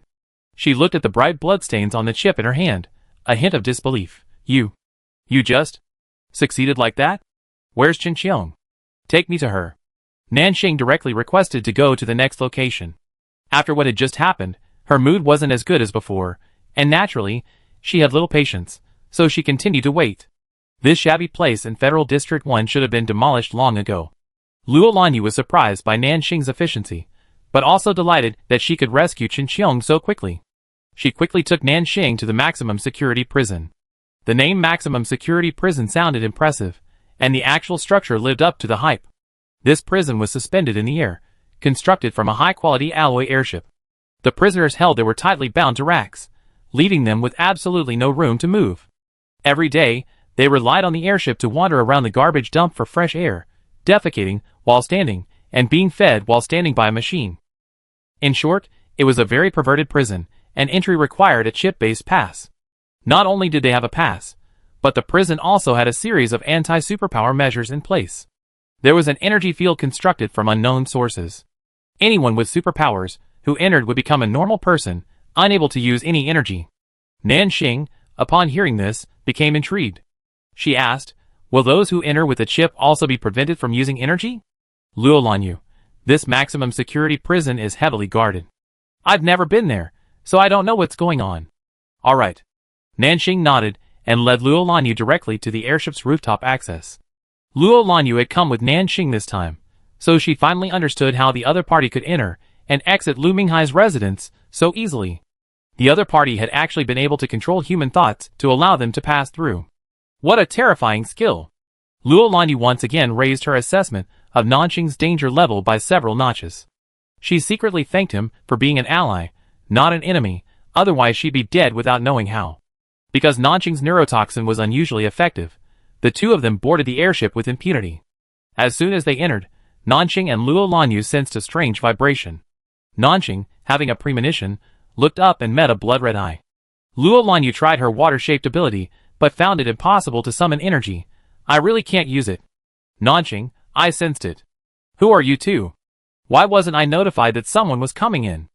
As the two marveled at the disappearance of their abilities, the prison warden of the maximum security prison noticed the unusual situation, and eyed Nanxing and Luo Lanyu warily. Luo Lanyu was about to make an excuse, but Nanxing smiled and said, "Didn't anyone tell you? We're here for a visit." Nanxing's words were so confident that the prison officer was stunned for a moment. In that moment, Nanxing had already struck out. Her physical strength was incredibly strong, and even without her powers, she'd already landed a punch, sending the man sprawling to the ground. Nanxing, seeing the man fall, didn't hold back. She kicked him in the head, sending him tumbling several times before slamming into the wall and knocking him unconscious. Nanxing's brutal assault set off alarms throughout the high-security prison. Even so, Luo Lanyu was stunned and couldn't help but give her a thumbs up. Nanxing, you're amazing, Nanxing said. Stand back a little further. Luo Lanyu, huh? Although she didn't know why, she still obediently moved a little further away. Nanxing waited until she was far away before making her next move. She pulled a warning baton from the prison officer's waist and threw it at the blood-red eye above her head. Ah! The blood-red eye screamed for no apparent reason, and then the entire eyeball exploded, splattering blood all over the ground. Watching this scene, Luo Lanyu truly felt that the man before her, Nanxing, was a killer. She wanted to ask Nanxing what his intentions were, but he transformed, and tentacles sprouted from his back, swallowing up the scattered eyeballs. Luo Lanyu, Nanxing, this eyeball must be part of some high-level heretic. Its special ability is to make people lose their superpowers within its domain. Now that it's dead, the superpower block should be lifted. Luo Lanyu thought to himself. Now that the superpower block is lifted, then the people imprisoned in this prison. Nanxing nodded. They've recovered too. As Nanxing finished speaking, a jubilant scream echoed from the maximum security prison, and then the airship's locked door burst open with a snap. Several humans, with crazed eyes and devoid of humanity, burst out. They were all high-security prisoners, imprisoned for heinous crimes and, because they possessed superpowers, used as research specimens. In these dark days, the already dark minds of these high-security prisoners had twisted into a bottomless abyss. Now that their superpowers have been restored and they have seen the light of day again, their first reaction is to vent their emotions, preferably by finding delicious living creatures to satisfy their sadistic desires. Nanxing and Luo Lanyu, appearing before them, were prime meat. Luo Lanyu suddenly felt like she was being watched by some strange beast, like prey, poised to attack at any moment. She quickly summoned the water form to shield herself, adopting a defensive stance. However, the maddened criminals charged forward without hesitation. Before they could even touch them, a black and red tentacle pierced their chests and killed them. Nanxing waved the flames at her fingertips and commented lightly, so they're fire-type psychics, but the flames are too small, like they're suffering from yang deficiency. Luo Lanyu, For some reason, she found Nanxing's casual dispatch of a serious criminal quite normal. She had become numb to Nanxing's monstrous abilities. What followed was a brutal massacre. As the criminals leaped toward them, Nanxing chopped them down without blinking. Killing each one grants a superpower, and Nanxing commented on all the other abilities as useless, but that was okay. Finally, the prison was awash in blood. The other prisoners, frightened by the brutality, regained their composure and hid far away, fearing discovery by the female monster. No one came to cause trouble, and Nanxing and Luo Lanyu had no trouble finding Qin Qiong was now locked up in a small cell, chained tightly, with a superpower locking collar around her neck. The slightest movement would result in a high-voltage electric shock. Qiong was unconscious, her face as pale as paper, her breath weak, as if she were about to die. Watching this, Luo Lanyu was heartbroken. She rushed forward, used a chip to unlock the shackles holding her captive, and caught her as she fell. Nanxing walked over, felt Qiong's pulse, and said, "He's not dead yet. Let's get out of here first." Luo Lanyu carried Qiong on her back and asked, "How do we get down now?" The passage that brought them up was a one-time use. If they wanted to get down again, they had to apply on the airship. But given the situation, there was no one to apply for them, especially with an unconscious Qiong. Nanxing opened the airship door, the wind from outside ruffling her hair. She said, "Jump down." Chapter 120. Latest news from Federation District 1. Today, a horrific heretic attack occurred in District 1. A Federation general was attacked and tragically killed. At the same time, an airship holding serious criminals also exploded, resulting in serious casualties among several prisoners aboard. Several are also missing. Please remain calm. The District 1 Federal Law Enforcement Team is already investigating. Residents of District 1 are advised to avoid going out and protect their own safety to avoid potential life-threatening situations. When this news broke, everyone who saw it was shocked and even panicked. 2 serious incidents occurred within the city within a single day. This is unheard of. Even when the pollutants attacked the city a while ago, the danger was contained outside, and the people inside continued to live their lives as normal. But now, the heretics have quietly infiltrated the city, killed high-ranking Federation officials, and destroyed the prison. This is a different story. It means that danger is always among them, and they could die at any moment.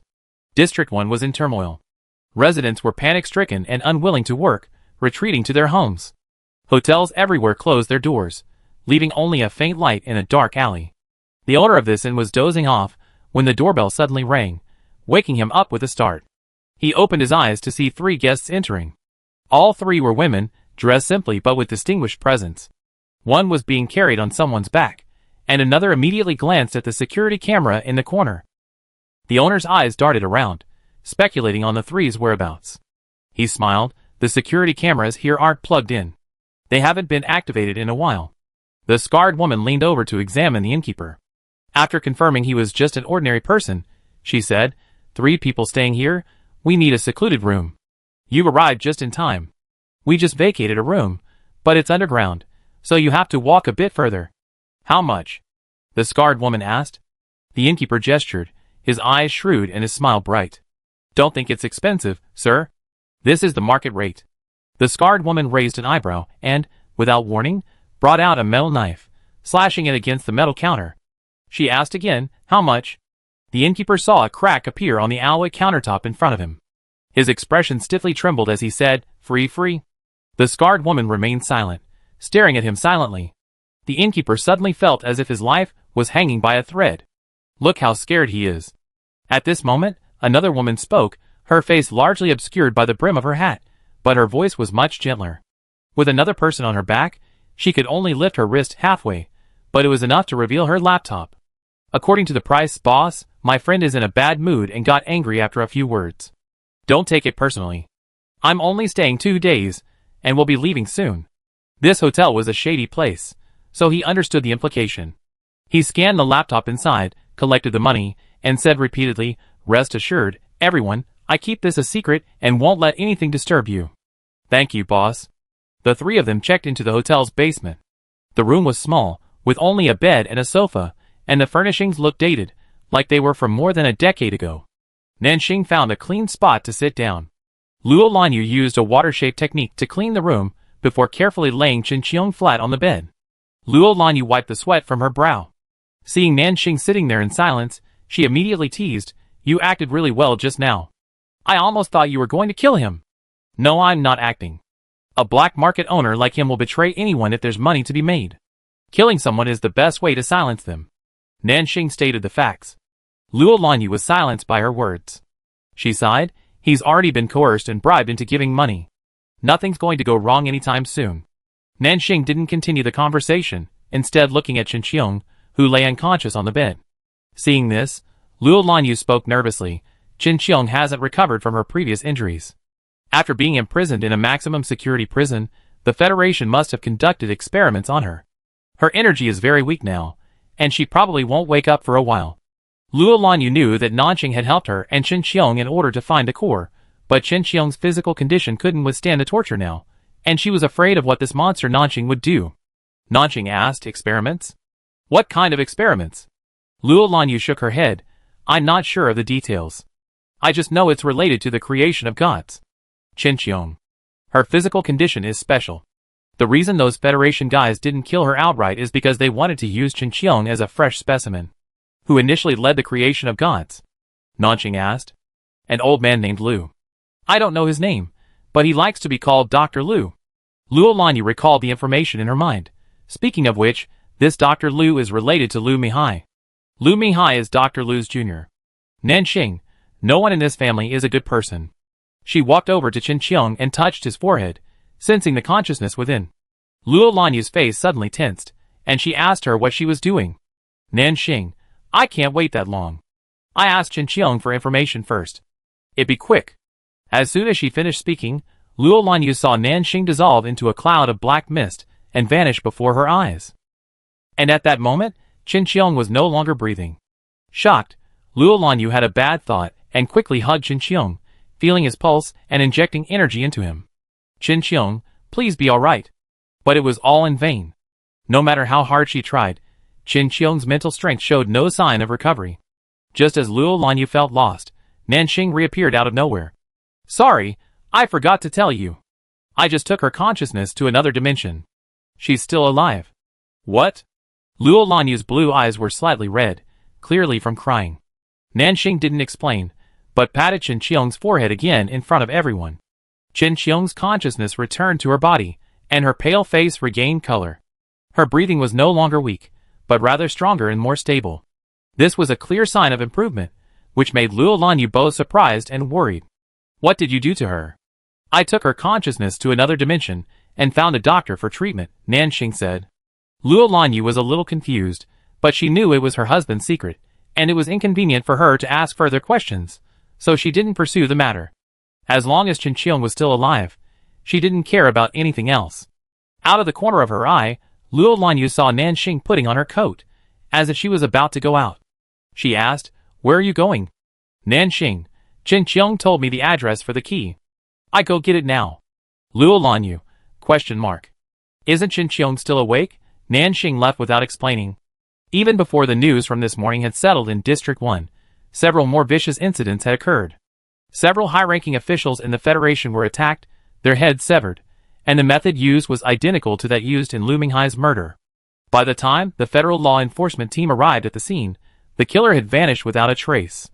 This infiltrated heretic was more powerful than expected, and they came from the highest levels of the Federation.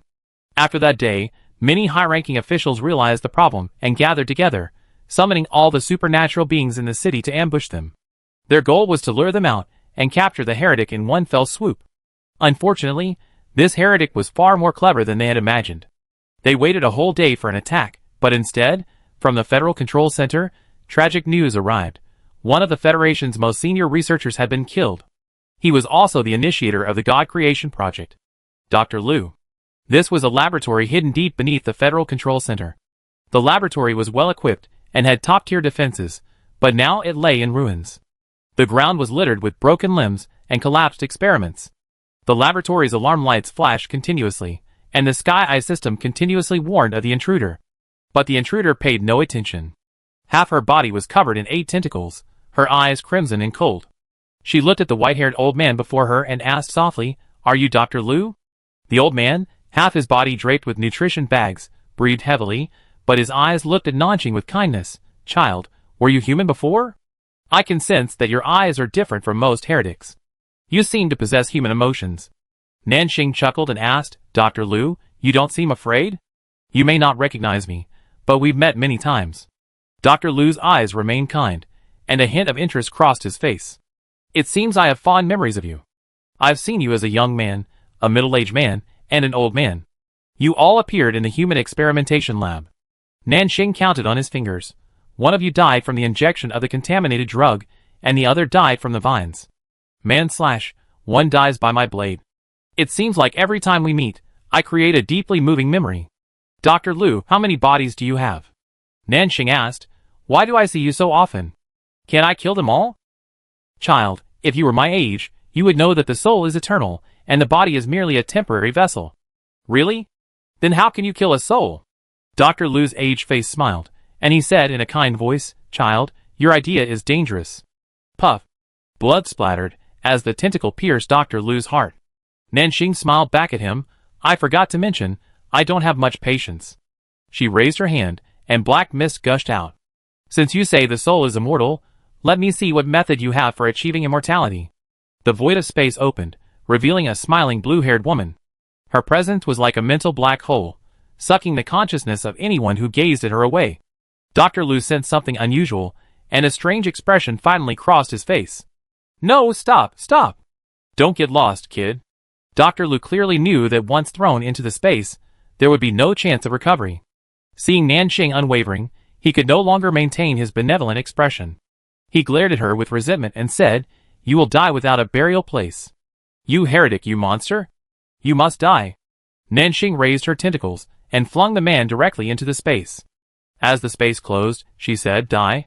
The space closed, and a bloody chip was retrieved. This was the final key to finding nuclear energy. Chapter 121. The underground base in District 1 was attacked, and Dr. Liu, the creator of Holy Light, was murdered. The old guard in the upper echelons of the Federation were all uneasy.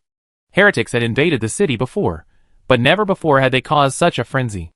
After a long and arduous search, not even a trace of the heretic could be apprehended. While District 1 was on alert, Nanxing had already checked out of the Black Inn with Luo Lanyu and Chen Qiong and headed for the god-making laboratory underground in the East District. The guards there were not as numerous as expected. Nanjing used his old trick again, transforming himself into a guard there, and successfully infiltrated the disguised Luo Lanyu and Chen Qiong. Nanjing used a chip to open the last door to the god-making laboratory. It was an empty space, with a bottomless chasm in the center. Nuclear energy surged from the chasm, and black mist slowly spread around the edges, corroding the surrounding ground.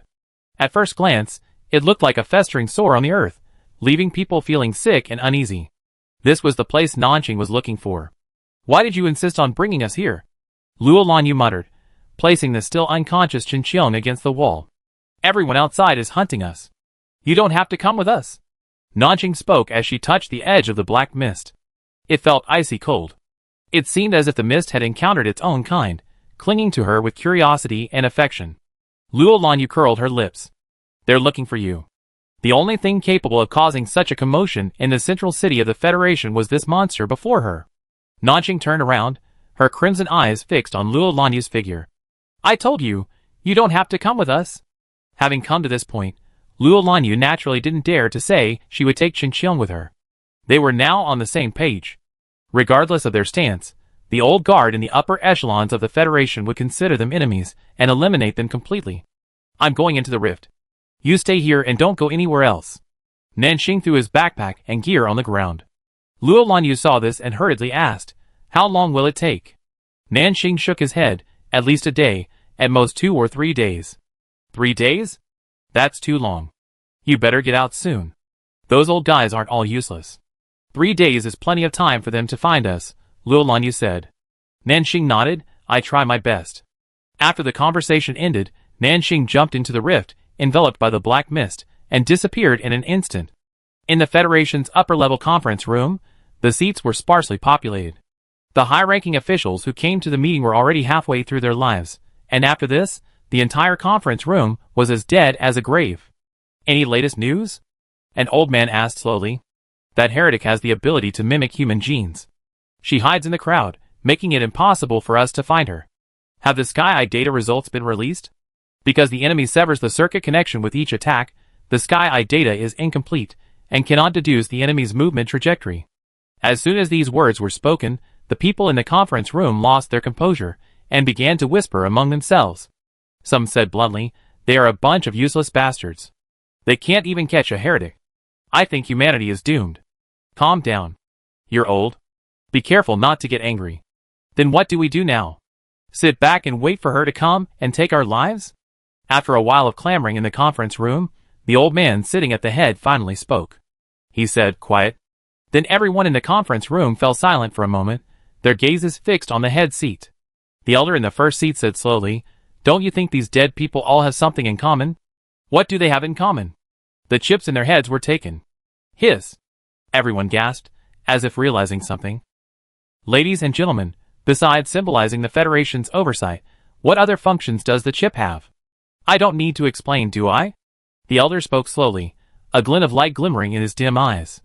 Someone chimed in, "Lu Minghai's chip can open the maximum security prison, and the other's chips can open the god-making laboratory. To know so precisely which of us holds the key." "Chen Qiong." "Great, it's this traitor. We should have killed her long ago. She's connected to the heretics." I was wondering if Chen Qiong was so lukewarm, but why did she suddenly propose developing the god-making project? "So this is why." The first elder, seeing the outrage, spoke again, "We can't continue this mistake. We must take action to put an end to this." When Chen Qiong awoke, she saw the dangerous rift before her. She looked around with some confusion, wondering why she was here. The noise she made drew Luo Lanyu's attention. Seeing Chen Qiong awake, she burst into tears of joy. "Finally, you're awake. Are you feeling any discomfort? A headache? Any water?" Chen Qiong waved his hand to indicate he was fine. She rubbed her forehead and asked, "Where is this?" "The god-making laboratory." Luo Lanyu helped him up and patiently explained what had happened. When Chen Qiong heard that Nanxing had single-handedly caused chaos in District 1, his brow furrowed for a moment before relaxing. He sighed, "I didn't expect you could find her." Luo Lanyu spread her hands and said, "We saved you, won't we?" She inquired further about Chen Qiong's condition. Chen Qiong felt his body, and found that he wasn't as weak as he'd imagined. Instead, his spirit and consciousness had recovered well, and his energy was nearing peak. Qin Qiong was amazed, and her hazy dream flashed back to her. She dreamed of herself in the same green vegetation, with a tree with blue branches and leaves before her, similar to the fallen Azure God tree in Area 3. Later, she heard someone ask her about the God-creating key. Qin Qiong should have been wary, but because her consciousness was weak, she answered in a daze. Now, when this matched Luo Lanyu's account, Qin Qiong understood that it was Nanqing who had captured her consciousness and brought her into that dimension, interrogated her, and even treated her mental trauma. Take these details into account. Qin Qiong and Luo Lanyu could not help but sigh once more. Nanqing truly was a monster. Fortunately, she wasn't an enemy, otherwise, they couldn't imagine the consequences. On the second day of their stay in the God-making lab, Nanqing still hadn't emerged, but the black fog in the cracks had thinned considerably. As the two waited patiently, a startling noise was heard from outside. Boom! The lab's loudspeaker blared. Listen up, heretics hiding inside. You're surrounded. Out there are dozens of S-rank and above Esperants, along with the latest annihilation shells. If you still want to survive, you'd better surrender now, or face the consequences. After hearing this, Luo Lanyu rubbed his ears and said in disbelief, Did I hear correctly? They're actually trying to get heretics to surrender? When did these old guys become so reasonable? In the past, these guys would kill without a word, never waiting for their prey to come to them. Qin Qiong shook his head. They're probably afraid of Nanqing's power. Stand back a little. I seal off the space and keep them out. Luo Lanyu hummed a warning. Don't be so stubborn. If you can't beat us, leave. After absorbing the nuclear core, who knows what kind of transformation Nanqing will become? Those useless people outside won't be able to defeat her. When the Federation troops came, Nanqing, still absorbing energy in the rift, discovered that the more nuclear energy she absorbed, the deeper her control over the space became. Nanqing could now even freely control the weather in this space, and some minor environmental changes. She watched the space and time flow before her, slowly shifting from modern civilization back to ancient times, and from ancient times back to the wasteland and yellow sands, then reincarnating into the birth of the next civilization, finally freezing on the bustling streets before her. Wei Lan observed her dazed expression and said with a smile, Congratulations. Your consciousness has successfully linked to this dimension. Now you are a part of it. Nanqing regained her composure and asked again, Is this dimension the same as the world I came from? Many of the images I saw seem similar to my current world. You said this is another parallel dimension, so why is humanity's situation after the apocalypse the same as in my own? And since I can control this dimension, does that mean I can also control the outside world? Wei Lan sighed, balancing her chin on her hand. Why are you talking so much? Why? Think of this as a fragment of the world. It can connect to any space-time, but it's incomplete right now. You can see this incomplete space because it's part of the nuclear power. The world you live in is a complete world. Controlling it comes at a huge cost. Energy in this world is conserved. The greater your power, the more constraints you be subject to. Wei Lan, I think the core outside, calling itself a god, hasn't completely integrated into this world because it's searching for ways to break free from its constraints. Over the years, it must have absorbed a lot of the same nuclear energy as itself, so is it about one day controlling the world and becoming a free god? Nanqing frowned for a moment, then relaxed, finally commenting, How complicated. Wei Lan, you understand once you reach that point. Also, a reminder, your friends outside are almost collapsing. Go save them. Nanqing nodded goodbye. Her consciousness returned to her body. She opened her eyes and surveyed her surroundings. She had already absorbed all the nuclear energy in the cracks. Looking up, she discovered the laboratory roof had completely ripped away. A burst of colorful energy attacked, impacting the invisible spatial barrier and exploding into dazzling fireworks. Someone outside shouted, Qin Qiong, stop being stubborn and stubborn. Turn back, and there is still time to turn back. Luo Lanyu followed suit, shouting, The sea of suffering is boundless. Turn back, and there is still time to turn back. Those who haven't read much, don't use words carelessly. The man, upon hearing this, immediately became furious and cursed, Luo Lanyu, why don't you just stay at the Luolan family? Why are you meddling in this? Or are you connected to the heresy? Luo Lanyu snorted, You're the only ones who know how to accuse others. Why don't you even ask what those old guys are up to? I see you're an SS-level psychic too. How can you be so spineless, working for those old bastards? You can't tell right from wrong. If you're blind, you might as well just gouge out your eyes. One had to admit that someone who had been the head of a large family, had clear thinking and a knack for scolding.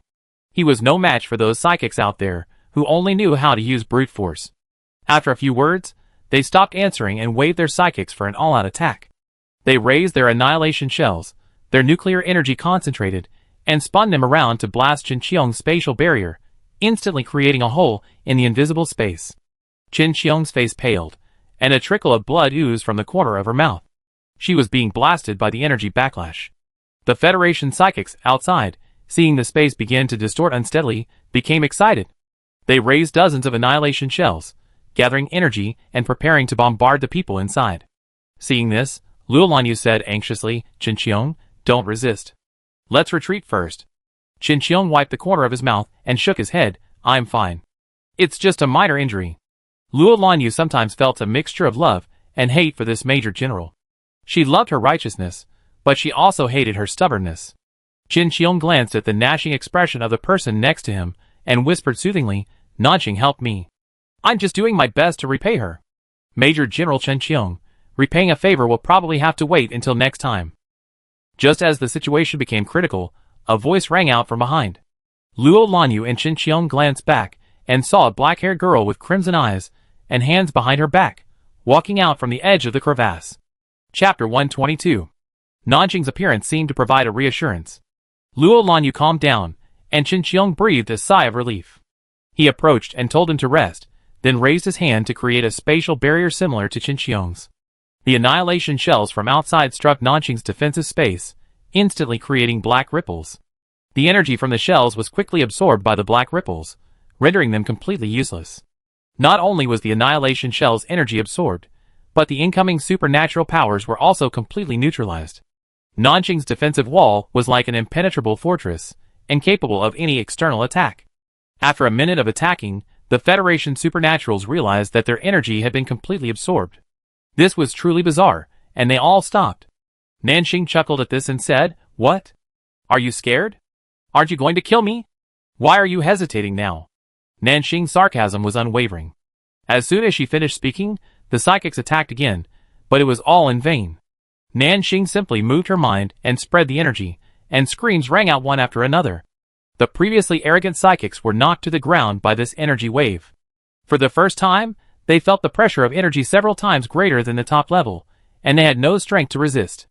Nanqing, Qin Qiong, and Luo Lanyu emerged from the dilapidated god-making laboratory and saw dozens of Federation psychics lying on the ground in a puddle of mud. Nanqing looked at Qin Qiong with a half-smile and said, "Are these the pillars of the Federation?" Qin Qiong paused and said, "With your current power, no one in this world should be able to threaten you." Nanqing nodded.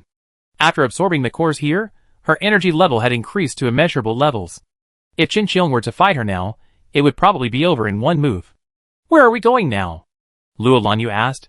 Nanqing looked at Qin Qiong. "The cooperation I promised you before still stands. I take the cores, you be the leader of the Federation, and we work together with the alienated residents of our town." This seemed like an excellent idea to Nanqing. She didn't want to manage the Federation, but she also wanted to ensure the future stability of Nanqing and his people. Therefore, she needed to cooperate with the Human Federation. Qin Qiong, while stubborn, kept her promises. With her as the leader of the Federation, Nanqing wouldn't be afraid of a backstabbing. Luo Lanyu agreed, saying it was a great deal. With his status elevated, no one would dare to order Qin Qiong around. At the same time, Qin Qiong would have Nanqing as a powerful external supporter. It was a win-win deal. Faced with such an enticing deal, Qin Qiong unexpectedly shook his head. Nanqing raised an eyebrow and said, "This is a great deal. I'm happy to work with you. But in the end, I won't be the new leader of the Federation." Hearing this, even Luo Lanyu was surprised. "What do you mean?" Qin Qiong explained, "I only know how to fight, and I'm not necessarily that good at managing the Federation, but there should be someone who can do a better job than the current group." Nanqing understood that Qin Qiong wanted to recommend someone as his successor, but this was different from what she had originally thought. She wasn't sure if replacing Qin Qiong with someone else would affect their partnership. Qin Qiong assured Nanqing that the person he recommended would satisfy her. Nanqing stopped dwelling on the matter after receiving the assurance. She glanced at the psychics still sprawled on the ground in agony and asked, "Should we kill these people? They're all Federation troops, kept here to protect the city." Qin Qiong shook his head to dissuade her. She said calmly, Just deal with those old freeloaders from the Federation? Nanxing nodded, all right. Over the next few days, the top brass in District 1 underwent a series of changes. Those high-ranking officials, who had dominated the Federation's resources for centuries, were resigned, some dead, others imprisoned. The good times for those old, stagnant officials in District 1 were over. Chen Qiong regained military power, and took on the responsibility of maintaining public order in the Federation. Luo Lanyu selected new administrators, took control of the Sky Eye, and began to manage the Federation's resources. The incoming leader of District 1 also arrived in the city to hold his first regular meeting. Nanxing was led to the conference room by Chen Qiong. When she pushed the door open, all the humans inside instantly looked over. They were startled by Nanxing's cold, crimson eyes. Then, remembering the warnings of Patriarch Roland and Major General Chen Qiong, they all lowered their heads. Even so, the newly appointed managers couldn't help but exchange glances and discuss. Is she the heretic? She looks very young. It sounds like she killed all the previous high-ranking officials? So will she eat us? Shoo, keep your voice down, so she doesn't hear. I don't know what Major General Chen Qiong and the others are thinking. How dare they let a heretic into the city? Isn't that inviting something? Clearly, even after some persuasion, the newly appointed managers still had doubts about Nanxing's appearance. It wasn't their fault. After all, the hatred between humans and pollutants had been growing for centuries, and now demanding cooperation with a murderous heretic felt like a strange betrayal of humanity. Nanxing had excellent hearing, taking in all the whispers. She wasn't angry, but leaned back in her chair, waiting for the meeting to begin. The last person to enter the conference room was the one recommended by Chen Qiong as the new leader of the Federation. She was a white-haired grandmother with a kind face, yet a commanding gaze. Upon entering, everyone felt she was approachable yet unapproachable. To Nanxing's surprise, she knew the grandmother, and she knew her as well. Li Hantian smiled and nodded at the people in the conference room, asked them to sit down, and introduced himself. Li Hantian, I'm sure you all know me as the principal of the District 3 Military Academy, but I was also a lieutenant general in the Federation, expanding territory for the Federation and safeguarding peace in the city. Li Hantian recounted her past with a smile, and the administrators in the conference room, who had previously been strangers to her, began to respect her. Later, due to injury, I retired to the sidelines and became the principal of the District 3 Military Academy. I also taught many students and trained countless outstanding soldiers for the Federation. Several of you here were once my students. One of you hasn't even graduated yet, but I'm quite proud to see her sitting here.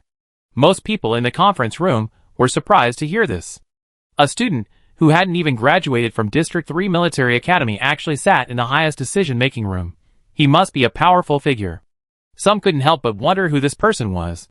Li Hantian smiled and turned his gaze to the silent Nanxing.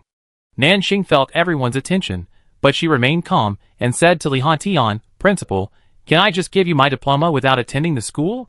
I haven't even received my diploma from the military academy yet. Nanxing was telling the truth. She had never graduated from the military academy in either her past or present life. In her past life, she had run out of money and something unfortunate had happened, and in this life, something unfortunate had happened too. Li Hantian scoffed, if you want your diploma, you have to go back to school and get it. You have to go through all the necessary procedures, and don't miss a single one.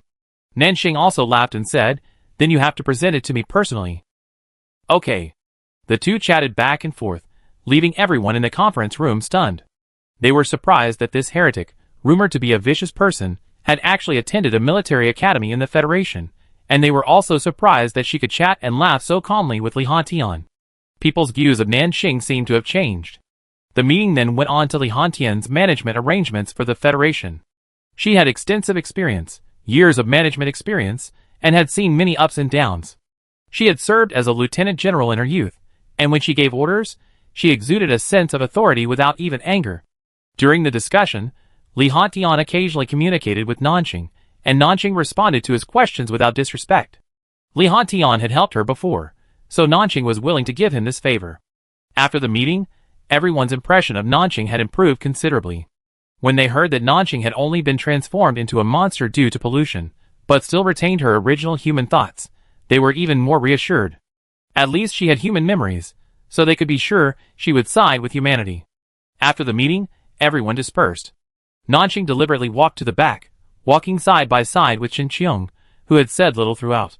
Is this the new leader of the Federation you recommended? Qin asked, dissatisfied. Nanqing laughed. Excellent.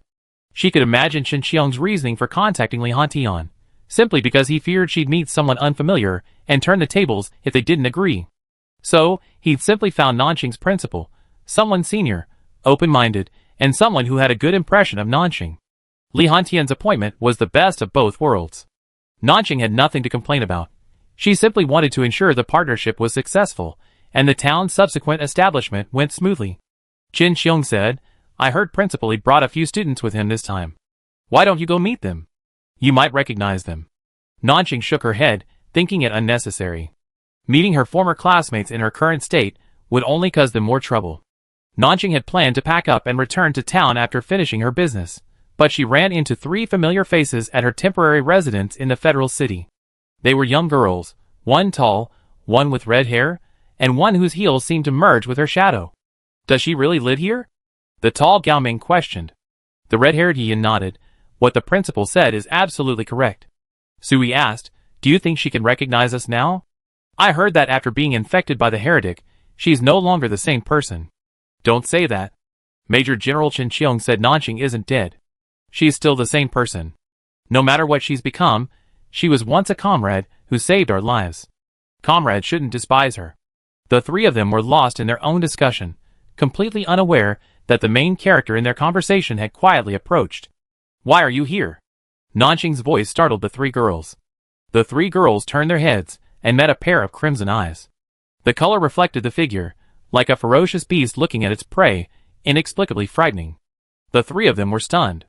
Just as Nanqing was about to speak again, Yin reacted first and tentatively called out, Nanqing? Yes. Nanqing. Nanqing. The remaining 2 responded in unison. Nanqing, looking at their expressions, found them amused. She asked, what are you doing here?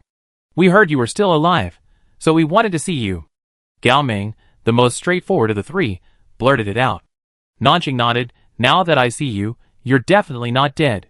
The conversation froze, and the 3 stared at each other, unsure what to say next. After all, Nanqing looked a little unfamiliar. Her aura was nothing like her youthful, but had become more ferocious, embodying the animalistic nature rumored to be a heretic.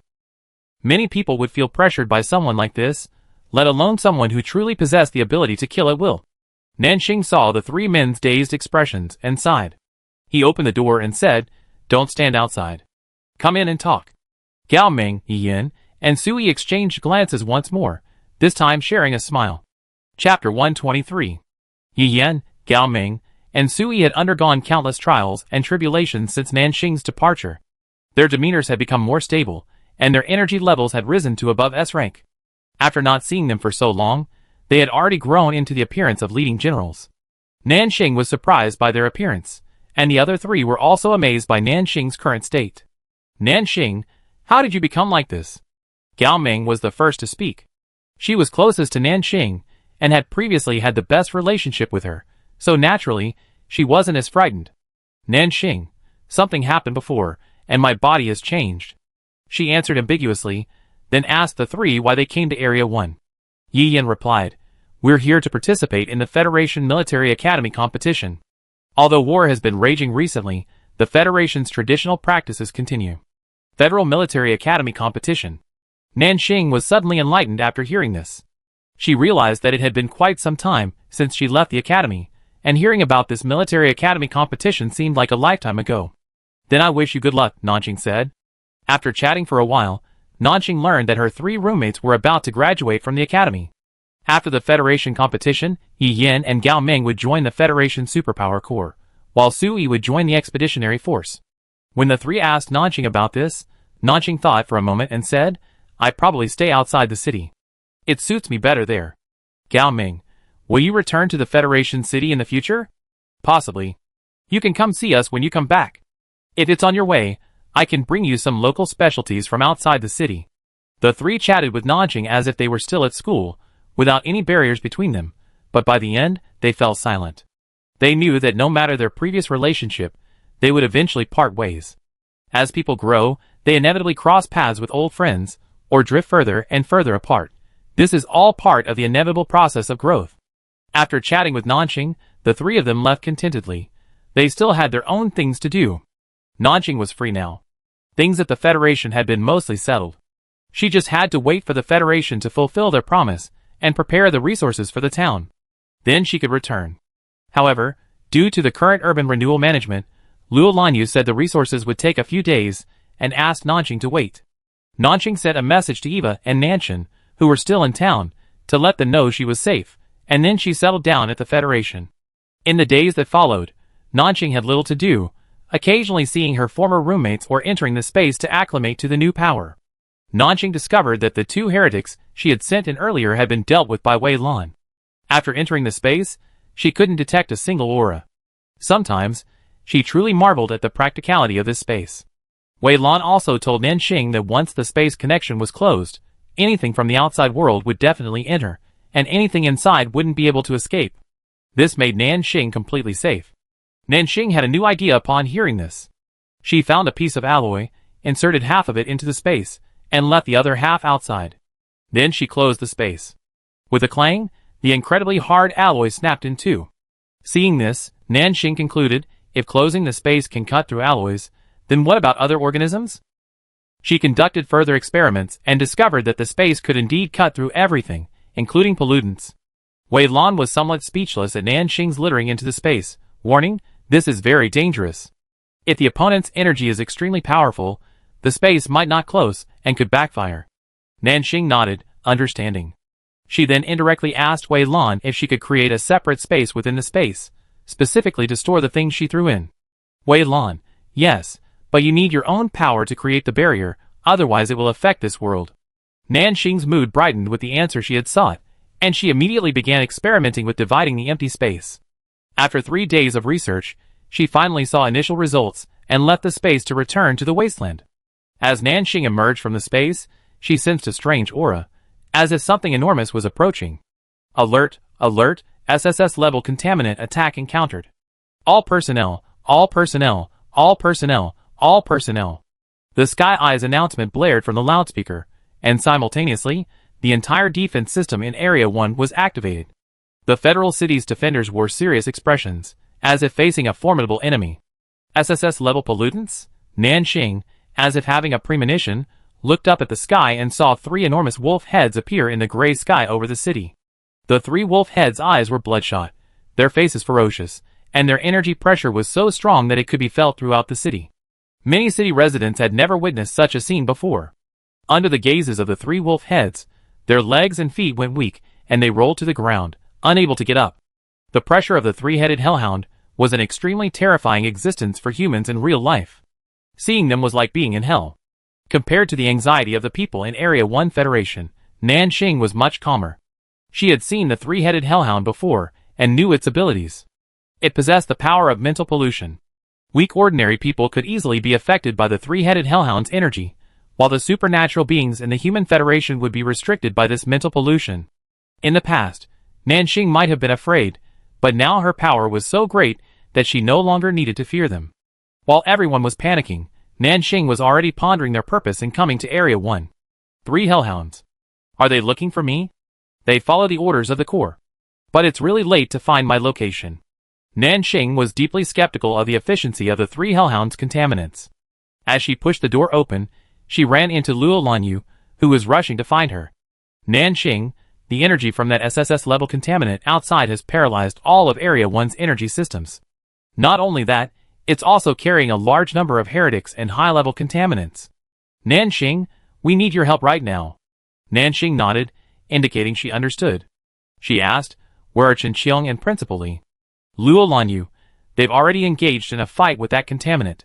Luo Lanyu saw Nanxing's indifferent expression, and assumed she wasn't taking the matter seriously. She tried to persuade her, but she saw Nanxing gradually vanish into a shadow. She had already left. A bunch of ants stubbornly resisting? They're truly overestimating their own strength. The 3-headed hellhound's voice boomed from above. Its massive size was so resonant that it made the eardrums ache. You, who'd fought against ants, are no better. Li Hantian sneered, her spatial shadow flickering and fading, her energy fluctuating violently. The 3-headed hellhound, unseen or not, lowered its head, opened its massive maw, and instantly gathered energy, spewing out a black-red flame. Seeing the situation was dire, Qin Qiong immediately erected a spatial barrier to protect the Federation personnel. Everyone, release your superpowers. With a command, a riot of multicolored superpowers erupted, forming an incredibly powerful energy wave. Following Qin Qiong's guidance, a defensive barrier composed of various energies was formed. Even so, when the three-headed hellhound's flames touched the protective barrier, cracks and tremors appeared. The enemy's energy was too strong, simply beyond the reach of these S-level espers, whose combined energies could defeat them. Roar! Roar!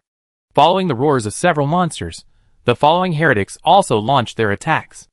A mass of black silk pierced through the energy barrier, piercing several people. A human-faced, jointed monster descended from the sky, making a crackling sound as bone spikes pierced through the humans. White air swirled wildly, and wind blades disintegrated the Esper's energy barriers, slashing through them with each blow, blood and bone visible. Monsters of all kinds swarmed in, a dark mass.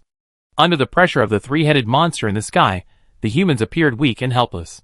One of the three hellhounds let out an eerie laugh. I didn't mean to kill you, but you're just blocking the way and being annoying. How can such weaklings deserve to live in this world? Qin Qiong's spatial barrier became increasingly proficient. She gritted her teeth and concentrated her energy to block all attacks. Li Hantian, strangling the space, commanded the crowd, prepare the annihilation cannons, fire. Boom! Boom! Shell after shell pelted the attacking pollutants. Some of the pollutants screamed and fell, while others, corroded by the annihilation cannon's energy, attacked with even greater fury after the pain. For a moment, the scene was in utter chaos, as pollutant energy and the Federation's supernatural powers intertwined, making it impossible to distinguish who was who.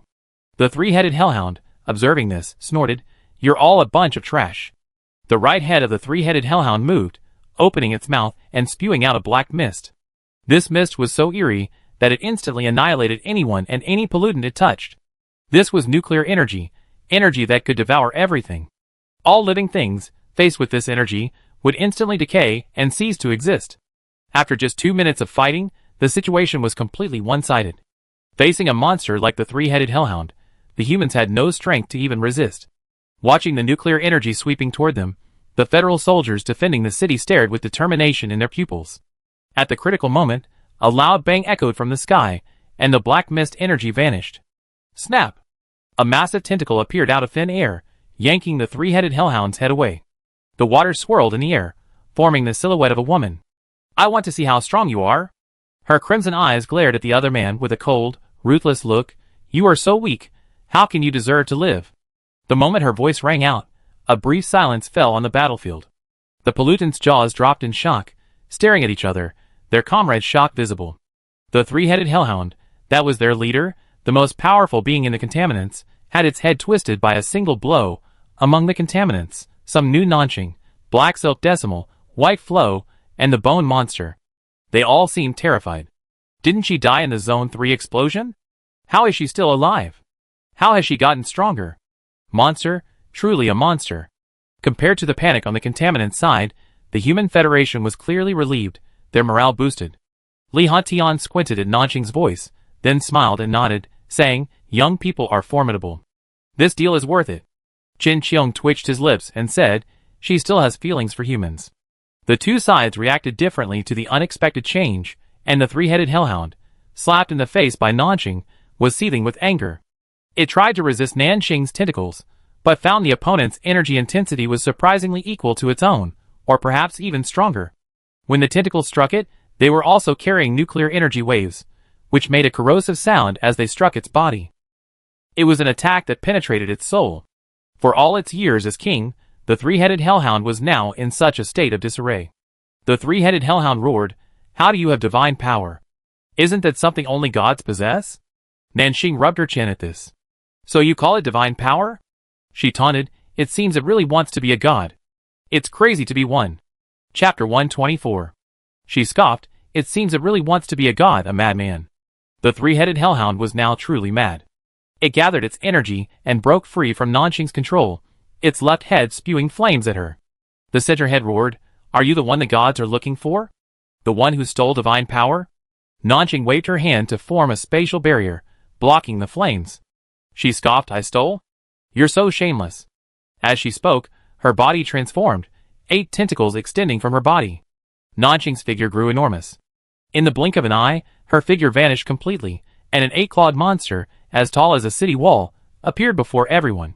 If the aura of the 3-headed hellhound had caused confusion and increased pressure, the 8-clawed monster now instilled fear in both pollutants and humans. It was a tremor from the top of the food chain, a breath that gave both humans and pollutants the uneasy feeling of being preyed upon. This monster has to be at least stronger than an SSS-level monster. It's hard to believe such a terrifying monster has maintained its human form, and we're living with it in the city. On the human side, half of the generals, who had previously been skeptical of Nanqing, had now been resigned. Just kidding. Such a terrifying monster, living in the city, could easily destroy the human federation. But not only has it not caused any trouble recently, it's even appeared to protect it in times of crisis, proving its genuine friendship with the human federation. Nanqing no longer cared what the humans thought. She now engaged the 3-headed hellhound directly. The 3-headed dog finally realized that Nanqing was unusual, and it became extremely alert.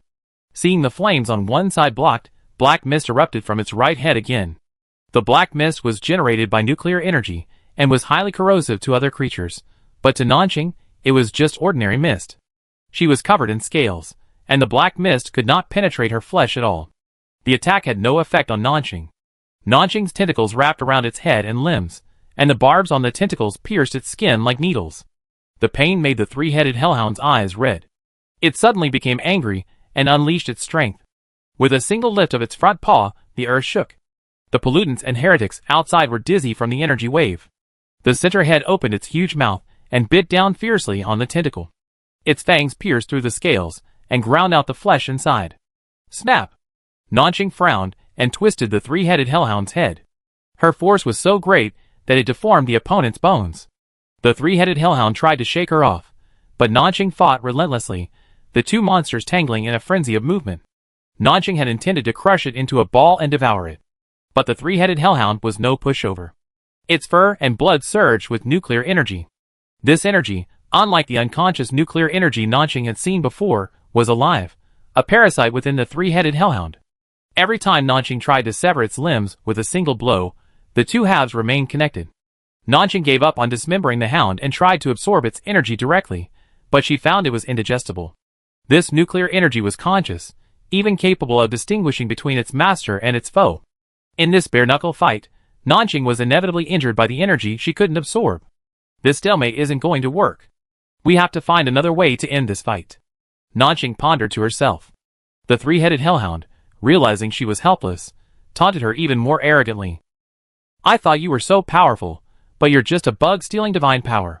Nanqing gave a vague laugh. Do you know the biggest difference between bugs and humans? She paused her attack and unfurled her 8 tentacles. Black mist swirled around her, and a spatial rift slowly opened from within. The brain capacity of bugs is dozens of times smaller than that of humans. As Nanqing's words drifted through the air, 8 tentacles suddenly shot out, pulling one of the hellhound's heads into the rift. What are you doing? The 3 hellhounds, realizing something was amiss, released a black mist of annihilating energy from their center and right heads. Nanqing simply leaned back to avoid the attack, saying, "Close." The spatial crack closed instantly with a crack, and the 3-headed hellhound screamed. Its left head was severed by the spatial clamp, black blood flowing from the broken end. A cloud of nuclear energy tried to follow the head into the spatial space, but Nanqing's spatial space closed, completely disconnecting the nuclear energy from the head. The 3-headed hellhound was suddenly reduced to 2 heads. It roared in anger and unwillingness, raising its claws to tear Nanqing to pieces. Nanqing refused to give it any chance.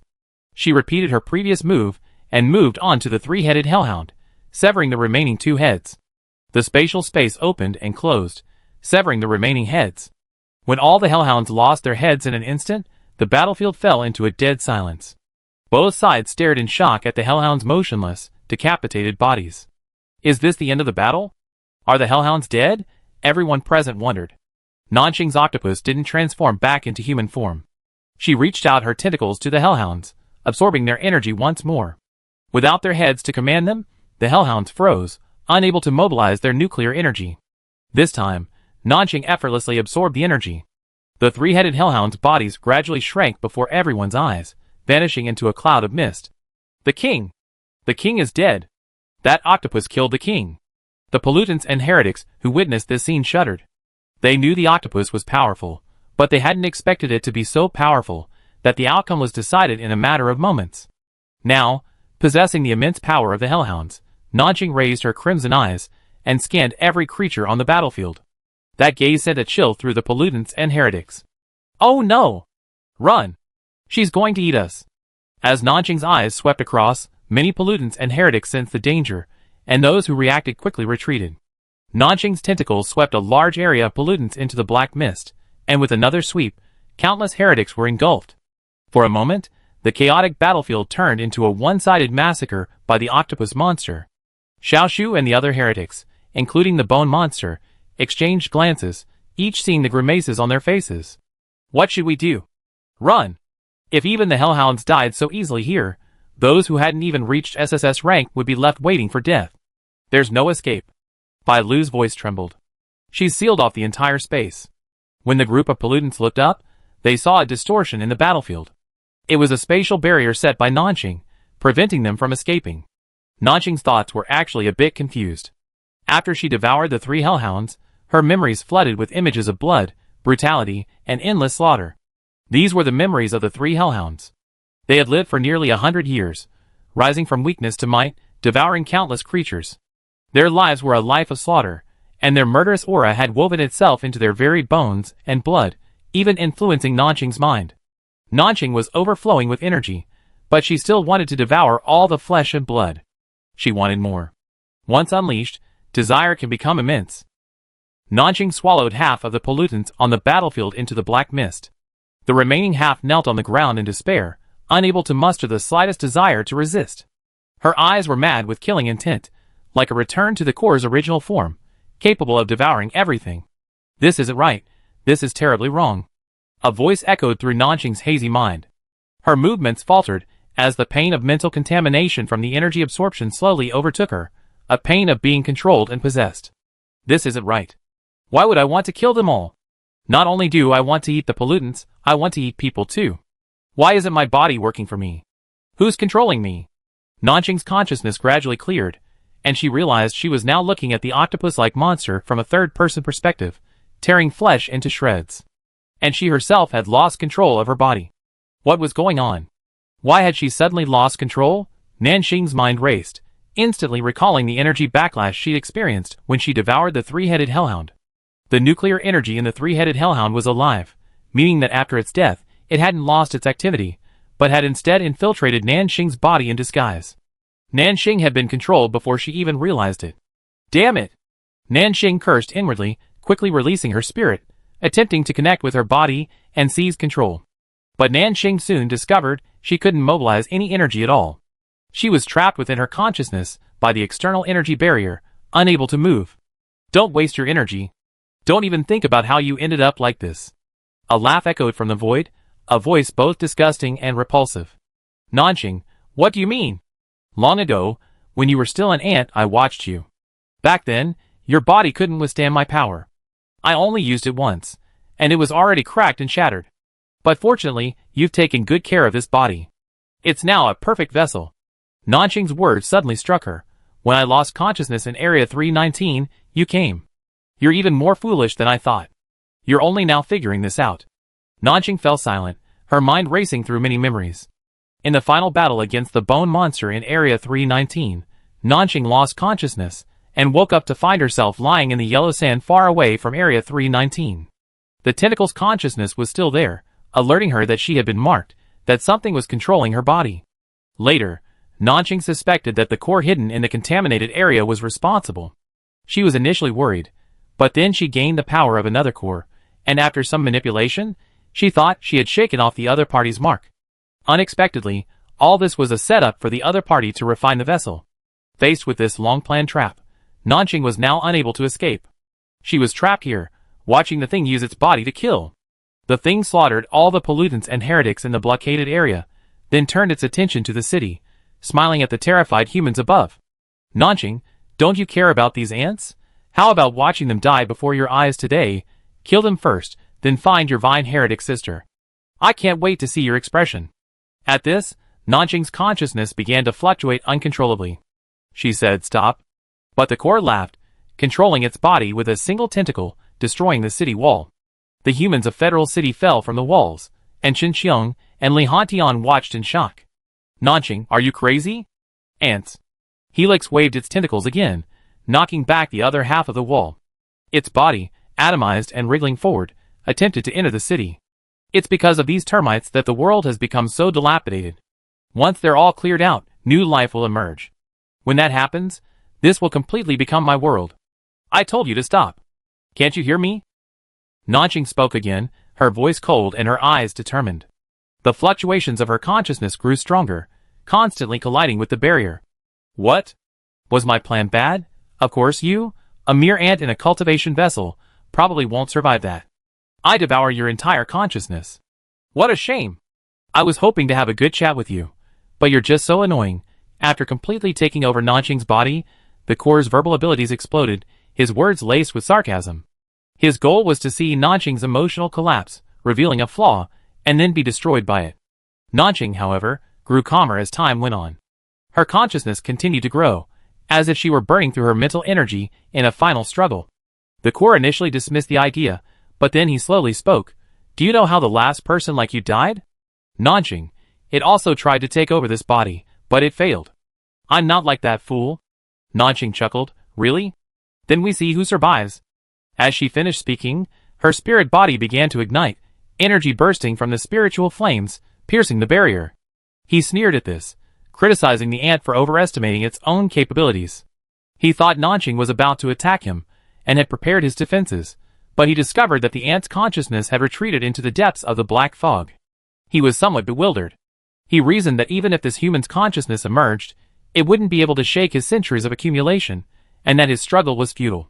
He wanted to see what the ant was up to, but suddenly felt a tremendous pressure.